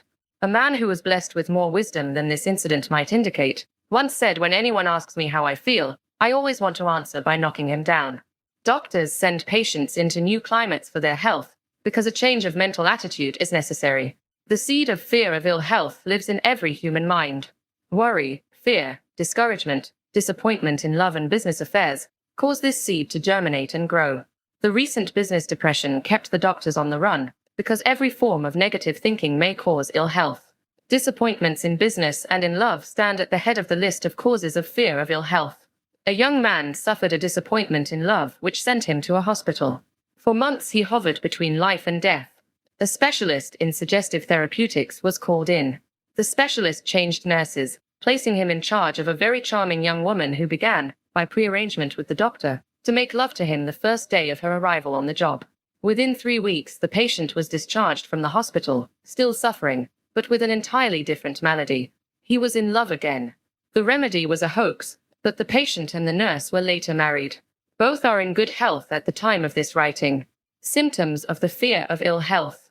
The symptoms of this almost universal fear are autosuggestion, the habit of negative use of self-suggestion by looking for and expecting to find the symptoms of all kinds of disease, enjoying imaginary illness and speaking of it as being real, the habit of trying all fads and isms recommended by others as having therapeutic value, talking to others of operations, accidents, and other forms of illness, experimenting with diets, physical exercises, reducing systems, without professional guidance, trying home remedies, patent medicines, and quack remedies, hypochondria, the habit of talking of illness, concentrating the mind upon disease, and expecting its appearance until a nervous break occurs. Nothing that comes in bottles can cure this condition. It is brought on by negative thinking, and nothing but positive thought can effect a cure. Hypochondria, a medical term for imaginary disease, is said to do as much damage on occasion as the disease one fears might do. Most so-called cases of nerves come from imaginary illness. Exercise. Fear of ill health often interferes with proper physical exercise and results in overweight by causing one to avoid outdoor life. Susceptibility. Fear of ill health breaks down nature's body resistance and creates a favorable condition for any form of disease one may contact. The fear of ill health often is related to the fear of poverty, especially in the case of the hypochondriac, who constantly worries about the possibility of having to pay doctor's bills, hospital bills, etc. This type of person spends much time preparing for sickness, talking about death, saving money for cemetery lots and burial expenses, etc. Self-coddling. The habit of making a bid for sympathy, using imaginary illness as the law. People often resort to this trick to avoid work. The habit of feigning illness to cover plain laziness, or to serve as an alibi for lack of ambition. Intemperance. The habit of using alcohol or narcotics to destroy pains such as headaches, neuralgia, etc., instead of eliminating the cause. The habit of reading about illness and worrying over the possibility of being stricken by it. The habit of reading patent medicine advertisements. The fear of loss of love. The original source of this inherent fear needs but little description, because it obviously grew out of man's polygamous habit of stealing his fellow man's mate, and his habit of taking liberties with her whenever he could. Jealousy, and other similar forms of dementia precox grow out of man's inherited fear of the loss of love of someone. This fear is the most painful of all the 6 basic fears. It probably plays more havoc with the body and mind than any of the other basic fears, as it often leads to permanent insanity. The fear of the loss of love probably dates back to the Stone Age, when men stole women by brute force. They continue to steal females, but their technique has changed. Instead of force, they now use persuasion, the promise of pretty clothes, motor ears, and other bait much more effective than physical force. Man's habits are the same as they were at the dawn of civilization, but he expresses them differently. Careful analysis has shown that women are more susceptible to this fear than men. This fact is easily explained. Women have learned, from experience, that men are polygamous by nature, but they are not to be trusted in the hands of rivals. Symptoms of the fear of loss of love. The distinguishing symptoms of this fear are jealousy, the habit of being suspicious of friends and loved ones without any reasonable evidence of sufficient grounds. Jealousy is a form of dementia precox which sometimes becomes violent without the slightest cause. The habit of accusing wife or husband of infidelity without grounds. General suspicion of everyone, absolute faith in no one. Fault-finding. The habit of finding fault with friends, relatives, business associates, and loved ones upon the slightest provocation, or without any cause whatsoever. Gambling. The habit of gambling, stealing, cheating, and otherwise taking hazardous chances to provide money for loved ones, with the belief that love can be bought. The habit of spending beyond one's means, or incurring debts, to provide gifts for loved ones, with the object of making a favorable showing.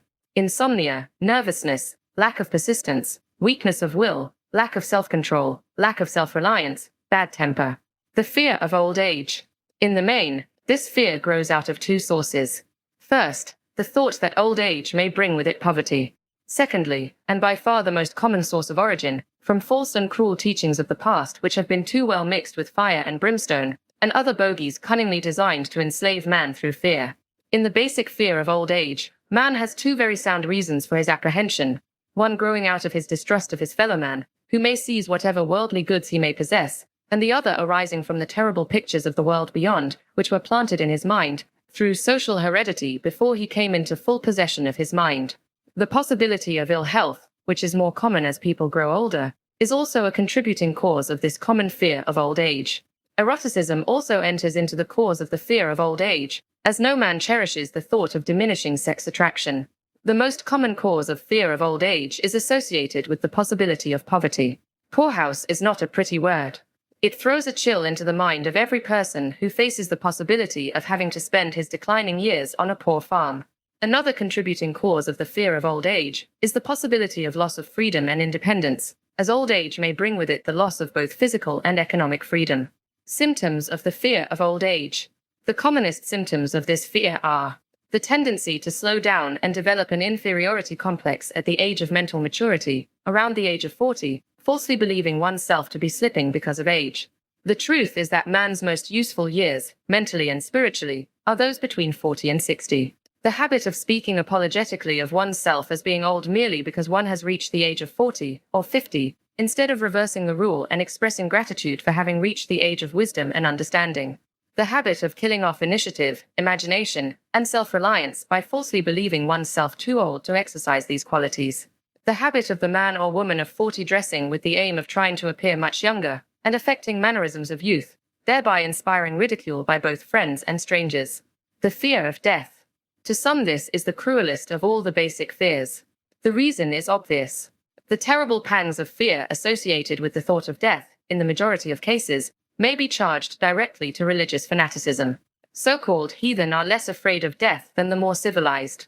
For hundreds of millions of years man has been asking the still unanswered questions, whence and whither? Where did I come from, and where am I going? During the darker ages of the past, the more cunning and crafty were not slow to offer the answer to these questions, for a price. Witness, now, the major source of origin of the fear of death. Come into my tent, embrace my faith, accept my dogmas, and I will give you a ticket that will admit you straight away into heaven when you die, cries a leader of sectarianism. Remain out of my tent, says the same leader, and may the devil take you and burn you throughout eternity. Eternity is a long time. Fire is a terrible thing. The thought of eternal punishment, with fire, not only causes man to fear death, it often causes him to lose his reason. It destroys interest in life and makes happiness impossible. During my research, I reviewed a book entitled A Catalogue of the Gods, in which were listed the 30,000 gods which man has worshipped. Think of it. 30,000 of them, represented by everything from a crawfish to a man. It is little wonder that men have become frightened at the approach of death. While the religious leader may not be able to provide safe conduct into heaven, nor, by lack of such provision, allow the unfortunate to descend into hell, the possibility of the latter seems so terrible that the very thought of it lays hold of the imagination in such a realistic way that it paralyzes reason and sets up the fear of death. In truth, no man knows, and no man has ever known, what heaven or hell is like, nor does any man know if either place actually exists. This very lack of positive knowledge opens the door of the human mind to the charlatan, so he may enter and control that mind with his stock of legerdemain and various brands of pious fraud and trickery. The fear of death is not as common now as it was during the age when there were no great colleges and universities. Men of science have turned the spotlight of truth upon the world, and this truth is rapidly freeing men and women from this terrible fear of death. The young men and young women who attend the colleges and universities are not easily impressed by fire and brimstone. Through the aid of biology, astronomy, geology, and other related sciences, the fears of the Dark Ages which gripped the minds of men and destroyed their reason have been dispelled. Insane asylums are filled with men and women who have gone mad because of the fear of death. This fear is useless. Death will come, no matter what anyone may think about it. Accept it as a necessity, and pass the thought out of your mind. It must be a necessity, or it would not come to all. Perhaps it is not as bad as it has been pictured. The entire world is made up of only two things, energy and matter. In elementary physics, we learn that neither matter nor energy, the only two realities known to man, can be created nor destroyed. Both matter and energy can be transformed, but neither can be destroyed. Life is energy, if it is anything. If neither energy nor matter can be destroyed, of course life cannot be destroyed. Life, like other forms of energy, may be passed through various processes of transition or change, but it cannot be destroyed. Death is mere transition. If death is not mere change or transition, then nothing comes after death except a long, eternal, peaceful sleep, and sleep is nothing to be feared. Thus you may wipe out, forever, the fear of death. Symptoms of the fear of death. The general symptoms of this fear are the habit of thinking about dying instead of making the most of life, due, generally, to lack of purpose or lack of a suitable occupation. This fear is more prevalent among the aged, but sometimes the more youthful are victims of it. The greatest of all remedies for the fear of death is a burning desire for achievement, backed by useful service to others. A busy person seldom has time to think about dying. He finds life too thrilling to worry about death.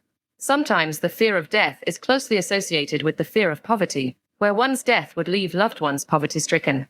In other cases, the fear of death is caused by illness and the consequent breaking down of physical body resistance. The commonest causes of the fear of death are ill health, poverty, lack of appropriate occupation, disappointment over love, insanity, religious fanaticism. Old man worry. Worry is a state of mind based upon fear. It works slowly, but persistently. It is insidious and subtle. Step by step it digs itself in until it paralyzes one's reasoning faculty, destroys self-confidence and initiative. Worry is a form of sustained fear caused by indecision, therefore it is a state of mind which can be controlled. An unsettled mind is helpless. Indecision makes an unsettled mind. Most individuals lack the willpower to reach decisions promptly, and to stand by them after they have been made, even during normal business conditions. During periods of economic unrest, such as the world recently experienced, the individual is handicapped, not alone by his inherent nature to be slow at reaching decisions, but he is influenced by the indecision of others around him who have created a state of mass indecision. During the Depression, the whole atmosphere, all over the world, was filled with fearenza and worryitis, the two mental disease germs which began to spread themselves after the Wall Street frenzy in 1929. There is only one known antidote for these germs. It is the habit of prompt and firm decision. Moreover, it is an antidote which every individual must apply for himself. We do not worry over conditions, once we have reached a decision to follow a definite line of action. I once interviewed a man who was to be electrocuted 2 hours later. The condemned man was the calmest of some 8 men who were in the death cell with him. His calmness prompted me to ask him how it felt to know that he was going into eternity in a short while. With a smile of confidence on his face, he said, "It feels fine. Just think, brother, my troubles will soon be over. I have had nothing but trouble all my life. It has been a hardship to get food and clothing. Soon I will not need these things. I have felt fine ever since I learned for certain that I must die. I made up my mind then, to accept my fate in good spirit." As he spoke, he devoured a dinner of proportions sufficient for 3 men, eating every mouthful of the food brought to him, and apparently enjoying it as much as if no disaster awaited him. Decision gave this man resignation to his fate. Decision can also prevent one's acceptance of undesired circumstances. The 6 basic fears become translated into a state of worry through indecision. Relieve yourself forever of the fear of death by reaching a decision to accept death as an inescapable event. Whip the fear of poverty by reaching a decision to get along with whatever wealth you can accumulate without worry. Put your foot upon the neck of the fear of criticism by reaching a decision not to worry about what other people think, do, or say. Eliminate the fear of old age by reaching a decision to accept it, not as a handicap, but as a great blessing which carries with it wisdom, self-control, and understanding not known to youth. Acquit yourself of the fear of ill health by the decision to forget symptoms. Master the fear of loss of love by reaching a decision to get along without love, if that is necessary. Kill the habit of worry, in all its forms, by reaching a general, blanket decision that nothing which life has to offer is worth the price of worry. With this decision will come poise, peace of mind, and calmness of thought which will bring happiness. A man whose mind is filled with fear not only destroys his own chances of intelligent action, but he transmits these destructive vibrations to the minds of all who come into contact with him, and destroys, also, their chances. Even a dog or a horse knows when its master lacks courage. Moreover, a dog or a horse will pick up the vibrations of fear thrown off by its master, and behave accordingly. Lower down the line of intelligence in the animal kingdom, one finds this same capacity to pick up the vibrations of fear. A honeybee immediately senses fear in the mind of a person for reasons unknown. A bee will sting the person whose mind is releasing vibrations of fear, much more readily than it will molest the person whose mind registers no fear. The vibrations of fear pass from one mind to another just as quickly and as surely as the sound of the human voice passes from the broadcasting station to the receiving set of a radio and by self-same medium. Mental telepathy is a reality. Thoughts pass from one mind to another, voluntarily, whether or not this fact is recognized by either the person releasing the thoughts, or the persons who pick up those thoughts. The person who gives expression, by word of mouth, to negative or destructive thoughts is practically certain to experience the results of those words in the form of a destructive kickback. The release of destructive thought impulses, alone, without the aid of words, produces also a kickback in more ways than one. First of all, and perhaps most important to be remembered, the person who releases thoughts of a destructive nature must suffer damage through the breaking down of the faculty of creative imagination. Secondly, the presence in the mind of any destructive emotion develops a negative personality which repels people, and often converts them into antagonists. The third source of damage to the person who entertains or releases negative thoughts lies in this significant fact: these thought impulses are not only damaging to others, but they embed themselves in the subconscious mind of the person releasing them, and they become a part of his character. One is never through with a thought, merely by releasing it. When a thought is released, it spreads in every direction, through the medium of the ether, but it also plants itself permanently in the subconscious mind of the person releasing it. Your business in life is, presumably, to achieve success. To be successful, you must find peace of mind, acquire the material needs of life, and above all, attain happiness. All of these evidences of success begin in the form of thought impulses. You may control your own mind. You have the power to feed it whatever thought impulses you choose. With this privilege goes also the responsibility of using it constructively. You are the master of your own earthly destiny just as surely as you have the power to control your own thoughts. You may influence, direct, and eventually control your own environment, making your life what you want it to be, or you may neglect to exercise the privilege which is yours, to make your life to order, thus casting yourself upon the broad sea of circumstance where you will be tossed hither and yon, like a chip on the waves of the ocean. The devil's workshop. The 7th basic evil. In addition to the 6 basic fears, there is another evil by which people suffer. It constitutes a rich soil in which the seeds of failure grow abundantly. It is so subtle that its presence often is not detected. This affliction cannot properly be classed as a fear. It is more deeply seated and more often fatal than all of the 6 fears. For want of a better name, let us call this evil susceptibility to negative influences.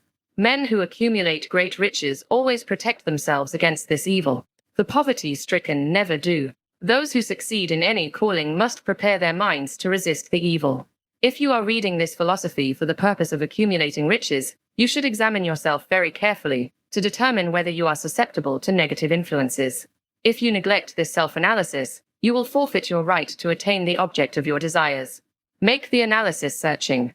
After you read the questions prepared for this self-analysis, hold yourself to a strict accounting in your answers. Go at the task as carefully as you would search for any other enemy you knew to be awaiting you in ambush, and deal with your own faults as you would with a more tangible enemy. You can easily protect yourself against highway robbers, because the law provides organized cooperation for your benefit. But the seventh basic evil is more difficult to master, because it strikes when you are not aware of its presence, when you are asleep, and while you are awake. Moreover, its weapon is intangible, because it consists of merely a state of mind.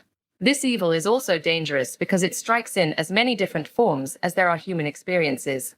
Sometimes it enters the mind through the well-meant words of one's own relatives.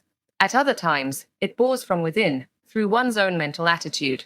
Always it is as deadly as poison, even though it may not kill as quickly. How to protect yourself against negative influences. To protect yourself against negative influences, whether of your own making or the result of the activities of negative people around you, recognize that you have a willpower and put it into constant use until it builds a wall of immunity against negative influences in your own mind. Recognize the fact that you and every other human being are, by nature, lazy, indifferent, and susceptible to all suggestions which harmonize with your weaknesses. Recognize that you are, by nature, susceptible to all the 6 basic fears, and set up habits for the purpose of counteracting all these fears. Recognize that negative influences often work on you through your subconscious mind, therefore they are difficult to detect, and keep your mind closed against all people who depress or discourage you in any way.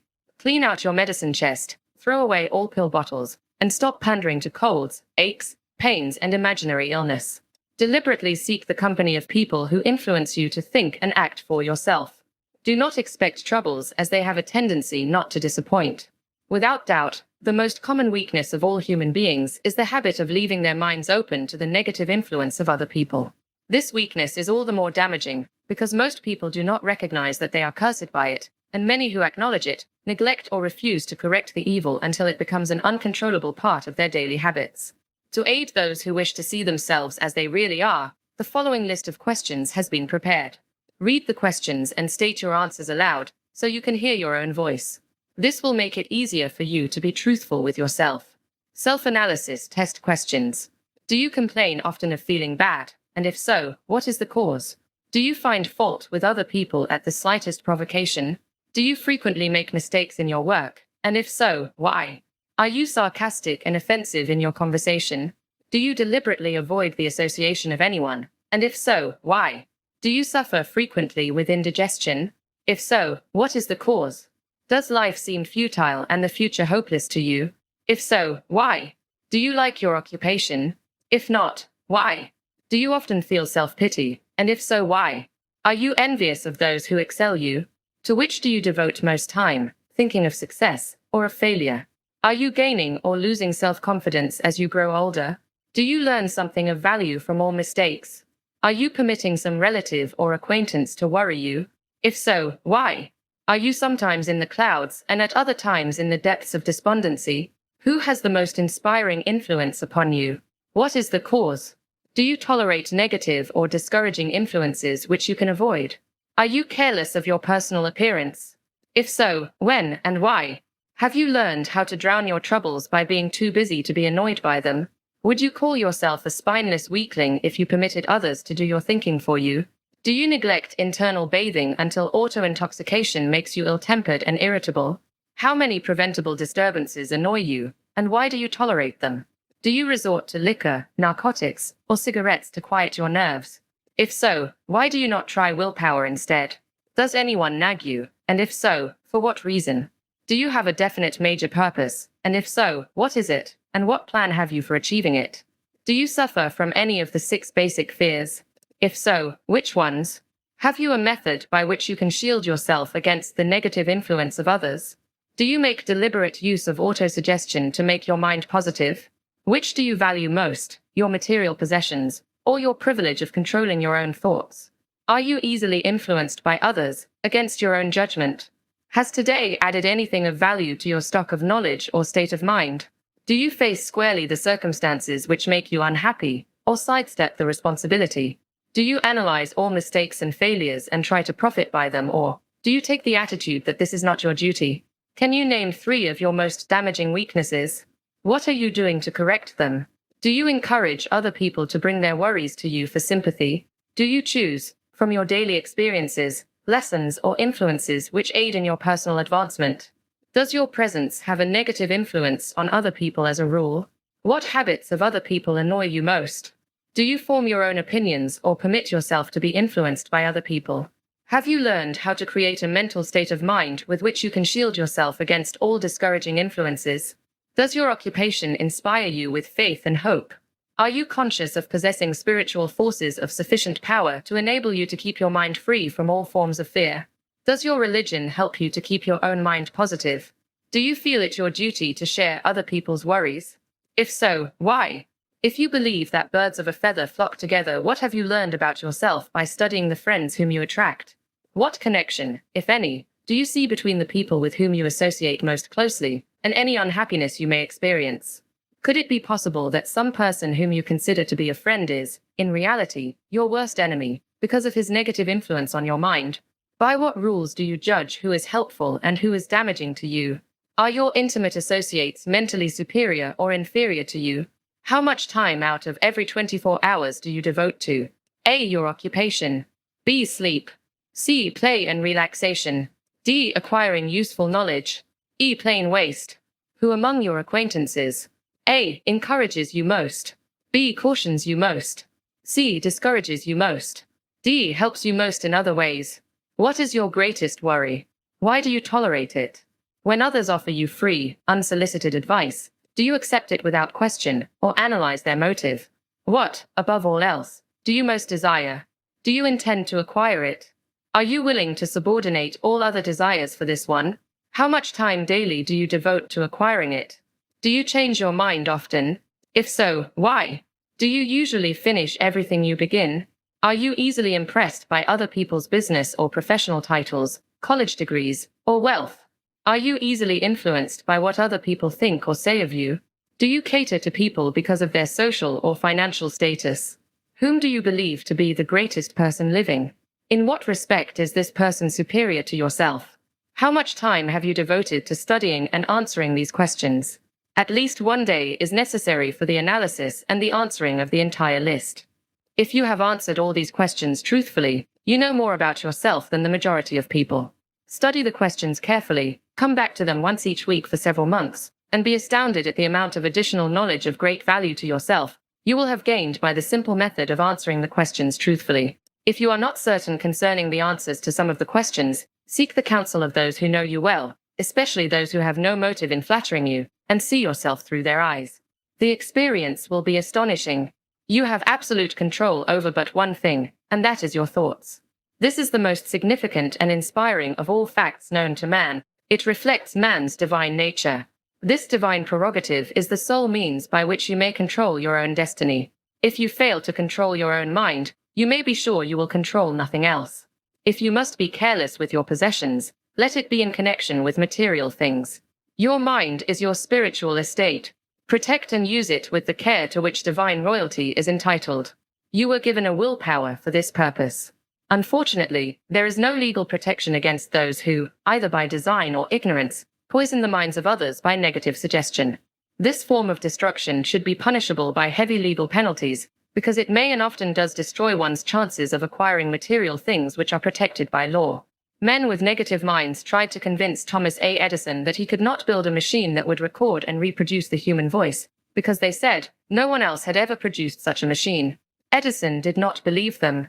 He knew that the mind could produce anything the mind could conceive and believe, and that knowledge was the thing that lifted the great Edison above the common herd. Men with negative minds told F.W. Woolworth he would go broke trying to run a store on 5 and 10-cent sales. He did not believe them. He knew that he could do anything, within reason, if he backed his plans with faith. Exercising his right to keep other men's negative suggestions out of his mind, he piled up a fortune of more than $100 million. Men with negative minds told George Washington he could not hope to win against the vastly superior forces of the British, but he exercised his divine right to believe. Therefore this book was published under the protection of the Stars and Stripes, while the name of Lord Cornwallis has been all but forgotten. Doubting Thomases scoffed scornfully when Henry Ford tried out his first crudely built automobile on the streets of Detroit. Some said the thing never would become practical. Others said no one would pay money for such a contraption. Ford said, "I'll belt the earth with dependable motor cars," and he did. His decision to trust his own judgment has already piled up a fortune far greater than the next 5 generations of his descendants can squander. For the benefit of those seeking vast riches, let it be remembered that practically the sole difference between Henry Ford and a majority of the more than 100,000 men who work for him is this: Ford has a mind and controls it. The others have minds which they do not try to control. Henry Ford has been repeatedly mentioned because he is an astounding example of what a man with a mind of his own, and a will to control it, can accomplish. His record knocks the foundation from under that time-worn alibi: "I never had a chance." Ford never had a chance, either, but he created an opportunity and backed it with persistence until it made him richer than Croesus. Mind control is the result of self-discipline and habit. You either control your mind or it controls you. There is no halfway compromise. The most practical of all methods for controlling the mind is the habit of keeping it busy with a definite purpose, backed by a definite plan. Study the record of any man who achieves noteworthy success, and you will observe that he has control over his own mind. Moreover, that he exercises that control and directs it toward the attainment of definite objectives. Without this control, success is not possible.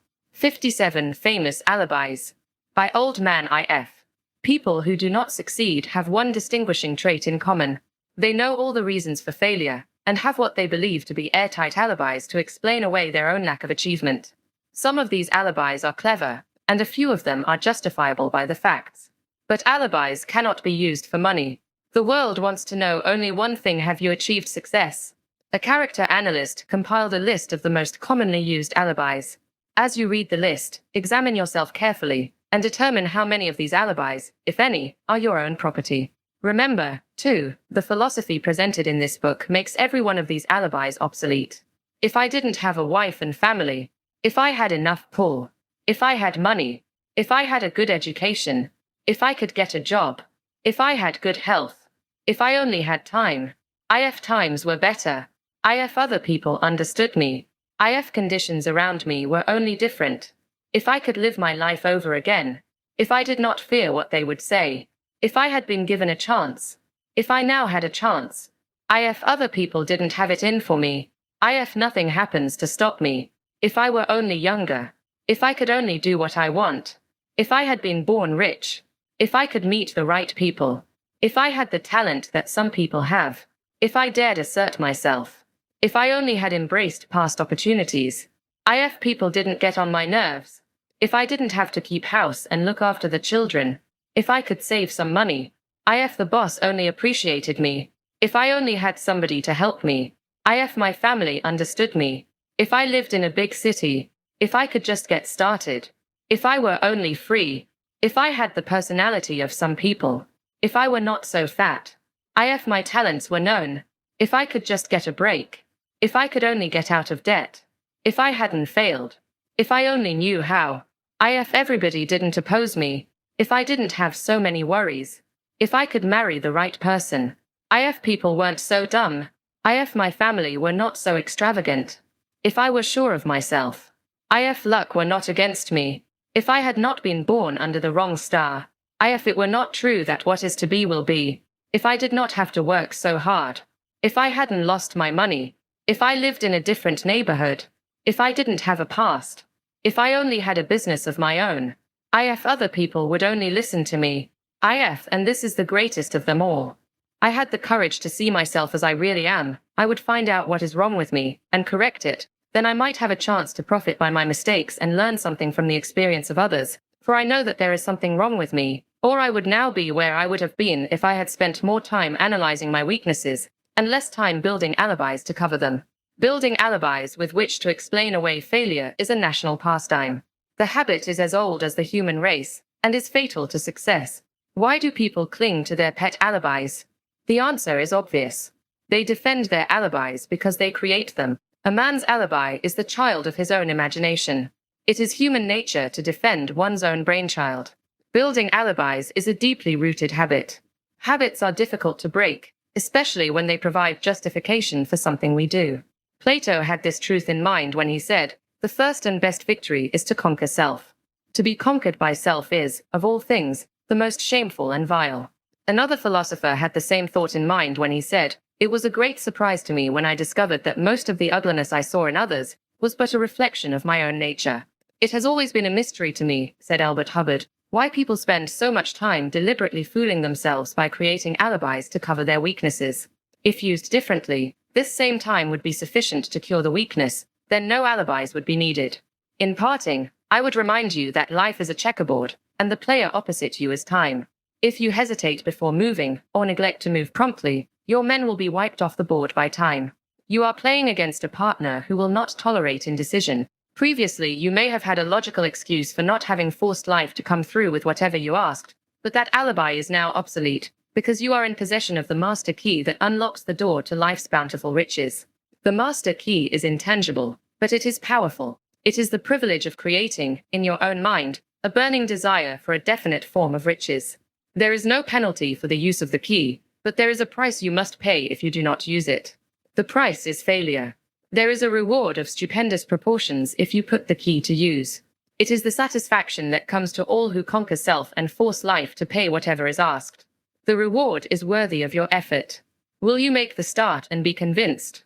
If we are related, said the immortal Emerson, we shall meet. In closing, may I borrow his thought, and say, if we are related, we have, through these pages, met.